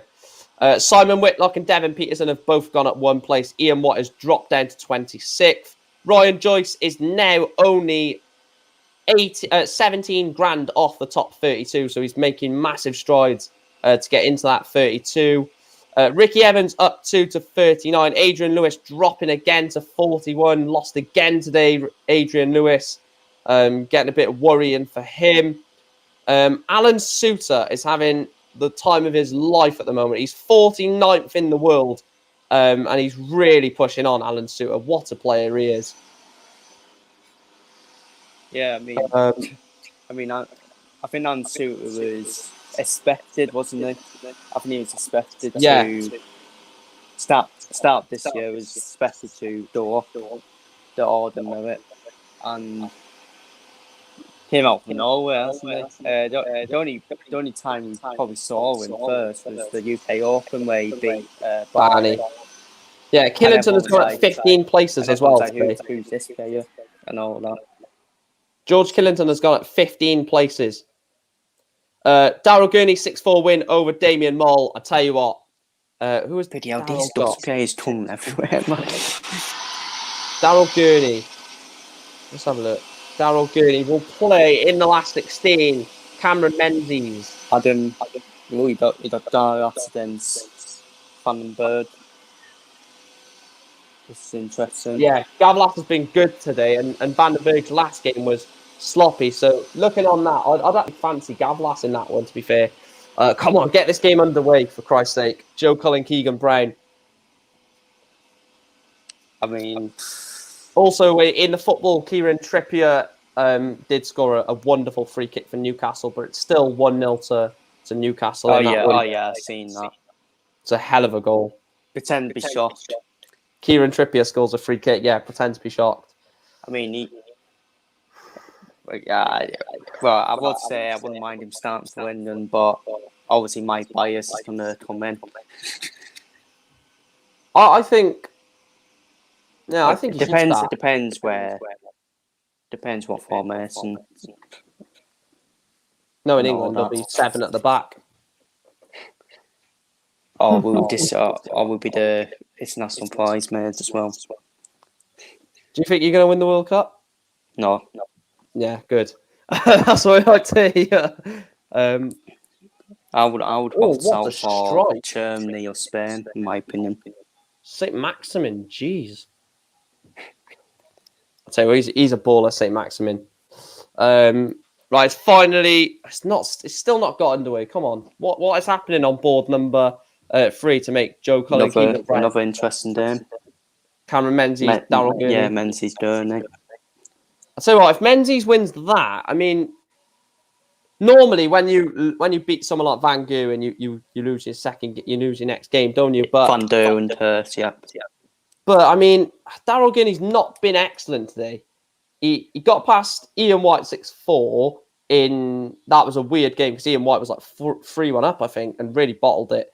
Then he beat Lee Evans, who was poor, and then he got past Damien Moll, who was okay. So it's a difficult one. The winner of that will play the winner of Dimitri Vandenberg, Adam Gavlas. So that entire section to get to the quarterfinals is interesting. Iron Force says Joyce takes out Ratter. That is, of course, Ratajski. When this last 32, all of the last 32 are done now, so I will be able to quickly run through all of the last 16 ties, and you can let me know who you think is going to be the standout tie. So if we go right to the top, the last 16 tie then, Gerwin Price will take on Ryan Meikle. We've, in the second last 16 tie, we've got George Killington taking on Luke Humphreys.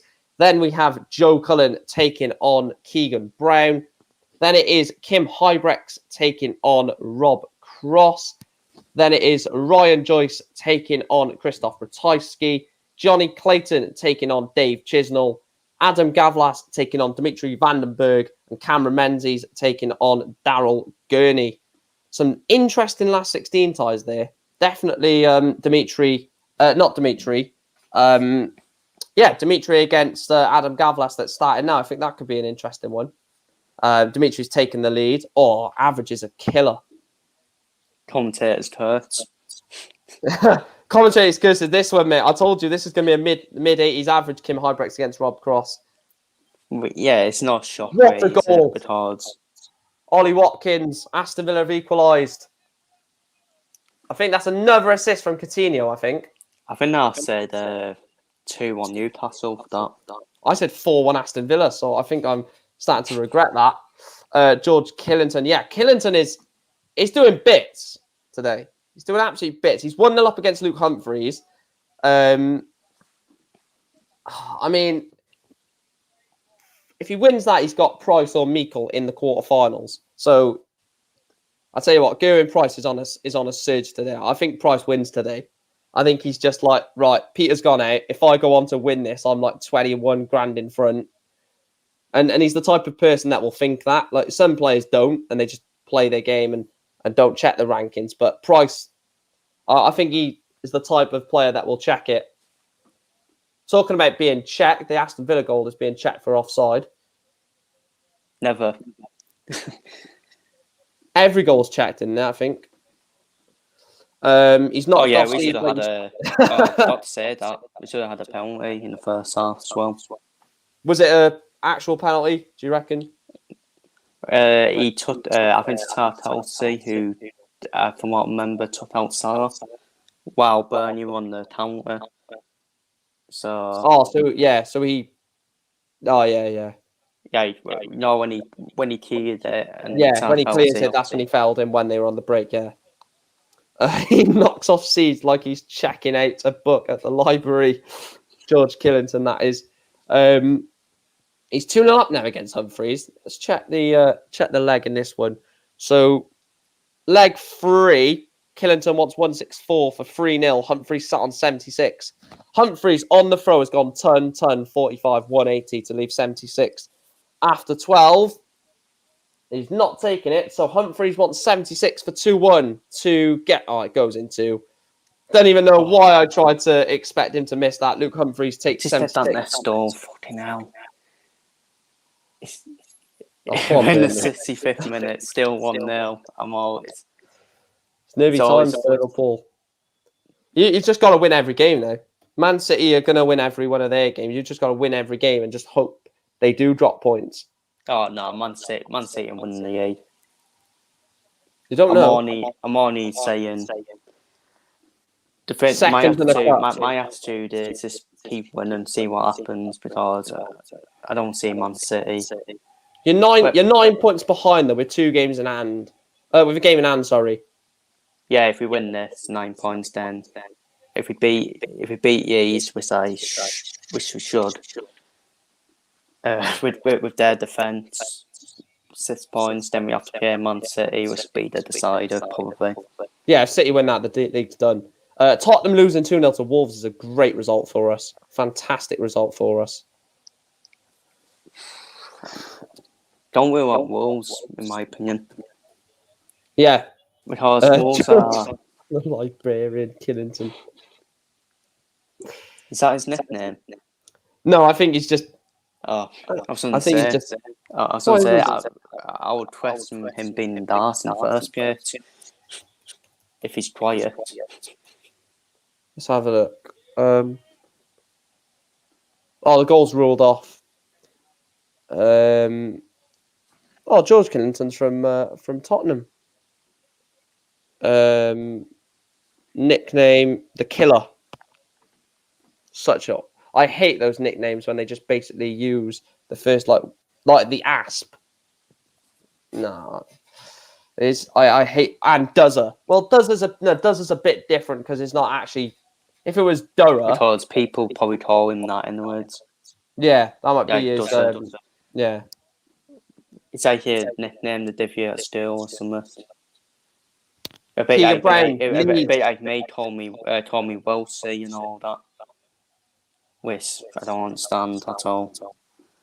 Welsh. Oh, yeah. Yeah, but No, they just add a Y to it. I mean, and Good another Chris. one was they told me Welsh Storm Raider. I mean, I don't. I don't even get that. I reckon if you make it pro, you've got to have your name as Chris Welchy Welch. That's Daryl Gurney, Karen Menzies starting. Gwyn Price is warming up against Ryan Meikle. George Killington is 3-1 up now on Luke Humphries. I'll have a quick look at this game. Tiado's on for Henderson. Yeah, Henderson. George Killington 156 for 4-1. I mean, this would be ridiculous if he does this for a 12-dart break. No, he's left himself 96. Tim Ibersteins, if not to expectation now.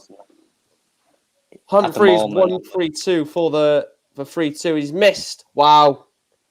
Killington wants 96 then for 4-1. This is a demolition job from George Killington on Luke Humphries. 96 for 4-1. Does it go? No, it doesn't. 80 for Humphries. This is a big visit, this. If Killington can break the throw for 4...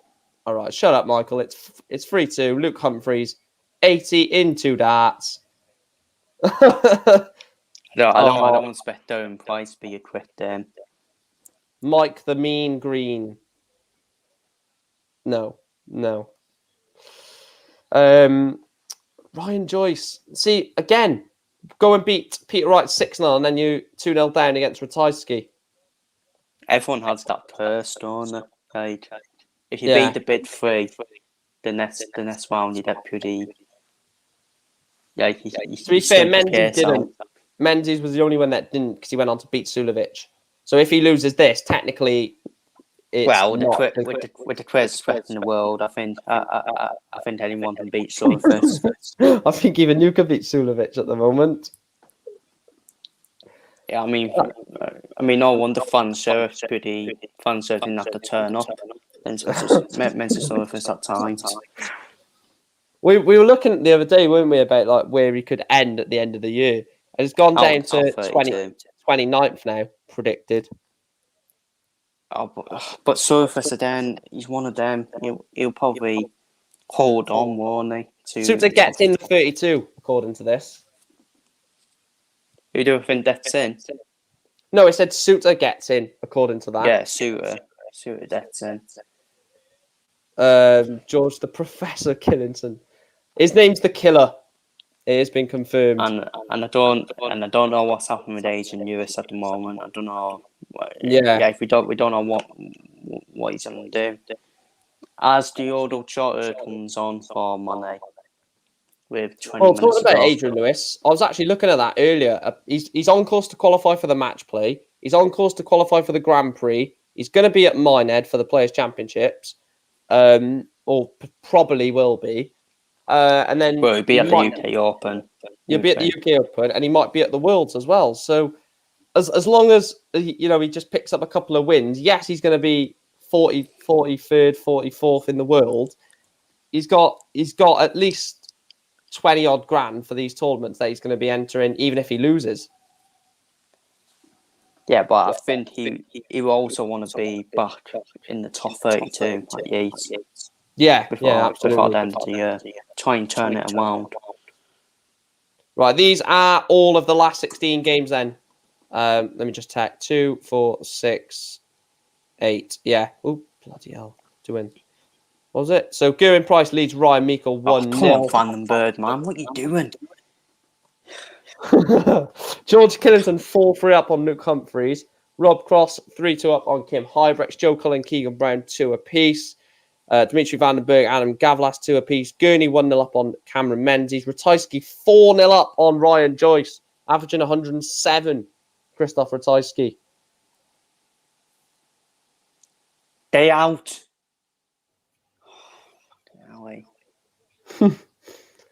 I bet you the game will finish in about 5 minutes. There'll be a review in 10 minutes. How quick you get the review out is unbelievable. Do you record it like as soon as the game ends, or like when it's close to ending? Well, with the Cardiff one, when we were 3-1 up, it was out in 91st minute, and I was already recording it because either team didn't look like scoring. Otherwise, it would have been awkward, wouldn't it, if someone did score? Imagine you said full time at Anfield, Liverpool 3, Cardiff 1, and then like Cardiff went and scored 2 and equalised, and you put that out there. Well, that happened to you, unfortunately, for the 3-1 massive favour as a title. and it unfortunately happened for the World Seniors final, didn't it? When you done first to 4, wasn't it? Yeah. And I thought it was first to 4, not first to 5. Right, I'll get the stream on for a second. So Joe Cullen versus Keegan Brown is on stream 1, and on stream 2 is Ryan Joyce against Ratajski. For anyone interested, obviously that is a paid service, PDC TV. I don't know why I keep renewing it. I don't hardly watch events on it. I only watch the Euro Tours. I only watch the Euro Tours on PDC TV. How is Taiwan Min still a defender? How is he still a footballer? Have you got that game on as well? Have you? Got all 3 of them on. You're on the stream watching Liverpool Burnley, watching Villa against Newcastle. And what else? Well, I'm keeping an eye on Leeds as well. Yeah. Wendy is off. Cameron Menzies 1-1 going price 2-0 up. Johnny Clayton 1-0 down on Dave Chisnell. George Killington 4-4 now. So the quarterfinals will be Gerwin Price or Ryan Meikle versus George Killington or Luke Humphreys. Quarterfinal 2 will be Joe Cullen versus Keegan Brown or Kim Hybrex versus Rob Cross. The next quarterfinal will be Ryan Joyce or Christoph Ratajski versus Johnny Clayton or Dave Chisnell. And then the final one will be Adam Gavlas or Dimitri Vandenberg versus Cameron Menzies or Daryl Gurney. Looks like it's going to be Dimitri going out. Michael says, cool hand Luke staying. I mean, I guess you mean probably like staying in the game. Wow, we've had a missed 9. I'm glad you say missed. Ratajski has missed the 9. Ryan is playing with 1 dart. Ryan Joyce's darts are weird, aren't they?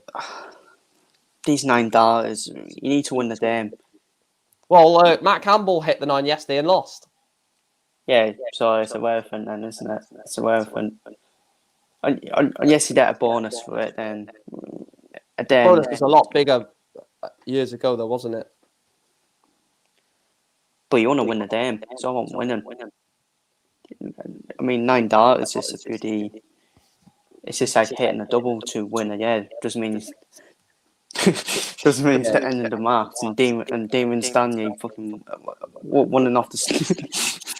Do you remember when Wayne Mardle in The World said, do you reckon if you hit the 9, you should win the match instantly? What is it? Can you imagine a player was 4-0 up in a World Championship semi-final and then someone hits the 9 and they say, sorry about that, mate? Yeah, but I mean, that's where Mardle,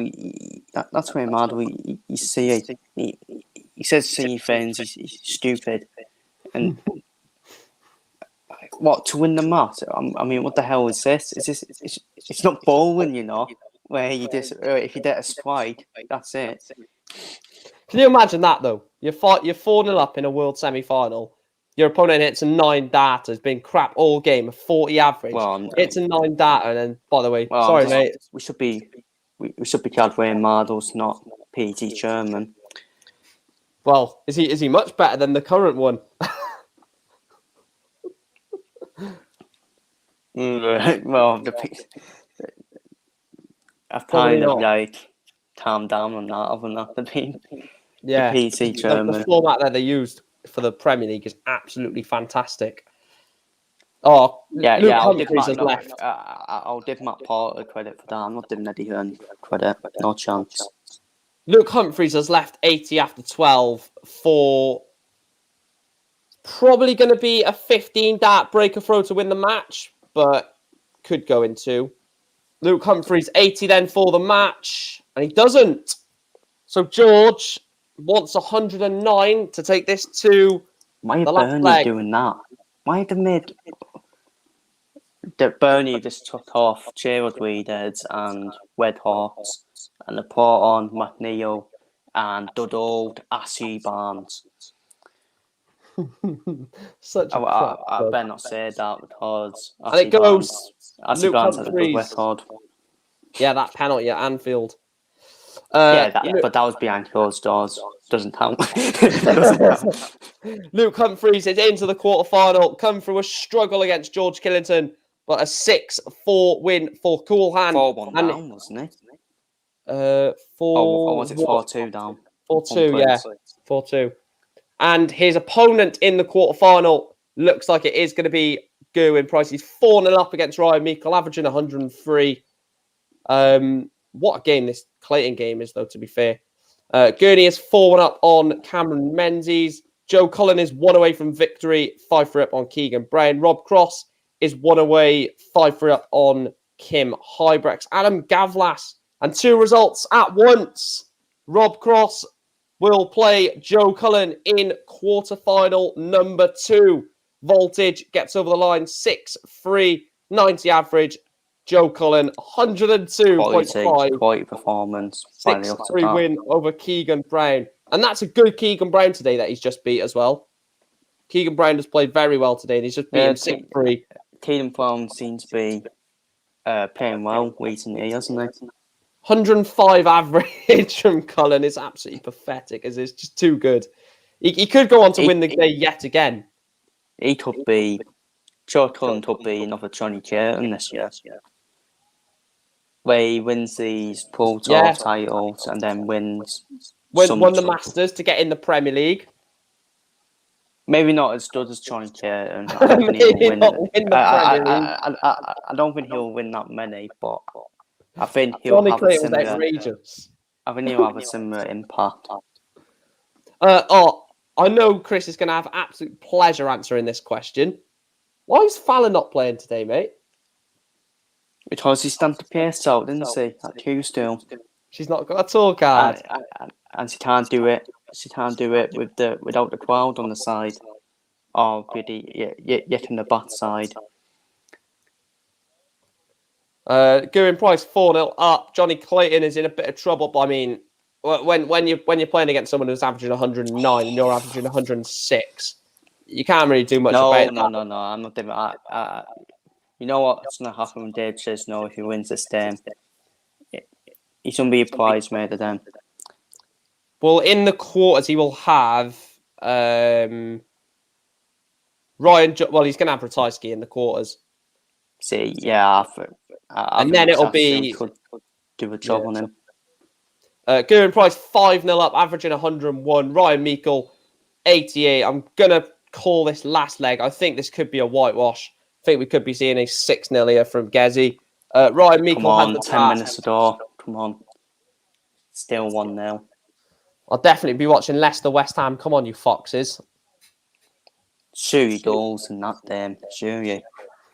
Gerwyn Price. Ryan Meikle's got 80. This is a massive chance for Gerwyn Price to pile the pressure onto Ryan Meikle. He's gone 1-3-9 from Gerwyn Price against the darts. Very, very strong, that. Ryan Meikle needs to get a 2 treble visit here. I think that is Ryan Meikle's game anyways, isn't it? Normally 88 to 90. Oh, he's got 80, 78. Oh, Price is going to swallow this up.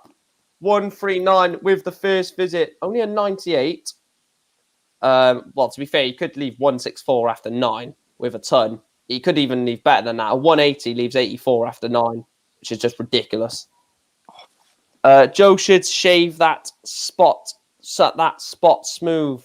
Sell the spot to sponsors using temporary tattoos. What the hell? Oh, Oh, Chelsea did win. 180 for Gerwin Price. He leaves 84 after 9. Ryan Meikle sat on 247.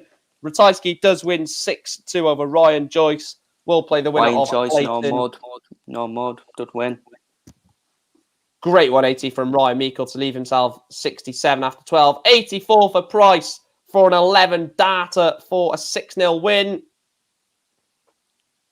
Does this go? He doesn't. He missed a double 12. 5-4 to Adam Darat. Ryan Meikle 67 to save the whitewash. 67 to stop a 6-0 loss. Which way are you going on 67? Got to go the 17s route. And he's missed it. So double 6 for the world number 1. It goes in 1 dart. Gerwin Price is into the quarterfinals. A 6-0 win for Gerwin Price. And he will play Luke Humphreys in the quarterfinal. Yeah, I think Price just put a statement down, hasn't he? Just a bit. I think that's an understatement. Price putting a statement down. Wow. Just the what was the average there? 102, wasn't it?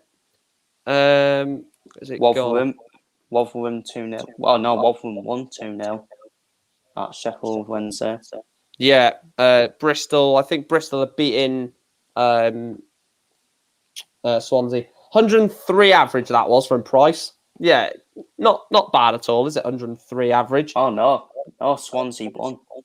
They won 3-1. Bloody hell, they were 1-0 down. Oh.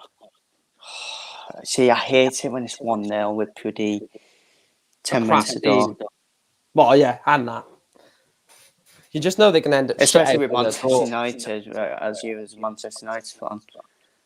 Yeah, I know you're like this. Just come on, Liverpool. Just come on. Either hold on or get a goal.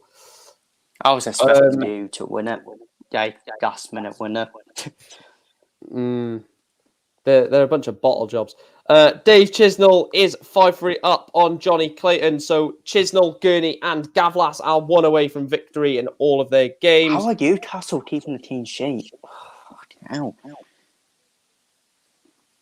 I think Villa are going to score. I do not the last minute or something. Ollie Watkins. He's already had 1 disallowed. Doesn't need to be fair. It'd be a big win. It'd be a big win for Newcastle, won't it? Yeah, Gary Neville said in commentary, you've got to feel sorry for the teams around Newcastle fighting to stay up in the league. They were always all by themselves out there, anyways, in my opinion. Yeah. Last leg decided between Gavlas and Dimitri van den Berg on board number 7. Decent average. I'll quickly have a look to see which game is close to finishing first. Gurney's on 301, so that's not close. Chizzy, what are you on, Dave? Dave is sat on 201. Clayton 161 to take it to 5-4 for a 12 dart holder throw, as you do. These pro tours are underrated, aren't they? Very, very because underrated. A lot of people can easily say, yeah, I'm not interested. I'm only interested in TV tournaments. And they're the same people who say, how's Aidan Lewis that you're in the PT order merit, for example? Yeah. That's why. Because of this. Because of this. Chisnell playing so well since surviving his first. Don't say it too early because we know exactly what's going to happen. I know exactly what's going to happen. He's going to get to the final. He's going to lose it. Daryl Gurney, 6-3 win over Cameron Menzies. Solid win for Gurney. 91 average. Daryl Gurney will take on the winner of Adam Gavlas, Dimitri van den Berg in the quarterfinal. Winnable game for Gurney. I'll call it in as well. So, Van den Berg has gone ton 131, 174 to leave 96 after 9. For an 11 data. Gavlas is back on 360. Van den Berg should have that that air boot back on. Yes. Because he won a Pro Tour with that. Well. He was unstoppable with that. Won the bloody match play. Won a few Pro Tours. Get it back on, Dimitri. Gavlas is back on 360. Gavlas has had 12 darts and he's not only on 300, which is a poor leg. 50 average in this leg for Gavlas.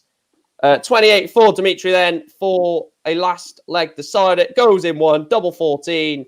Dimitri Vandenberg wins 6-5. Snatches it. Well, did he snatch it? Well, edges it. So snatching, well, edge, yeah. That last leg was awful, though, from Gavlas. He went 48, so 58, 78.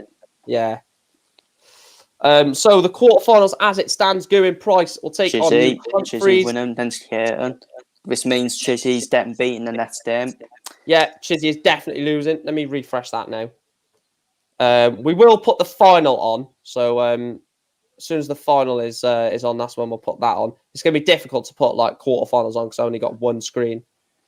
So the quarterfinals then, we have Gerwin Price taking on Luke Humphries, Joe Cullen taking on Rob Cross, Christoph Ratajski taking on Dave Gisnell, Dimitri Vandenberg taking on Daryl Gurney. I'm going to go my semi-final lineup, what I predicted earlier on in the day. Well, not earlier on the day, barring a few casualties. Gerwin Price, Joe Cullen. Oh, no. My bottom half has completely changed. Because I said Peter Wright will take on Van Gerwen, didn't I? I think. Can't remember. No. I'm going to go Gerwin Price, Joe Cullen. Chisnell, Gurney. And I think Cullen beats Price. Oh, do I? No. Price beats Cullen. And Gurney beats Chizzy.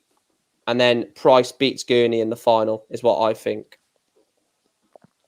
I'll do that so it shows the they're all the. I think it'd be a Price Gurney. Price versus Gurney for the final. Who's winning it? Same with me, Price. See, Gurney's just one of them. He's one of them players, Gurney, isn't he? He can pull out a result against Van Der, and when he won the Players' Championship finals, I think it was in the final. And he won the Grand Prix as well. Yeah, I can't remember which year. 2017 was it? I'll have a look. Yeah, I think so. So I think Price will win. I think Price will put a statement down. No, it wasn't 2017. Surely it wasn't earlier than that. Oh, it was 2017. Yeah. Daryl Gurney beat Whitlock in the final 5-4. Lord, this is awful. Look at some of the. I'll tell you the names right for the 32 players that were in the Grand Prix before we wait for the quarterfinals. What a throwback these names are. Ready? This is only 2017, and this was the field for the Grand Prix. Michael Van Gerwen, John Henderson, Alan Norris, Justin Pipe, Raymond van Barneveld, Kyle Anderson, rest in peace, Rob Cross, Steve Beaton, Adrian Lewis as a 4th seed, Daryl Gurney, Joe Cullen, Darren Webster, Dave Chisnell, Yella Klassen, Kim Hybrex, Robert Thornton, Mark Webster, Richard North, Simon Whitlock, Christian Kist, Michael Smith, Gerwin Price, Benito Vanderpass, Christo Reyes, Stephen Bunting, Peter Wright, Mervyn King, Ronnie Hybrex, Mensa Sulovic, Ian White, James Wade, Steve West. Wow. Jesus. That is crazy. That's 5 years ago. And especially if you look at, unfortunately, Steve West's downfall, unfortunately. Steve West has had a good couple of days, to be fair. He's which is good to see. He's up to where's he gone? Where's it gone? Steve West. Oh, fuck's sake, Bobby. He's earned 9.75 grand in the 4 Pro Tours this year, which is a good. He's 74th in the world in the Pro Tour Order of Merit, and he's only 5 grand off being at Minehead, and that guarantees you 3 grand, I think. If the PDC adds 2 more boards, adds 2 more show boards, much more viewing options, player exposure, and guarantees top 8 broadcasted. Yeah, I don't like the fact that there's 2 quarterfinals that are not that's true. broadcasted. I don't like that. Semi-finals, it's fine. A semi-final and final, it's fine because they have 2 boards. But I think there should be an option. Look, I've seen you and me and everyone else have seen the streamed setup that they have for the stream boards, and it's definitely capable to get a camera in every one of those booths. 7 minutes added on for the Newcastle game. Dear Lord. We're in added time here as well. I'll refresh it to see if wait, did I just see Joe go Johnny go? If I did, that's cringy as hell. Oh no, I thought I did. I thought it said not. I know someone said it in the comments, but I thought yeah, that's a bit. I thought it said if you it have on a set here of as well. mind, then yeah. So quarterfinal 2 and quarterfinal 4 are warming up. Oh yeah, Price was one of the last games to finish, wasn't he? And Gurney. That's why they've not started, I think. No, Gurney is warming up. What's the other one then? Oh, Ratajski, Chizzy. Chizzy was the last game to finish, wasn't he? So predictions for these first 2 quarterfinals?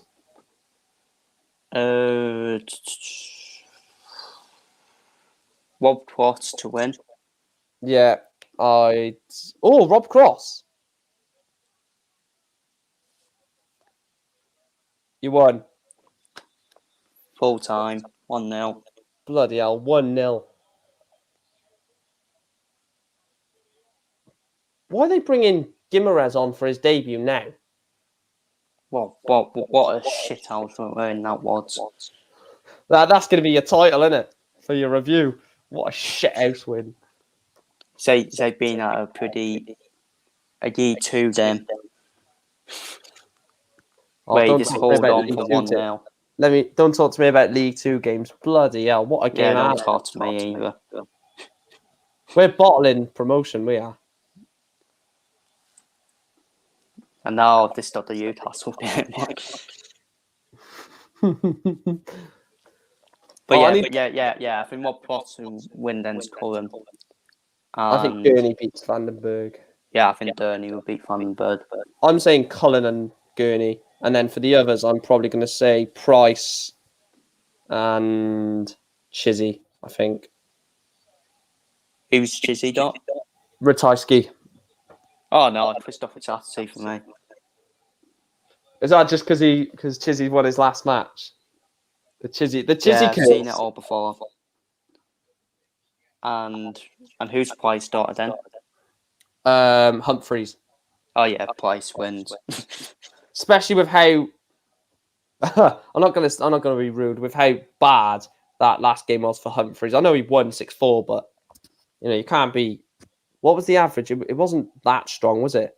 93. But the thing is, 93 average these days is like not as amazing, is it? You got to be averaging late 90s, early 100 to be bloody credited these days. And to beat Price as well. But you need Price to average the same as well in the 90s.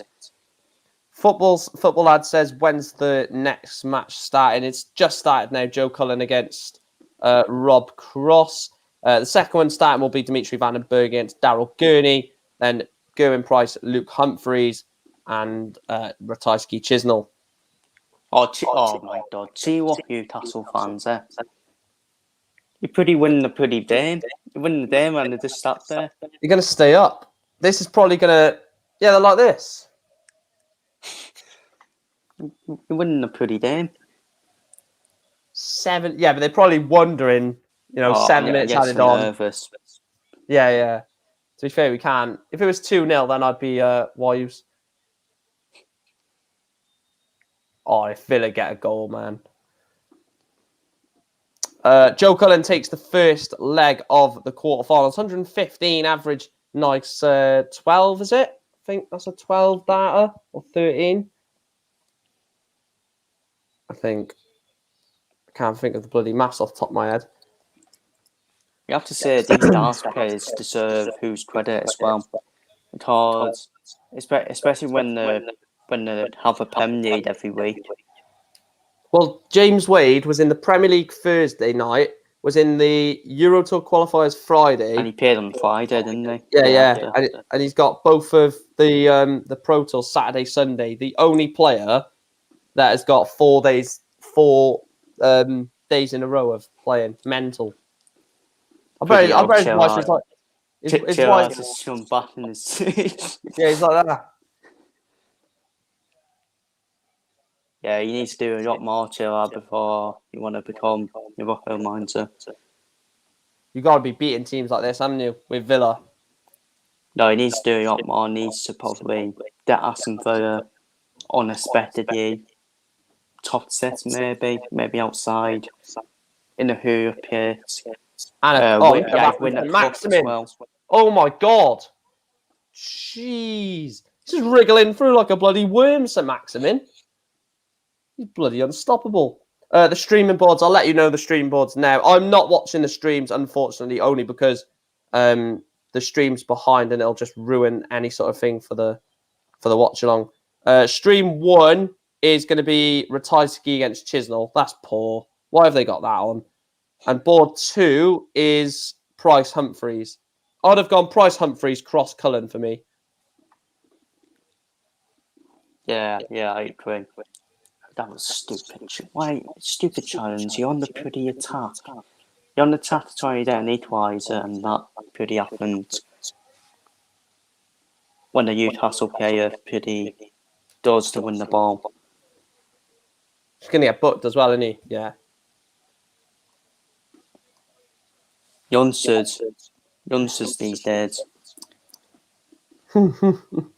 Bloody prats. Eddie Howe's still not long term for me. Eddie Howe will not be long term. Oh no, it's just to keep them up. Well, I don't think you can sack someone or let someone go if they keep you up. But midway through next season, if they're not, it sounds stupid even saying this, but next season if they're not towards the top 6, then he might go. If they're sat in like 14th, 13th, clear of relegation, but not top 6, he's gone. And that's just what they're going to do now.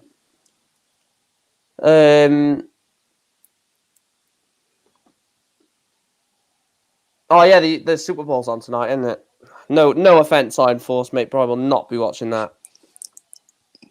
Right, piss off, Newcastle. Get off. Well, with the Super Bowl, no disrespect, Iron Force. No disrespect, Iron Force, but I rather chop my private parts in a pretty dark, if I'm being completely honest with you. I'd rather watch the Community Shield rather than a Super Bowl. And that's the same with these pretty YouTubers who think they can pretty bots, like pretty Jake Paul. Oh, yeah. That I would never watch. Maybe I would potentially give Super Bowl a go one day. But never would I ever watch Jake Paul try and fight. And TSI can pretty stay away as well. Joe Cullen 2-1 up, averaging 112, as you do. Luke Humphreys takes the first leg off going Price. Am I shocked about Tottenham losing? No. Wolves are a good team. Pretty. See, I told you. They lost to Southampton, didn't they? Yeah, they lost to Southampton. And then they lost to Wolves. What have they got next? Just out of curiosity, let's have a look. Well, they'll probably win that next game. Non Tottenham. They got Man City away. Imagine they go and win that. I kind of agree. Well, no, I don't kind of agree. I do agree. I think it gives, even though Price shouldn't be focusing on what Peter White does, should be focusing on himself. But it'll be a big momentum after seeing what Peter White done today. And that was twice him on. 112 average from Joe Cullen. Ridiculous. Absolutely ridiculous. And that's after 4 legs as well. It's not just after a couple of legs. Is still keeping himself in there. Right, I'm going to see the next leg of this match. Joe Cullen starts off with a ton. Rob Cross, 96. As soon as we get to the final, I can put the final on. 96, Rob Cross. What is Cullen going to reply with? 99. Solid leg this from Joe Cullen. Ton then followed up by a 99. Cross goes 96. Needs a 2 treble comp. Oh, he's gone 59. Trebleless visit from Rob Cross. Advantage Cullen, 44 points in front, plus these 1-3-2 to leave the fish. Oh, this is ridiculous from Cullen. Could be on for a 12 dart holder throw to go 3-2 up. Oh, yeah, this way, Ice Humphries fucking winning. Cross has only gone 81. Cross in this leg has gone 96, 59, 81 against the darts. Oh, Cullen. Oh, no, he's not gone for it. He's gone 1-3-4, so he's hit single 14 to leave double 18. Rob Cross 1-3-3 to leave 1-3-2. Double 18 for a 13 dart holder throw. You expect this? He's bust it. Joe Cullen has bust 36. 1-3-2 for Cross. You've got to go ball, double 16, mate. 44 to leave 82. So double 18 for Cullen. Don't bust it. Or you to draw 20, 20. Double set. Yeah. The whole set, the series of route. And he doesn't bottle it. Joe Cullen leads Rob Cross by 3 legs to 2. Luca is celebrating Spurs losing. How the mighty have fallen. Iron Force says yet Humphries took it 140 with Gerwin sat on 36. That's what I don't get with Arsenal fans. Why they banter Tottenham? Yeah, and they're just a shit. I won't banter anyone at the moment. No. See, they banter Tottenham when when they're the bridesmaids in the cup final and they always use out on it. But when it's Arsenal, I think we should just have a look at Arsenal. You move to the Emirates Stadium to compete, transfer for the title, transfer the Champions League. Well, yes, let's say the bit about the Champions League for them. And they've gone back. And now they're not even in Europe. So not even in the they literally bantered Tottenham for getting in the Conference League. I was like, are you? Is there something wrong with you? You're bantering a team for getting into Europe when you're not in Europe. I'm like, especially when Leicester won the league. When Leicester won the league, no one to banter anyone. Yeah. Like I don't even banter anyone at the moment because I know what a shit show United are involved in. So there's no point in me bantering myself because I'm bantering someone because I'm bantering myself if I do that. That's why when people say, "Oh, United lost," ha ha ha, I'm like, yeah, I know. I watched it, mate. I literally, there's literally nothing you can say at the moment. Gerwin Price 2-2 against Luke Humphries. Joe Cullen just 105 average, 3-2 up against Rob Cross. It's funny Richie Vandenberg. It's funny when I say something about, I don't know, it's in Man United with what's happening there at the moment, the shit show. Not aiming it at you, obviously, but a Man United fan. Another Man United fan said, but look at Harlow. Yeah, we need to. You're probably the biggest club in England, and you're pretty comparing against the League Two team. Joe Cullen takes it double 16 to lead. Rob Cross 4-2. Don't everyone have found it hilarious? Oh my god!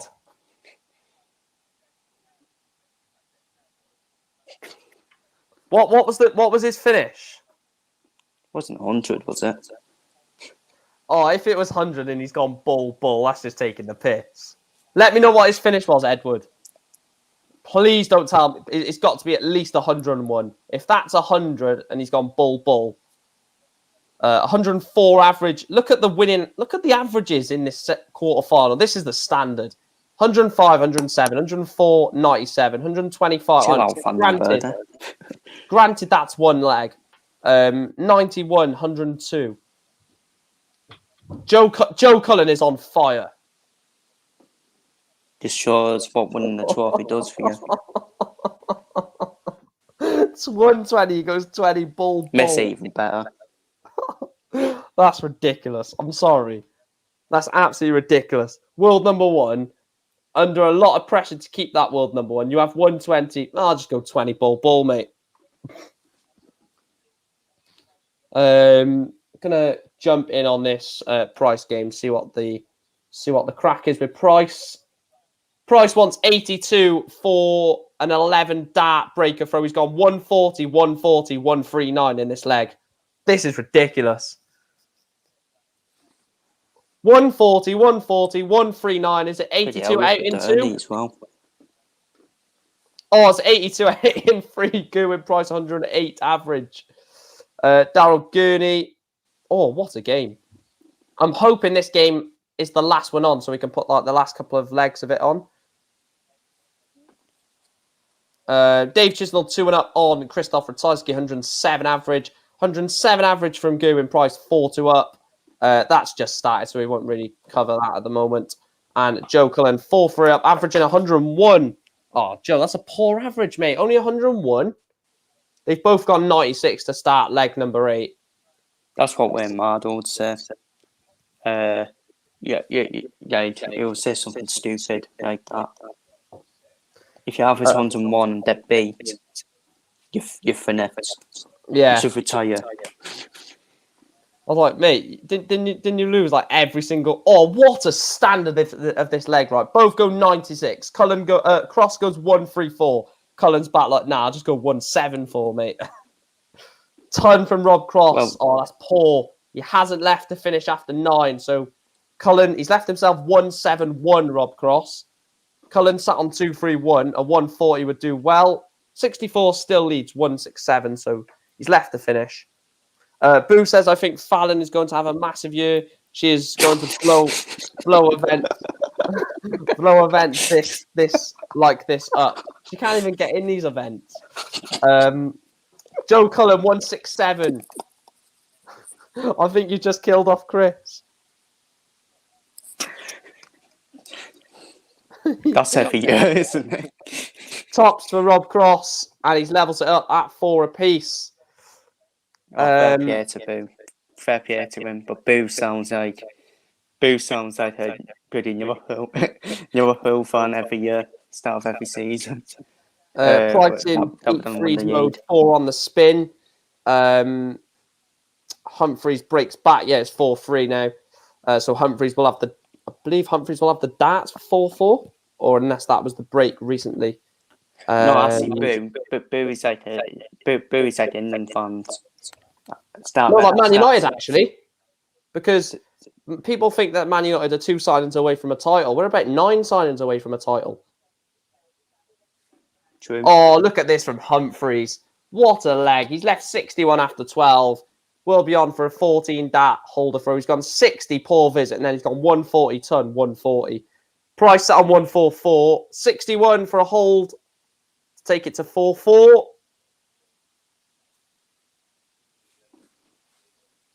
And it goes in 3 darts. Luke Humphreys levels up the quarterfinal at 4 legs apiece. Of course, oh my Humphreys God, has already won an event. He's still in the West Ham squad as well. Who is? Suma. Oh, he's starting. No, I just saw him on the advert. I think he's in the West Ham squad warming up. Oh, yeah. David Moyes said he's going to continue to play him, didn't he? I think we should just move on, like, suddenly. Just move on with it. Because it's being investigated by RSPCA anyway, isn't it? So, yeah. I think that's the right punishment. I think that's the right punishment. Take the animals off him, well, the tats off him, and the wages as well, and the wages. Yeah, they find him 2 weeks' wages. Yeah, and if that to the bloody friend, then I think that should be it. Really, it's perfect. It's laughable like someone would do that. It's just sickening. Like, why would you record it as well? He's literally done that for publicity. And also his brother obviously got suspended. Plays for Dagenham, doesn't he? He played for Barrow, Johan Zuma did, at one point. Well, that says everything, doesn't yeah, it? Yeah. I knew exactly what he was going to say. I was looking at your fixtures. You've got Oldham to play, haven't you? Which is at their ground as well. Decider for me. I bet you were just taking 0-0 draw, wouldn't you, and just go home. It's not just Oldham we need to win. We need to win against teams in the round us. We still need to play Wattsdale twice. Twice? Yeah, because of the... Or did it get postponed? Postponed in both games at Punton Park and Purdy. Away from home, Waterloo Pit, and at home. Snow? Was obviously snow. Carlisle snow, man, honestly. Which is typical. Joe Cullen 5 foot up on Rob Cross. I'm going to have a look at this leg to see how it's going. Rob Cross wants 84 to take it to a deciding leg. What I will say on that, a lot of teams been tried. Yeah, he's starting. He's starting. I'm watching it on Sky Sports News.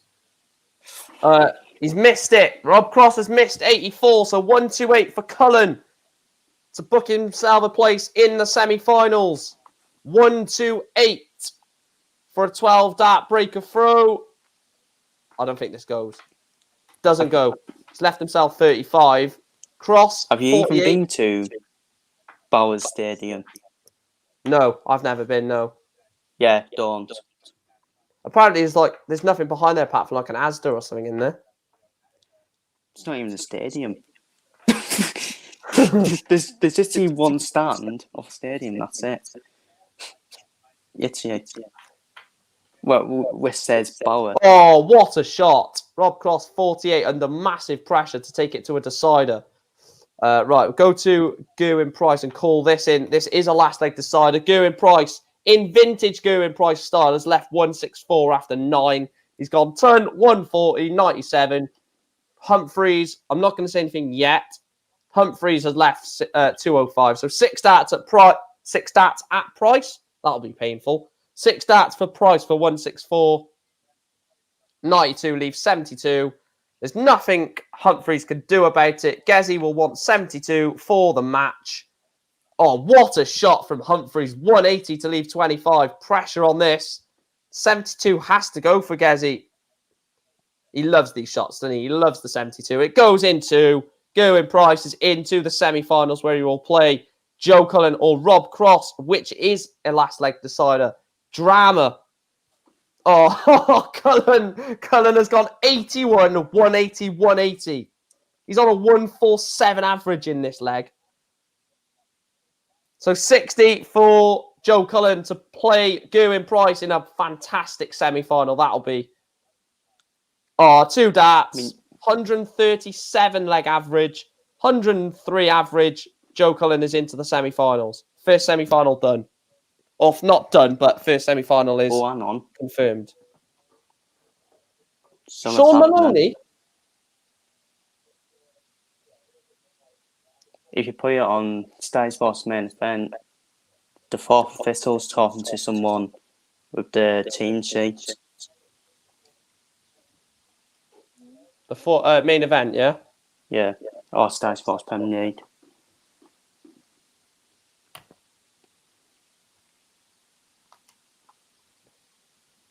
Right, let's put it on.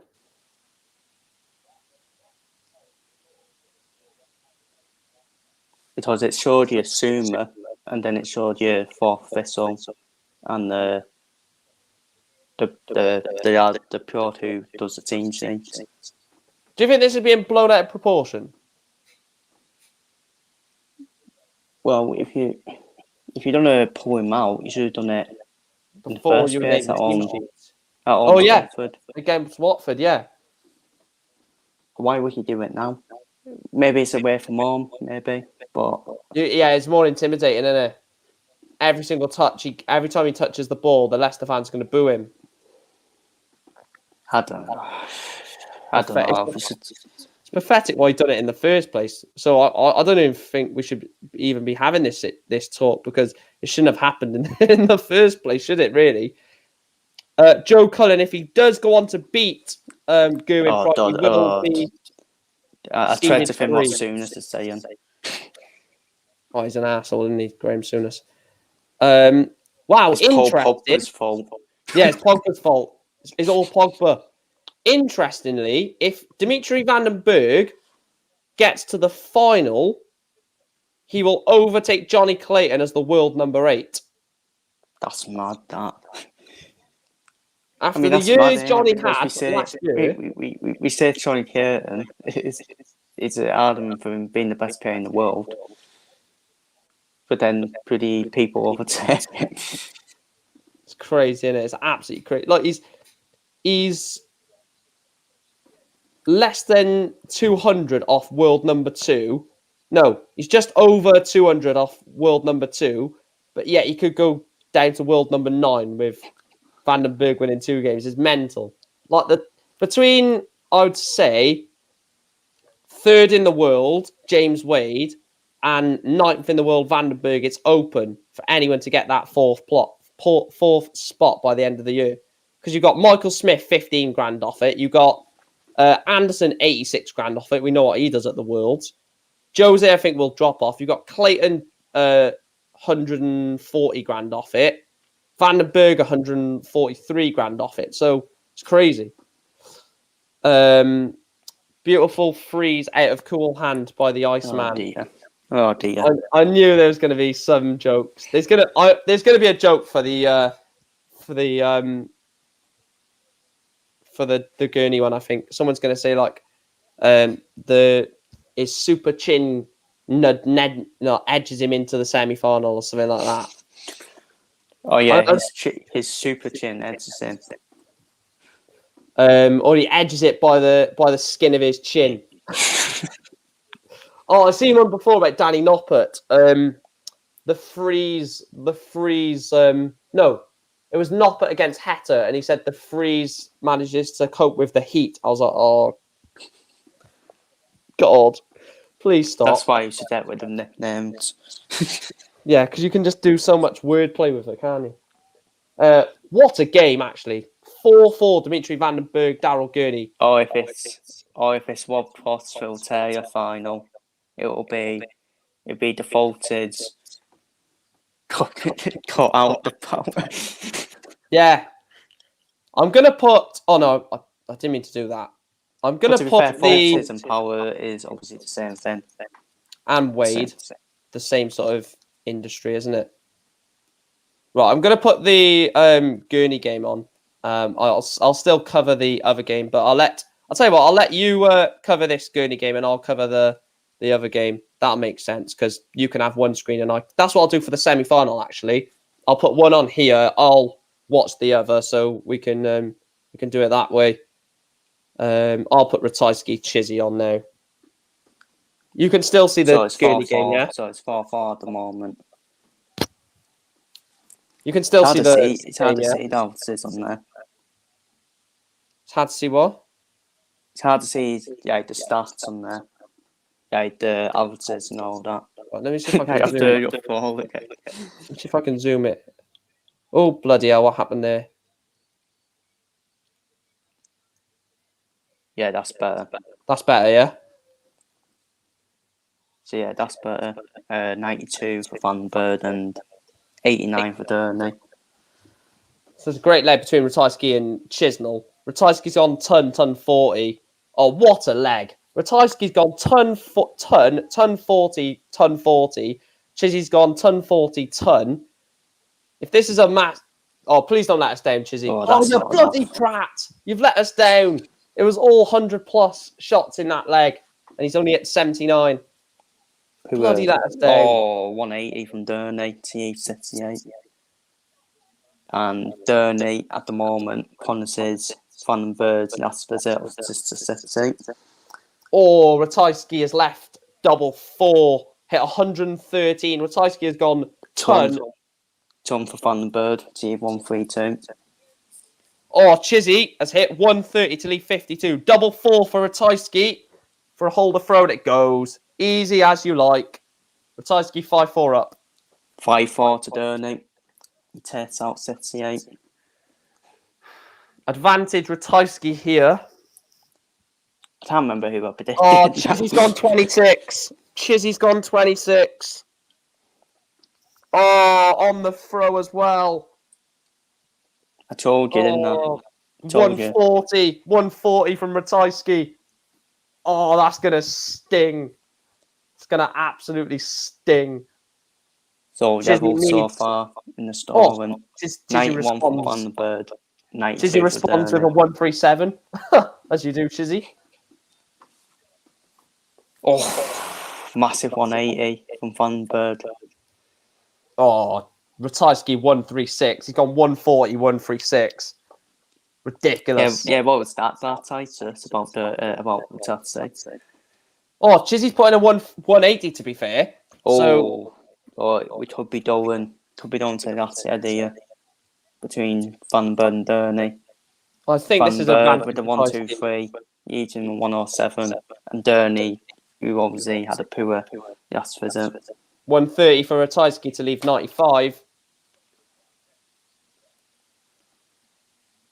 Oh, Durney. Oh, Chizzy 120 to leave 38. Another poor visit. 95 for Ratajski for the match. Gotta go 19 through, surely. Van den Bird Eaton 732. We could be going to a last leg decider here. Chizzy wants double 19. Could switch this 6 for double 6. Yeah, Durney's given up. Oh, what a shot, given up Dave on this, Chisnell. Double 19 for Dave Chisnell. Both games are 5-5, Thomas. Well, this is 5-5. 97 from Ratajski. Chizzy can punish here.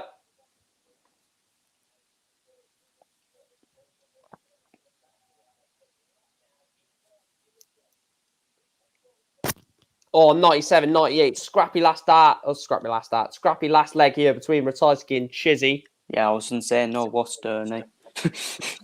But yeah, safe from Durney to start off with. Oh, what a poor leg. 97, 95, Ratajski, 98. Oh, Van den Bird, 131. Oh, Chizzy, 43. Oh, not the treble you need, mate. Well, I'm surprised. Surely that's treble 1. It could be single 3 good response from Durney. 19 switch. 140. So Ratajski's not doing bits in this last leg, but he's just doing enough. He's got 97, 95, 80 to leave 229 after 9. To be fair, that's what I have to say for you. Yeah. Oh, that's 140 then from Van den Bird. It's a good ton from Chizzy. He's left himself 160. Ratajski's on 229. It will be 6 starts at 229 for Ratajski. Nah, that's not enough, Durney. That's not enough. A ton. Depends what Van den Bird does here, obviously. Oh, Chizzy has a chance. He's gone ton. So Ratajski, 133 for the match. It's not enough, in my opinion, from Van den Bird. Unless he tests him 130 out. Durney's bottled it. Ratajski wants double 18. Should he return? Chizzy wants 160 for the match. This would be some shot. So 130 for Van den Bird for the match. Durney on 142. And Van den Bird takes it. And 130. 6-5 win over Durney. Chisnell has left 38 for the match. Ratajski wants double 18 for the match. And it goes in one. Christoph Ratajski has beaten Dave Chisnell in the semi-final. I'll get the... Not to say I told you so. I'll let you have your pick on what semi-final you want to cover, and I'll have the other one. So, semi-finals, Gerwin Price versus Joe Cullen, Ratajski, Vandenberg. I'll let you have the pick if you want, because obviously that game's going to be on the stream, so I'd rather give the viewers... I'm having... Price Cullen. Vandenberg. Oh, you're having Ratajski, Vandenberg? Oh, all right then. I'll put that on... I know what I'll do. When they start, I'll click on that. But what's your predictions for the semi-final then? Well, predictions previously not done well after. So Well, we could still get one finalist in the final at least. It's not so like I both. I do think Christoph Zatze would get to the final. I'm going to say Price Vandenberg. And I'm going to say Price as well. Price would have to say. And Price to Win it. Price to win it. Yeah. It's first to 7 in the It's first to 7 in the semis and first to 8 in the final, isn't it? I thought it was his first to 6. But I No, still. they change it to That's why I don't do store predictions. I just say who I think's gonna win. Yeah. This and that. Edward says yes. So is it 7 then 8? 7 semi-finals, 8. I could just look at yesterday's results, can't I? What an idiot. I'm like trying to work it out. Just look at yesterday's results, it'll tell you. PDC events. PDC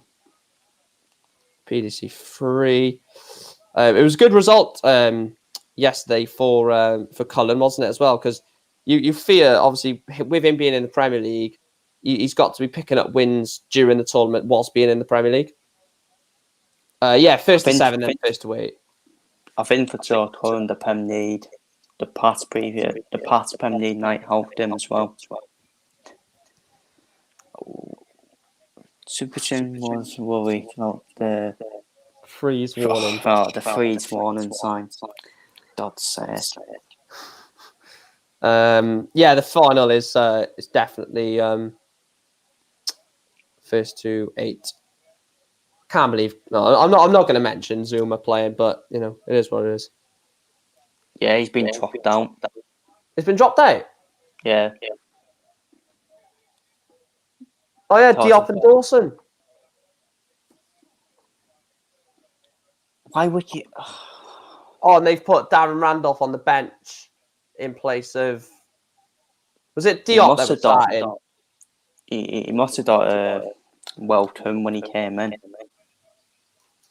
from the fans outside, and they must have thought that this is not safe for him, because at the end of the day, I know obviously what he done was ridiculously bad and bang out of order, but still, West Ham have got a duty of care, haven't they?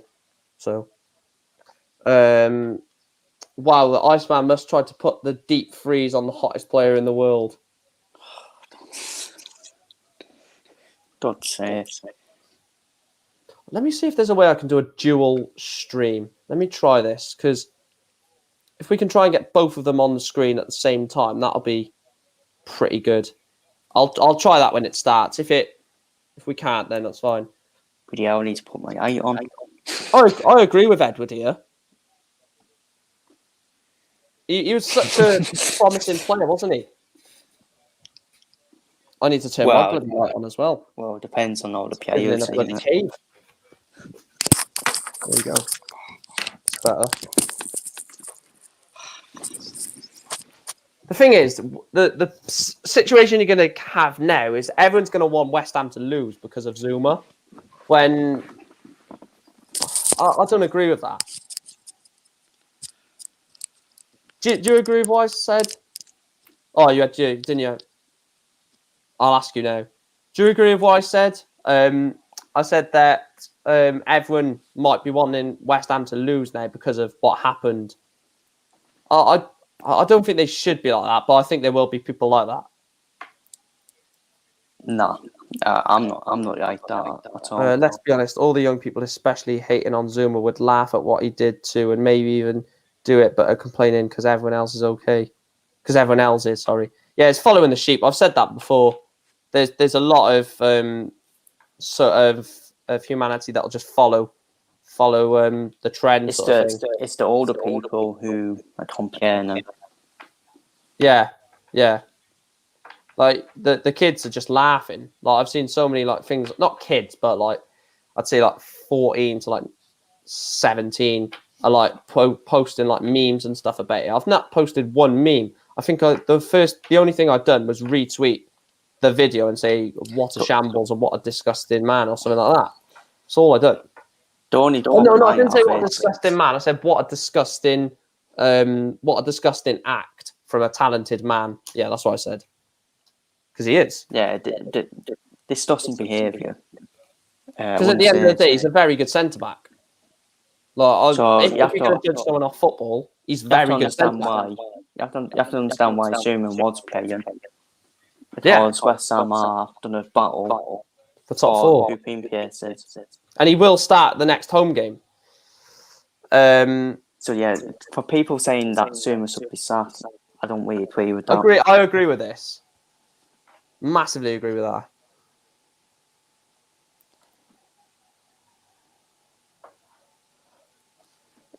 Yeah, but another problem is with the players who are defending him at the moment. Antonio making out it's about racism when it's not. It's a different thing. What he did is wrong, but people that are hating probably don't actually. Yeah, they're just doing it because everyone else is.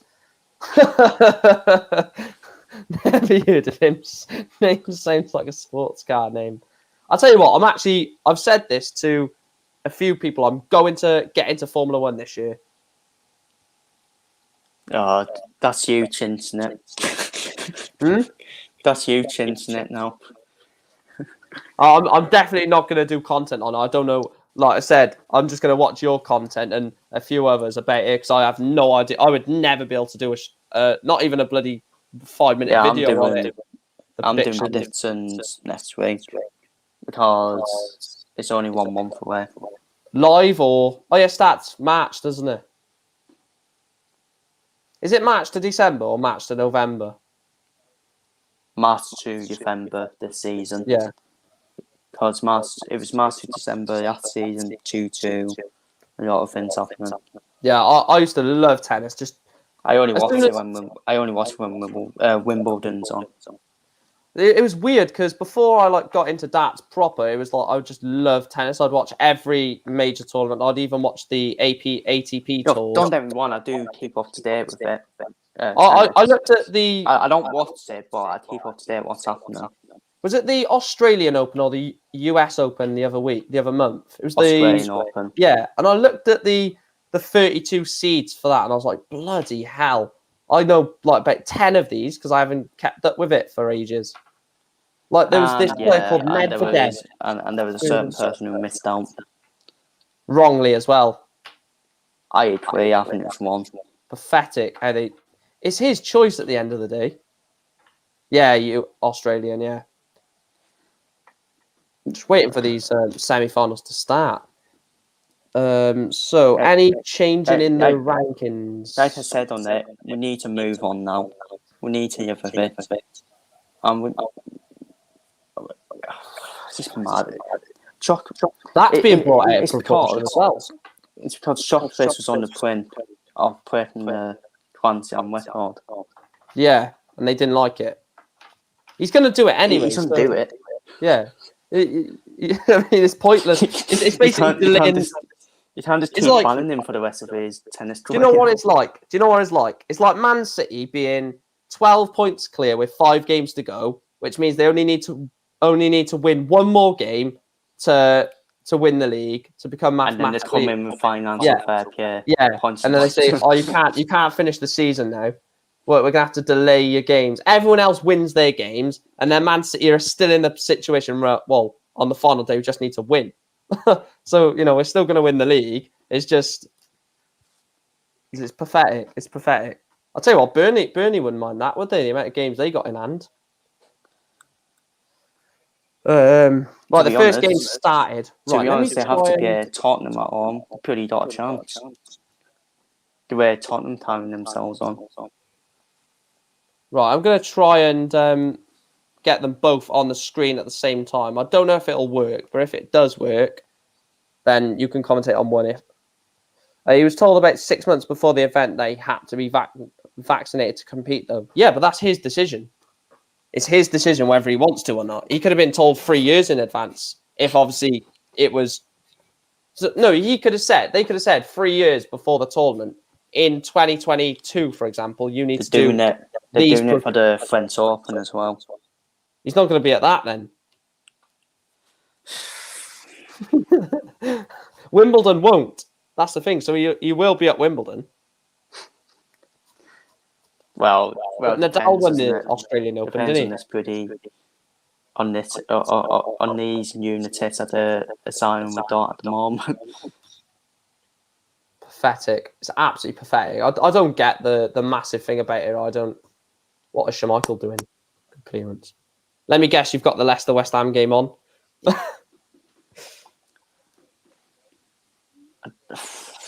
I think that's an interesting game, I'll say. West Ham. Yeah, so West Ham. Hopefully they lose. West Ham. I expect West Ham to win. They don't feel the press at the moment. Not just that, they're going to want to win even more with everything that's gone on. We saw that with Denmark when they were. Oh, my tweet never bloody. Oh, that's irritating. I thought I sent my tweet. There's no point in tweeting it now, so I'll just delete it. So I literally tweeted, "What an effing goal by Trippier," and then I just went onto Twitter to see to check something, and then at the top it said, "What a goal by Trippier," ready to press send. So I didn't even do it. That's irritating. You should have sent it. They're like, "Come on, mate, that was like 3 hours ago." Just all the comments you get on your bloody tweet. So if Van der Berg beats Ratajski, he's world number 8. Is there any other? Ratajski, no. If Ratajski wins, nothing happens. If Cullen wins, nothing happens. And obviously, if Price wins, he's then on. So 1, 2, 6. 17 grand above Peter Wright if he wins his semi-final, and then he'll be 21 grand clear if he wins his fight. If he wins the final, so at the moment he is currently 13 grand clear of Peter Wright. Right, both are warming up. So when they've both got underway, Video. I mean, Durham Price and Pete White battling for world number 1 is like the F1 title race that season. it's going to be mental throughout the year, isn't it? Yeah, matches are just warming up. Yeah, so I've done it. No, actually, you're doing the Ratajski Van der Berg game, so I'll put that on to try and hopefully dual stream it. Hopefully, I can because I'll basically be being a hypocrite saying that I only cover the one game. But like I said, I'll still be. What a player! He's on form, like he's on fire. 1-0 West Ham. I think that I'm I ahead. haven't seen it yet. Lovely ball. Bowen, is it? Yeah. Good finish. Right, I'll put the Cullen game on. Let's see if I can. Oh, hang on. I bought. He could be offside. His fingernail could be offside. Oh my god. Fingernail. That's the short I like to make. Right, I can't dual stream it, so I'll have to just put it on and get the score on, and then. Is it Divon? Yep, it's Divon. 1-0. Right, your game should be starting, and I think when it starts, let me know if it goes onto the stream. If not, then I'll have to sort it out. But it is warming up for you, so Obviously, your game starting. Yeah, Cullen wants 76 for a holder throw to go 1-0 up. Gazzy's sat on 25. Cullen takes it in 3 darts. Joe Cullen holds throw. Yep, it's on the screen. It's on the screen. Can you see the averages? Are they clear enough? Yep. Oh, Price has gone 180. Please. Every time someone hits a 180 first visit, I'm just like, please. Cullen's only at 4. Cullen's only at 57. Started with 134. Please, Gazzy. Please. Oh, you bloody idiot. 99. You prat. Not fit to wear the shirt. Terrible. Then after this stream, Going price was. Oh, Jatty started off 57, 96 from Van Bird. 126 after 9 from Price is depends what. What's it? Oh, What's what it a first, 134. first 7 yards. Right. Cullen was sat on 304 and he's just gone 134 to leave the fish. 126 for Price for 1-all. And it goes. Going Price takes out 126 to level up the tie. 122 average at the moment for Price. Don't know why I'm tired. Probably I'm tired of knackered. watching Taro, to be honest. Oh, we should have won yesterday. I'm so annoyed about that. But yeah, short start from the Chatsy. Scrappy. 145 for Van Bird. With he used himself on 86 after Storm 59. Price is hitting the treble 20 bet again. 85 followed up by a 180. Cullen sat on 301. Good 96 visit. Actually, I'll make a thing for the final. I'll set a poll up for the final. Van Bird doors 1-0 up. Good start.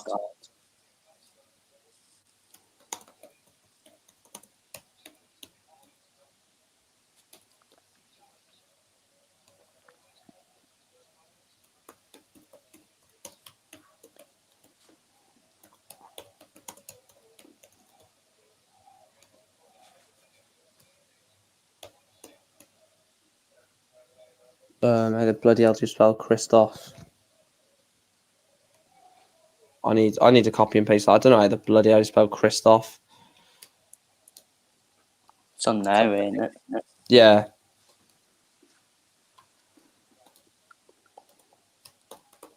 Tell you what, the Chatsy has had an awful start.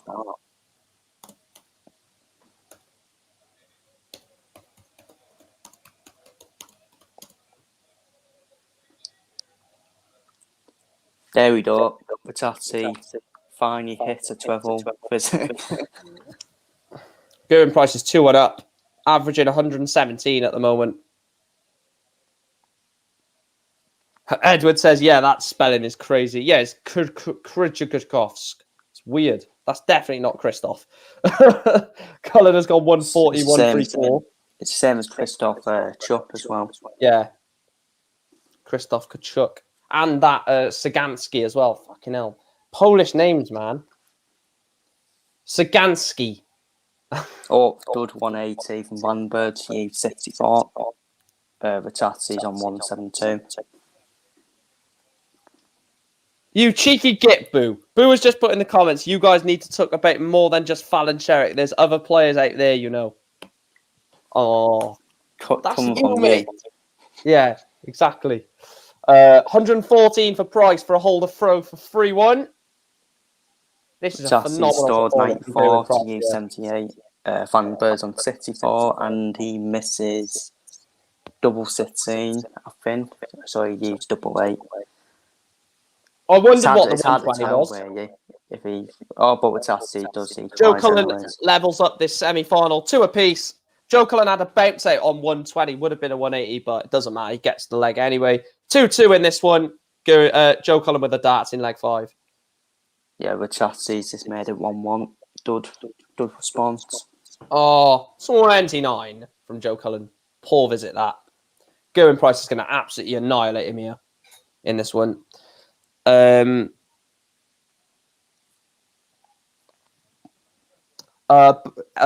speak. Iron Force says for my game, both wired and out at the ball. Difference. Joe needed to hold throw. Yeah.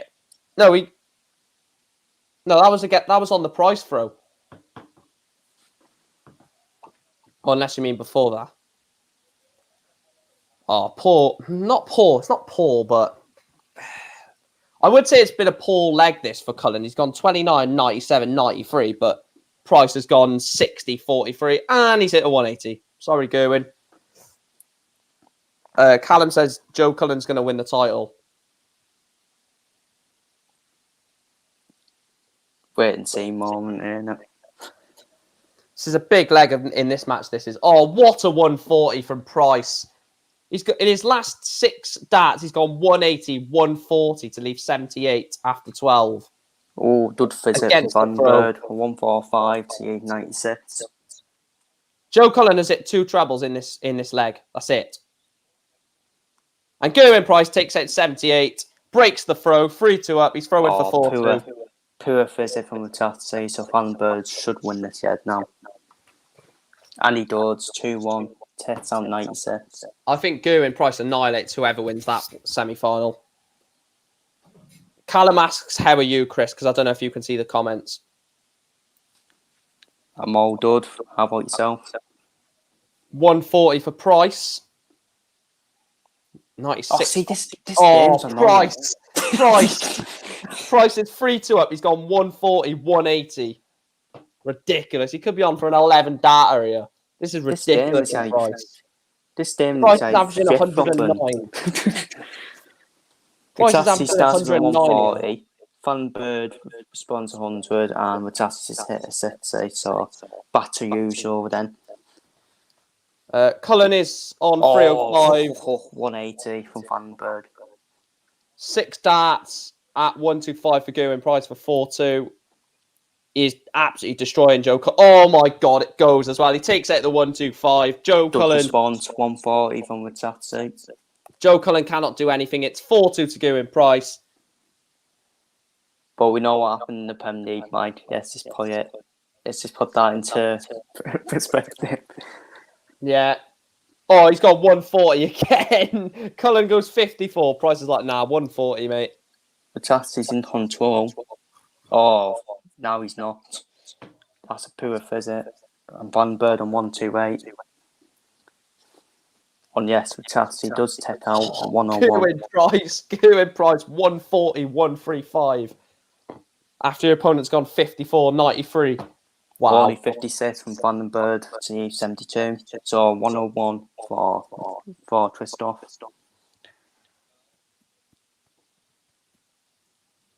And he doesn't. He eats 52. So 72 for Van Bird. To Joe make Cullen, 3-1. What a 180 from Cullen to leave tops. 126 for Price for a 12 dart breaker throw. Go on then, 3-1 to Van Bird. Go on then, Gezi. Oh, he's missed the ball. Oh my god, he's missed the ball for a 126 for a 12 dart breaker throw. Tops for Cullen. Joe Cullen holds throw. It's 4-3 to Gerwin Price. Gerwin Price has the darts in leg number 8. You'd expect him to. Yeah, imagine me doing this on my channel. Pretty darts and the Watson on a football. We should do that. Oh, Cullen's hit 180. There's going to be a 9. I'm calling it. Cullen's going to hit the 9, people. Oh, Metastasis is hit 180 while you're saying that. 140 from Price to respond. Cullen's going to hit the 180, people. He's not, is he? Imagine both of them hit a 9 darter. Poor. When you build up a 9, it's never going to happen, is it? Fuck off. What happened? 58 stored by Metastasis after hitting a 180. Price has left 141 after 9. So Gerwin Price for a 12 darter. 12 dart holder throw for 5-3. Oh, he's missed it. Cullen's on 129. This would be huge. 99 from Metastasis. He's on the 164. Wow, Van Bird is on 271. To break the throw, to level it up at 4 apiece, Joe Cullen. Big leg of darts, this. Oh, he's left 53. Gerwin Price, 78 for 5-3. Hold a throw. Should be... Oh, what a stinter. What an absolute stinter from Metastasis. What did he hit? He was on 164 and he hit 38. Gerwin Price has missed tops. And Joe Cullen takes it out.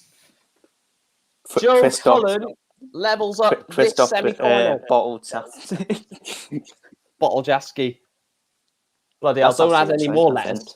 Don't let any Don't let any more letters in for the Far Tyson too game. yet with Chatsy to hit that on 101 to U25. So Vandenberg on double 18, and he takes it out to do 4-1 up. Wow. So we got one semi-final which is intriguing, and then you got your one, which is what? Oh, this is ridiculous. 140, 140, 117 in this leg. What's Price gonna respond? Oh, Price has gone back-to-back 140s in this leg.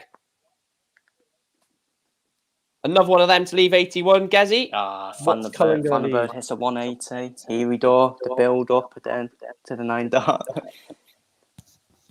After 2-2-1. Chatsy stored 45, and now Chatsy is stored 96. E360.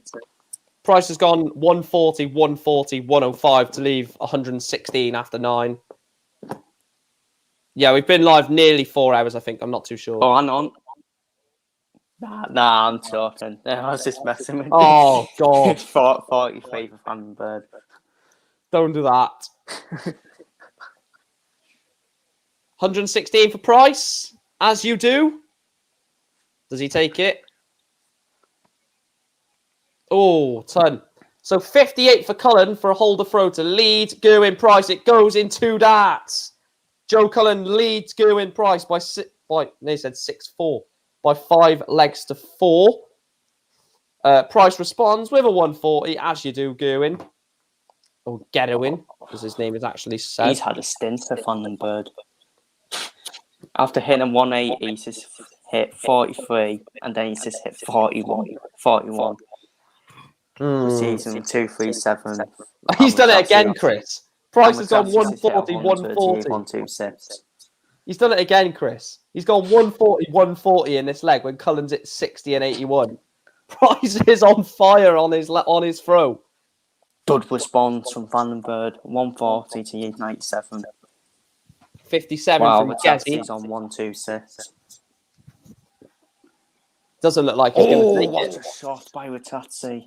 Did he take it?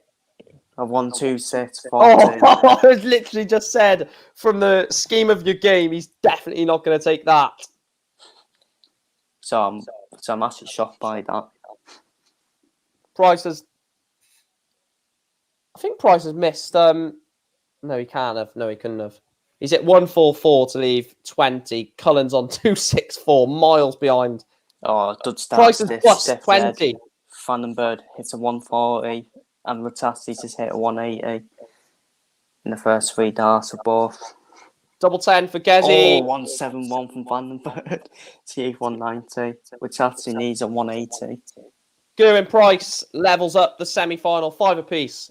Cullen to throw first in leg 9. Leg 11. Oh, no. Oh, I thought it was a 180. What was it? Tassi hit back-to-back 180s. It was 100. I want to call a 9. And Vandenberg is Jack himself on 94. Price went inside on the first 2 darts. Oh, right, okay.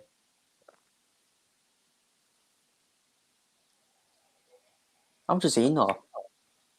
Oh, because he's watching on the stream. So 93 from the chat CT 128. Now But the stream is way behind. Now it's 94 Vandenberg or 42. So Vandenberg using 752. Oh, Cullen is having Price is having a stinker in this leg. He's still on 302 after 9. Joe Cullen could be on for a 12 dart holder through or holder throw. 126. Oh, it's great darts from Joe Cullen. He's left 32 after 12 with Gerwin Price on 302. So back to 52 for Vandenberg as Ratassi using his own 48. Double 16 for Cullen. It goes in 1. Joe Cullen leads. Gerwin Price 6-5. 12 leg. Price to throw first. Oh, he's doing it again on his throw. He goes 140. And Vandenberg leads 5-2.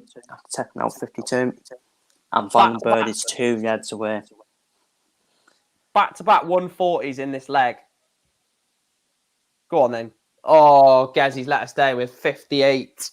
Oh, is this the chance for Cullen? Well, this is a pattern, isn't it? Ratassi has hit 97. And Vandenberg just hit 97 as well. So both on 404 and Matati has just hit a ton for 304. Tom Vandenberg hit a ton as well. Yeah, Price is averaging 106 and he's losing. Ooh. Needs to get to a finish here, Price. Off 204, you've got to get to a finish. 180 from Vandenberg. The big fish then. What a response from Matati. For a place in the final. Joe Cullen wants the big fish to play in the final.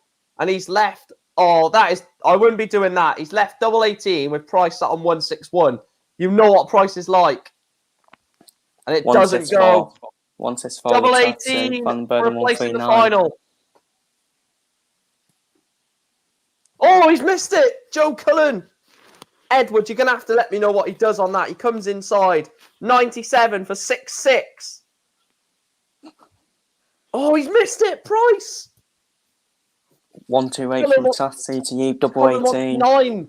Cullen wants Vandenberg's 9. on 139. 144 for Cullen, surely. Oh, only 63 to you. 76 for Vandenberg. So Cullen Matati tests out double 18. And Matati, that's another 28 and Ned. It's 5-3 to Vandenberg. I'm back watching this now. Joe Cullen is in the final. Beats Goodwin Price 7-5. Oh, Joe Cullen. Yes. 7-5 win over Goodwin Price. He is unstoppable, Cullen. Right, I'm watching this with you now. So 76 start from Vandenberg. Ton. Matati replies Could be good. Ton. Depends what Dimitri hits, though. Well, with the way this game went, Vandenberg seems to go for 180 after your store. Oh. There we go. not a 180, but a big visit. He's just saying to Ratajski, hello, I'm still here, mate. And there's Ratajski. Oh, fuck. That's annoying with Ratajski. It really is. He's going to hit a 180 here, isn't he? What should be like a 45? 99. Okay. Depending on what Ratajski does. He'll hit a 180 now, Ratajski, won't he? Just the Ratajski thing to do. Tell you what, I think that's an even game now. Massively. Unless Vandenberg uses himself on a dud finish.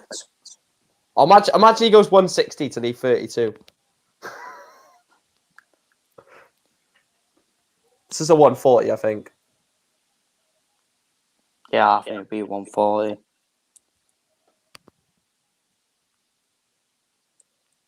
Close. Yeah, barring 137. Cullen is on incredible form. He was the weaker player then. And a 134 from Matati to 69. So Vandenberg needs to test this out. 15 for tops, surely. The only way you'll find out is if he misses. It's the only way you can do. Where you 15 or you tops. could go, or you could be really cocky and go 5 ball. Oh, where'd that? Actually, 47. Where did he go then? 20. And Matati's happens to I have no idea. Let us know where he went, Edward, on 55, if you're watching it. Oh, he went into the wrong bed, so he missed the big number then. Miscounted, but it's 3 anyways for Vandenberg. Don't worry, Dimitri. 101 average from Vandenberg. Vandenberg must have had a whole set of shoes or so on. The final should be decent. Oh, it's going to be Cullen. It's going to be Joe Cullen against Vandenberg. I will put a poll out as well. I'm literally doing the poll right now. Depends. Joe Cullen obviously is in the final. Depends who Joe Cullen's against. If he's against Matati, he wins. Oh, big visit. Yeah, big moments this. He needs to, well, obviously he doesn't win this leg, he's out, but I mean, he needs to, well, it's irrelevant. He needs to win every single leg, so has to be a maximum, has to be, to pile huge pressure on Dimitri. This is on Matati's 4 as well. It's not going to be, you've got to leave a finish there, I think. Because Dimitri could easily. No, then again. Yeah. Only Vandenberg and this 140. Yeah, this leg is Ratajski's to lose. Yeah, it's in his control. 140 to leave tops, does he? Bottled it. Oh god, Dimitri. I could see him hitting like a 140 here or 137, 133 or something stupid. Where does it go, Dimitri?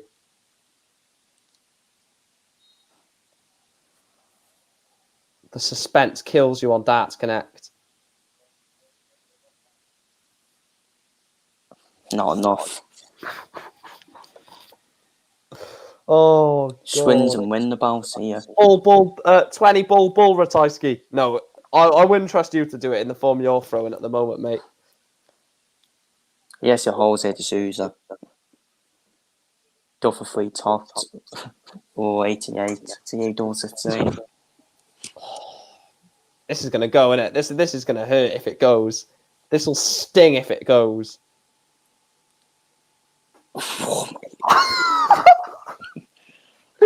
He went. That's it. Oh, well, it's actually on the edge, but he went 12-20. He went 12-20, right? How the hell did he hit 134. I thought it was a 136. Yeah, he was on 136 and he left 2, didn't he? Don't know how he did that. Because it would be 12-20, 12-20. Oh, he's miscounted. Edward. Yeah. Edward, he's gone. He must have done. He didn't think he was on a finish, I don't think. Oh, look at this from Vandenberg. Oh, my God. Doesn't matter anyways, does it? 137, 134. Vandenberg is like prime de Souza there. He missed Hounds, and then the head after, he went up with the... Imagine it would have been a 9. Oh, God, stop it. Stop it, Dimitri. Stop it. Told you, he's done me through to world number 1. If he plays like this, of course. Is this going, do you reckon, before he hits it? I'm saying no. No, he will even sell on Dorset saying. In my opinion. Watch it go now. Yeah, he has left himself double 16 inadvertently.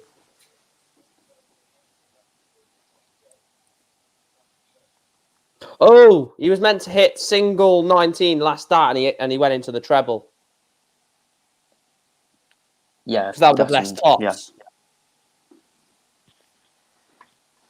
52 for the maths. Should go. No, it will go, sorry. It shouldn't. There we go. My chance is another. I mean, if he hits a 180, no, he won't hit a 180. He'll try and get a 140. Oh, I still think this will go. 88 for the match to play Joe Cullen. Yeah. When's the last? I don't know. I don't know if anyone can find this out, but wonder when the last time someone has gone back-to-back Pro Tours. Because Joe Cullen is 8 legs away from doing it. Going back-to-back Pro Tours. Right, I'm going to put the poll on now. Have your opinion on who you think is going to win the final.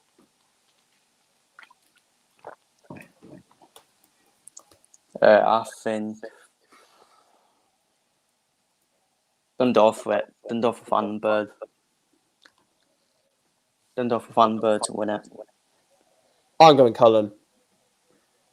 That's your that's your Welsh hoodie on. No, I don't know. Dimitri played well in that game, to be fair. It's just there's moments where Dimitri can... It'll be close, yeah. Edward says Cullen 8-6. That's what I've done for, but the other way around. 8-6 Vandenberg. I'll go 8-5 Cullen. Wonder when the last time someone's gone back-to-back Pro Tours. Like I said, that'll be insane if anyone Johnny knows Curtin. that.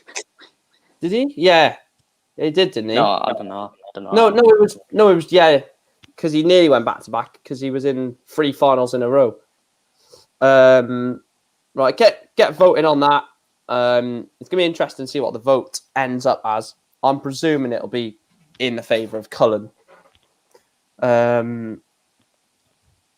Let's have a look at their run to the final then, before the final gets on. First round, go up until I can see it. Bloody hell, this is embarrassing when I can't even see the person. Right, so Dimitri van den Berg beat Luke Peters in the first round 6-1. Joe Cullen in the first round beat Peter Hudson 6-3. In the last 64, Dimitri van den Berg beat Goldfinger Andrew Gilding 6-2, while Joe Cullen beat Luke Woodhouse 6-5. In the last 32, Dimitri van den Berg beat Kevin Dowitz 6-5. Joe Cullen beat Jermaine Watamina 6-2. Didn't mean to click on that, sorry. Last 16, Dimitri van den Berg beat Adam Gavlas 6-5. Joe Cullen beat Keegan Brown 6-3. Quarterfinals, Dimitri beat Gurney 6-5. Cullen beat Cross 6-5. And in the semi-finals, Dimitri beat Ratajski 7-4. Cullen beat Price 7-5. So in terms of that, I think Van den Berg's had the not easier run, but he's had the games where he's been more in control of. Like a 6-1 in there. Cullen hasn't had a 6-1 win today. The most he's won is 6-3, I believe, or 6-2 maybe, not a 6-1. So yeah, Joe Cullen's games, obviously, he's been in the battle, hasn't he? Yeah, not Van just den that, Berg's he's been had in some control. high averages as well. He's had to have a high average to beat certain players.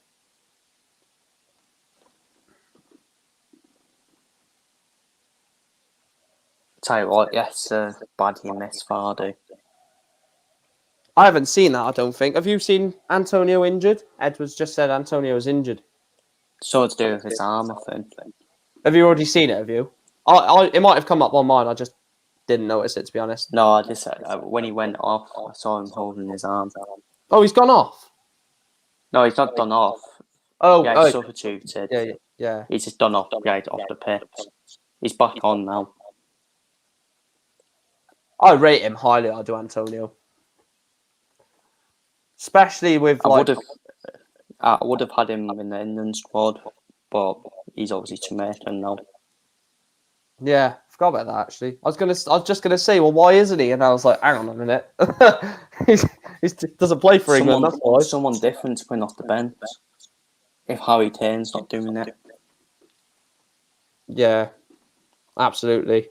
I don't mind you not having anything to bring off the bench though. Oh, comedian.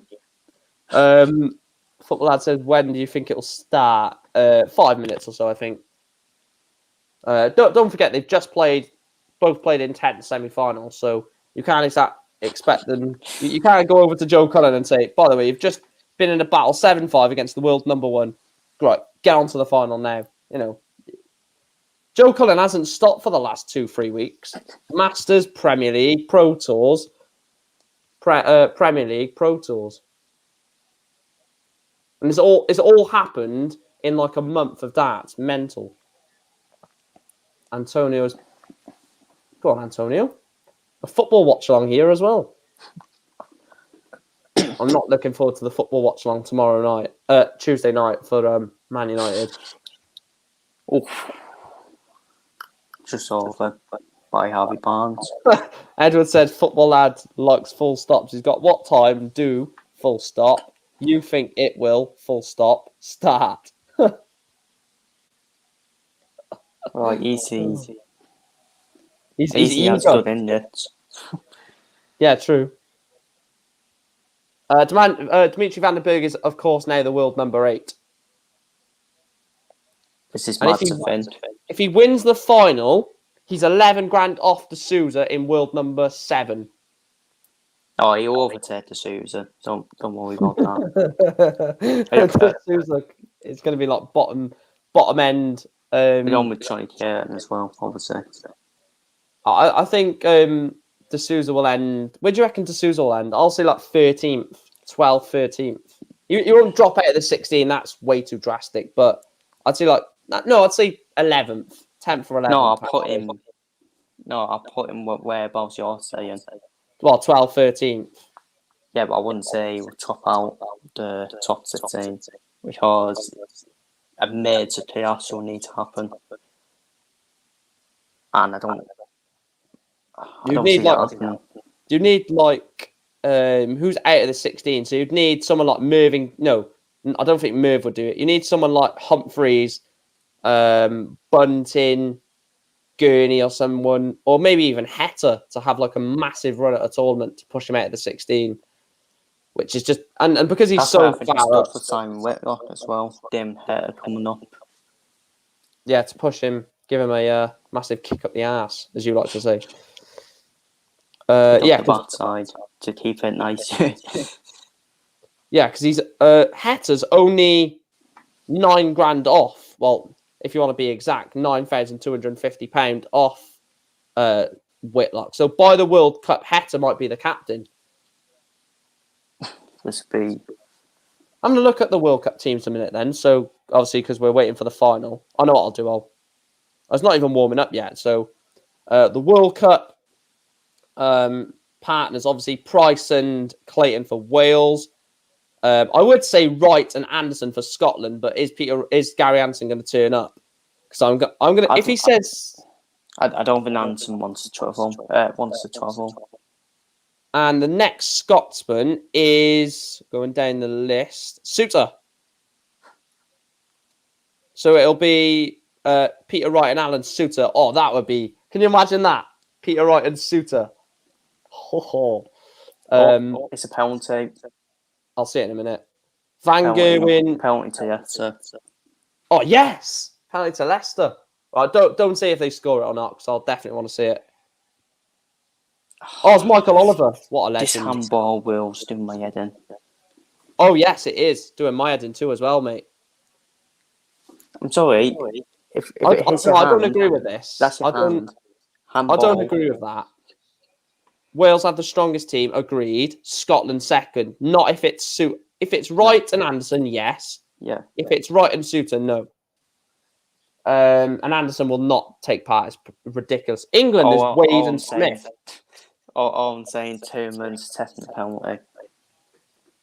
He's never missed a penalty. Fair play. Well, we'll see about that. We'll see if he stars it or not. Stop it. England's team is James Wade, Michael Smith. Would you fancy that?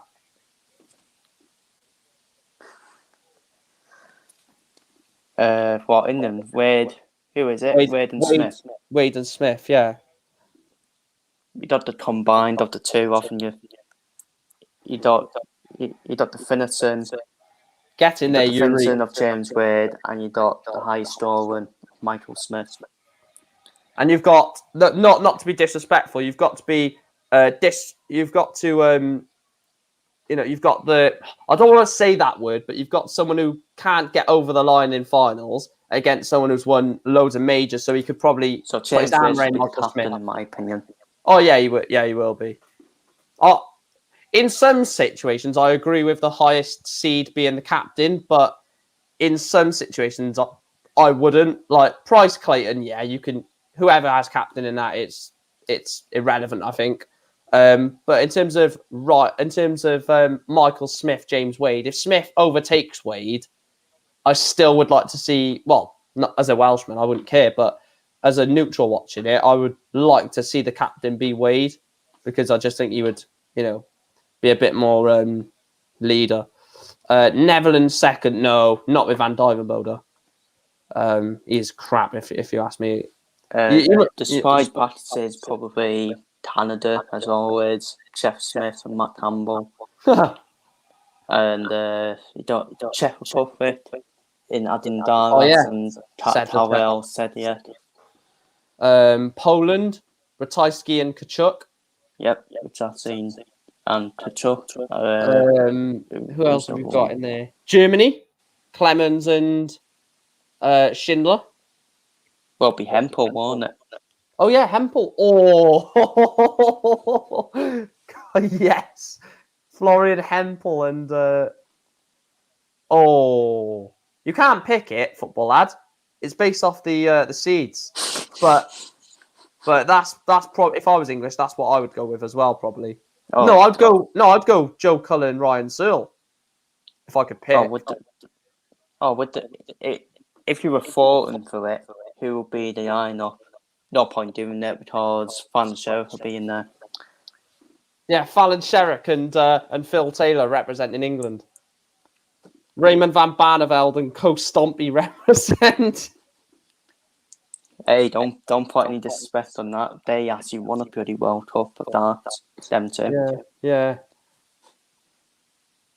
Pretty sure they did. I remember the Phil Taylor Adrian Lewis final. Who did it? Was when they played Barney and Van Goon in the final, wasn't it? And Lewis was playing, and Taylor was like just not looking, and then he said game shot in the match, Team England, and then Taylor went right up there.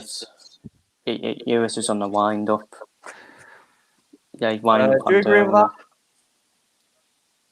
I think two. So it pairs, obviously. No, it doesn't.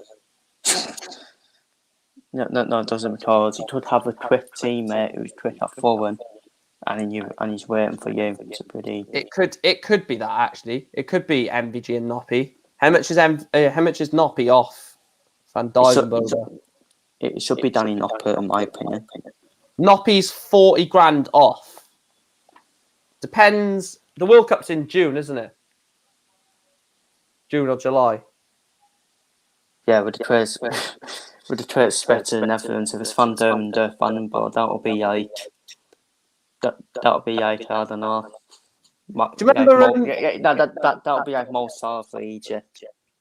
Literally, yeah, carrying. What was I going to say? I was going to mention something then about it. I can't remember what I was going to say because I seen a comment. Edward says you have to have a much bigger break between throws. And he also says, regardless of how fast your teammate is. True. Yeah, but if you've got someone like Ricky Evans, some case then you don't get the fans behind you. Isn't that the fans behind you want the game to be over and done with? Anderson doesn't turn up on a Sunday, mate. He just doesn't turn up. And he loves his darts. He just wants to play darts. Yeah, just wants to play darts. It's weird that he just doesn't turn up. Like he's so comfortable in his ranking that he just doesn't even have to turn up. Price done that last year, didn't he? He took a 3 day off. He went on holiday. Gary Hansen doesn't have to play in all the tournaments until the World Darts Championship. Then he'll turn up. The funny thing about Price, he just took a bloody when it was obviously the Super Series. It's not the Super Series anymore, but when it was the Super Series, he took like 2 Super Series off, which is like 8 Players Championships. Hence why he was like seeded 9 or something for the Players Championship finals. It's just crazy. He was like, I just wanted a holiday. Like, how can you just do that? And that's why you have I don't know, like Brendan Dawn as the number 2 seed as the Remember Ian White? Ian White was the number 1 seed for about 4 years. Yeah, because he doesn't turn up on TV, and he turns up on the floor. He's very well. Even that's dropped off a bit now, but between like 2013 and 2017, on the floor he was absolutely. You'd win everything. And you shouldn't be picking winners on what seed they are. A PDC Premier League team league would be interesting. Top 4 are captains and draft others from a list. After championship, captains could change by rankings if not certain members of teams can be. And then I'm presuming he's waiting to put the next comment in. Protected from the next draft. Imagine that. Like, so you get it would be 5. No, yeah, it would be 4, wouldn't it? And no, you could do that for the league. Yeah, a 10-player league, and there'd be the top 5 of the captains, and then the next 4 you pick from a draft. So, like for example, I think the top five, would be Peter Wright, Gerwin Price, Michael Van Gerwen, Johnny Clayton, and probably James Wade, because he'd probably be in the top 4, knowing James. And then like Clayton goes, all right, I'll have Joe Cullen, for example. Michael Van Gerwen goes, all right, I'll have Gary Anderson. That would be class. That would Gary Anderson and Van Gerwen. Well, I mean, maybe not that combination, but Peter Wright and Gary Anderson, Ryan Searle, because they practice together. Yeah, because you don't see Gary Anderson doing Price teaming up. You don't see Adrian Lewis, Jose Justicia. Who do you reckon's going to win this? No, you said Van den Berg. Let me delete the poll. Yeah, 8-6 Van den Berg. I got an 8-5 Cullen. It's been a good day today as well. Aiton Lewis and Holzer was just arguing about who's buying the pints in, that's all. Who's doing the buffet more like? 11 votes, 73% Joe Cullen, 27% Dimitri. Right, I'll put that back on there. Don't need to look at the comments because I've got that on my phone. Let's enjoy this final. Ton 57, 140.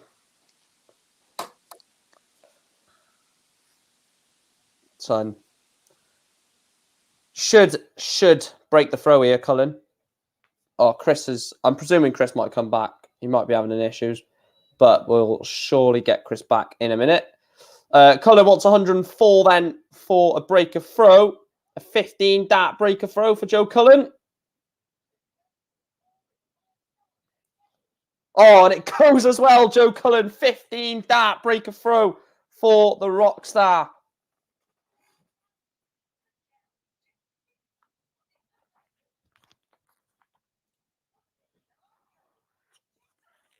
$140 for Cullen. What is Dimitri going to hit? Oh, 180. We're not going to see the 9, are we? Surely not. Ton. Go on, Dimitri. I want to see it flash up. 180. Ton 80, I think it flashes up as. Go on, Dimitri.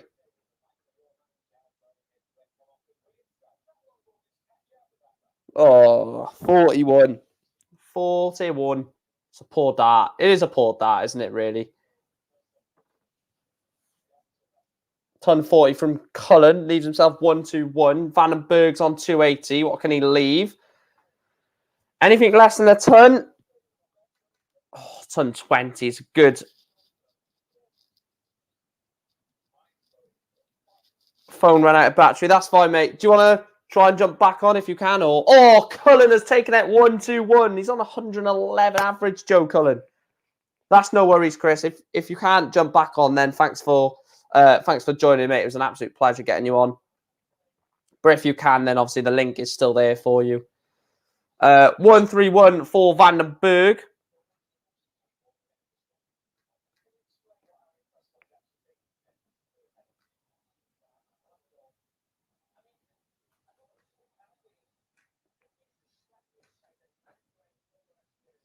What can Van den Berg hit after hitting 131? Only 60.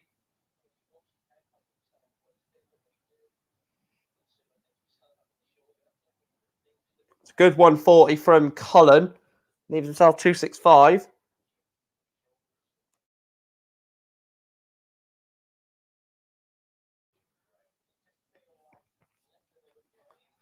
$140 to leave the fish. What can Cullen leave?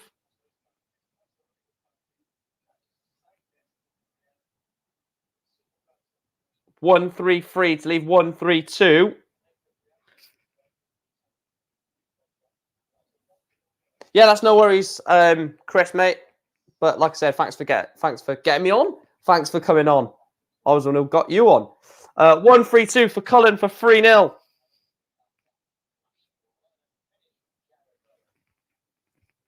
I imagine he took that for 3-0. Double 18 for Van den Berg to hold the throw. And he takes it, first dart in hand. So Joe Cullen has the darts in leg number 4. It's 2-1 to Joe Cullen. Game on. This is why you need a laptop. Yeah, laptops are so beneficial, mate. They're so handy.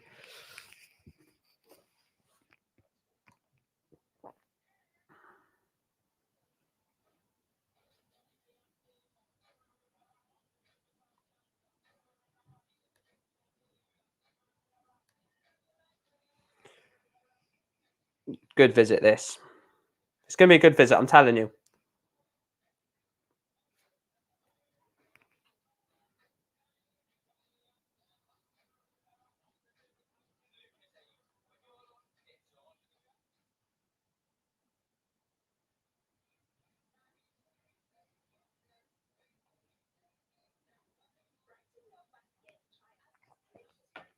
Right, there we go. Let's just refresh that. We've actually hit 31 likes on this stream, guys. Massive shout out to every one of you. Big up.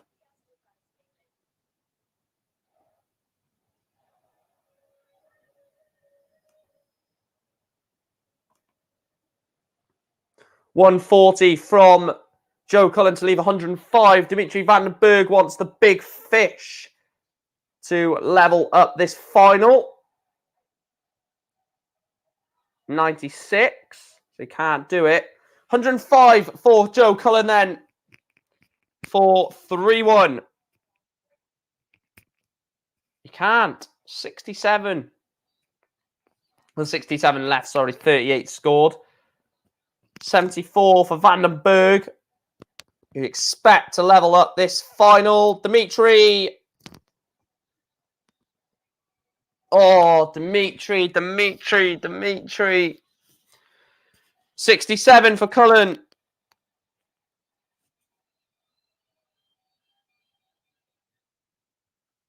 And it goes. Joe Cullen 3-1 up on Dimitri Vandenberg in this final.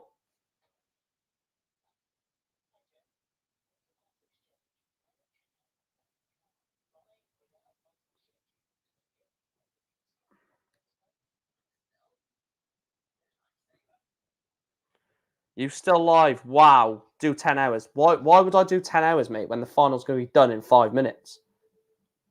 That's the whole point of a Players' Championship 4 watch-along, to do watch-along through the tournament. I'm not going to bloody stay on live for a pointless reason, am I?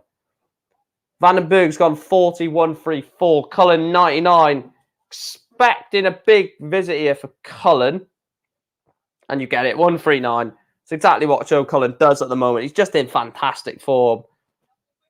I don't think anyone can beat Cullen at the moment. I'll say that and watch Vandenberg win this. But at the moment, unless it's a fantastic performance from, like, you know, Van Gerwen, Price.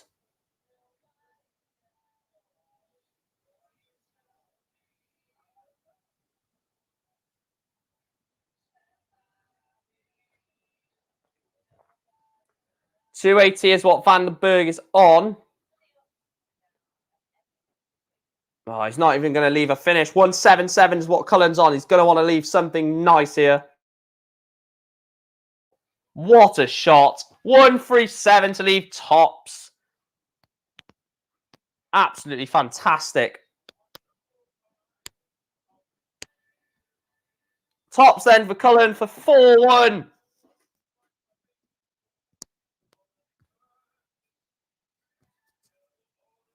Oh, Cullen.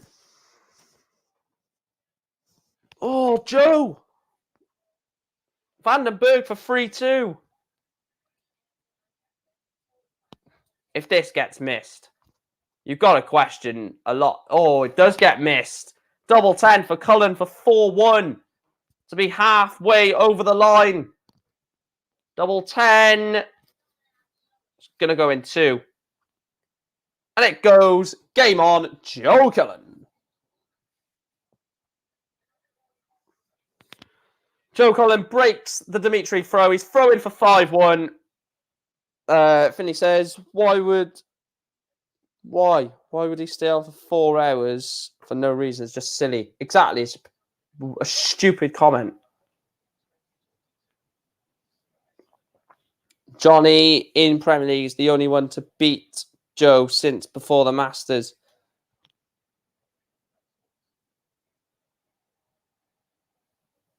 No, Clayton lost.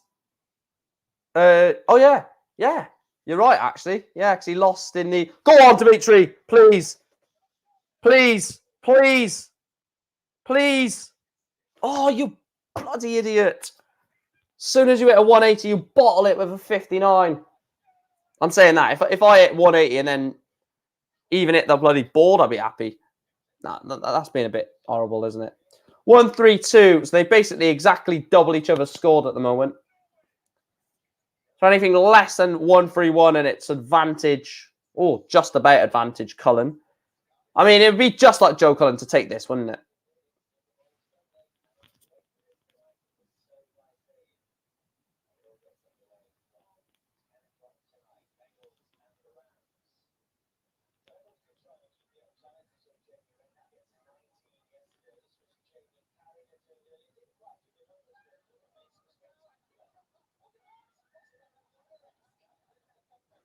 And he takes it 5-1.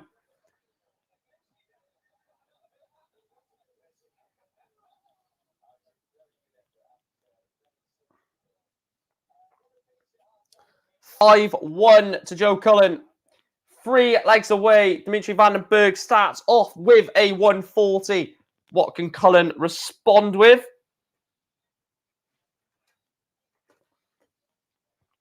(58), not the best.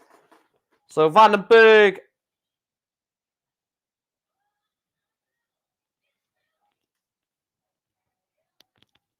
(105). So 140, 105 for Dimitri Vandenberg. Cullen on one, or hit 140, I should say.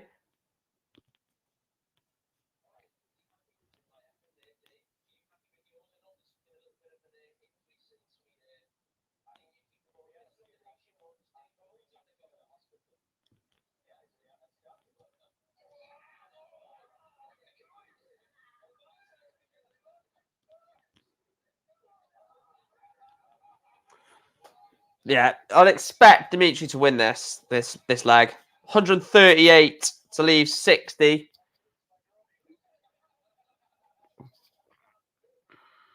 Cullen only hits 58. So 60 for Vandenberg for 5-2.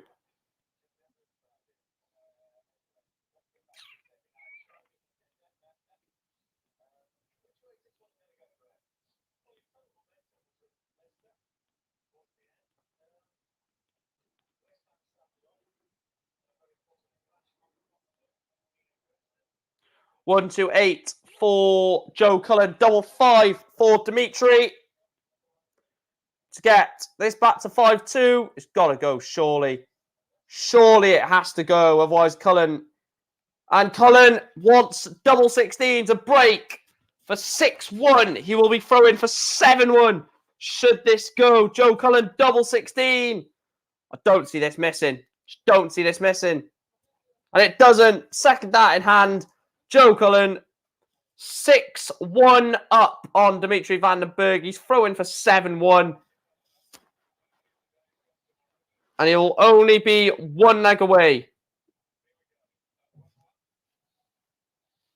97.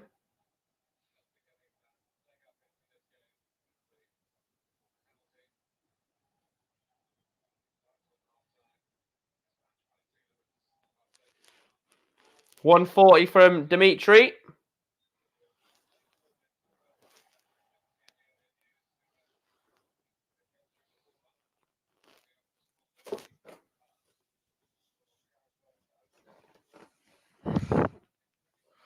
There you go. 97, 140 for Cullen. What can Cullen hit? 58. Oh, nervy times. Nervy times in this leg for Cullen, but Dimitri is miles behind. Well, not miles. A ton puts him in front. 99.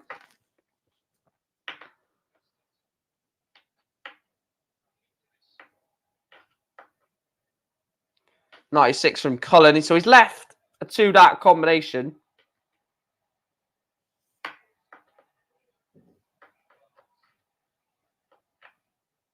Go on, 60 bull. Go on, Joe. 60 bull, mate.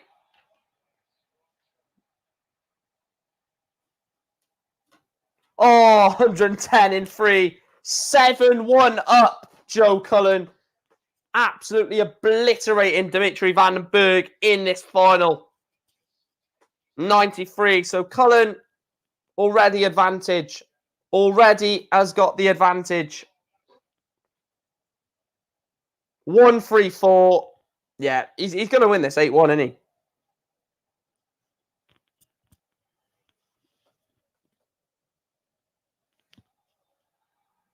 $180 from Dimitri.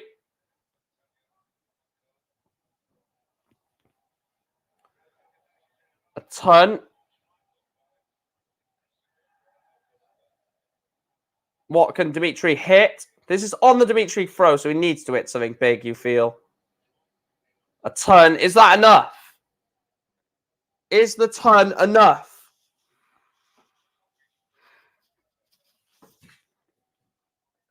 I don't know. 140. What a leg from Cullen, by the way. This 1-8 may have to go.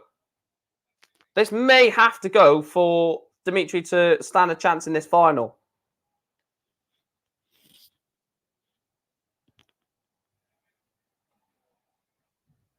$127. Oh, it goes! Joe Cullen has beaten Dimitri Van den Berg by 8 legs to 1. Joe Cullen is on absolute steam at the moment. 102 average for the Rockstar. Back-to-back Pro Tour wins for Joe Cullen. Absolutely fantastic win from the Rockstar. Joe Cullen gets over the line and he beats Dimitri Van den Berg by 8 legs to 1. Dimitri Van den Berg couldn't do anything about it. And it is Joe Cullen who wins Pro Tour number 4. A fantastic day from the Rockstar. Look, he was the better player. He was the better player all day by a country mile. Every single day was the better player, twice on a Sunday as well. And yeah, fantastic win for Joe Cullen. Thank you for everyone for tuning in yet again. It's been an absolute blast doing another one of these type of streams. Thanks to Chris as well for jumping on. Thanks to everyone for liking and subscribing. You guys are absolute heroes. I will be back on Tuesday with the podcast, live from 6 o'clock, same time, same place. Live at 6 o'clock with Chris. But yeah, back-to-back Pro Tours for the Rockstar Joe Cullen. If you're leaving this stream and you've not yet done so, please make sure to hit that like button, hit the subscribe button. The Rockstar, at the moment, is on top of the darting world.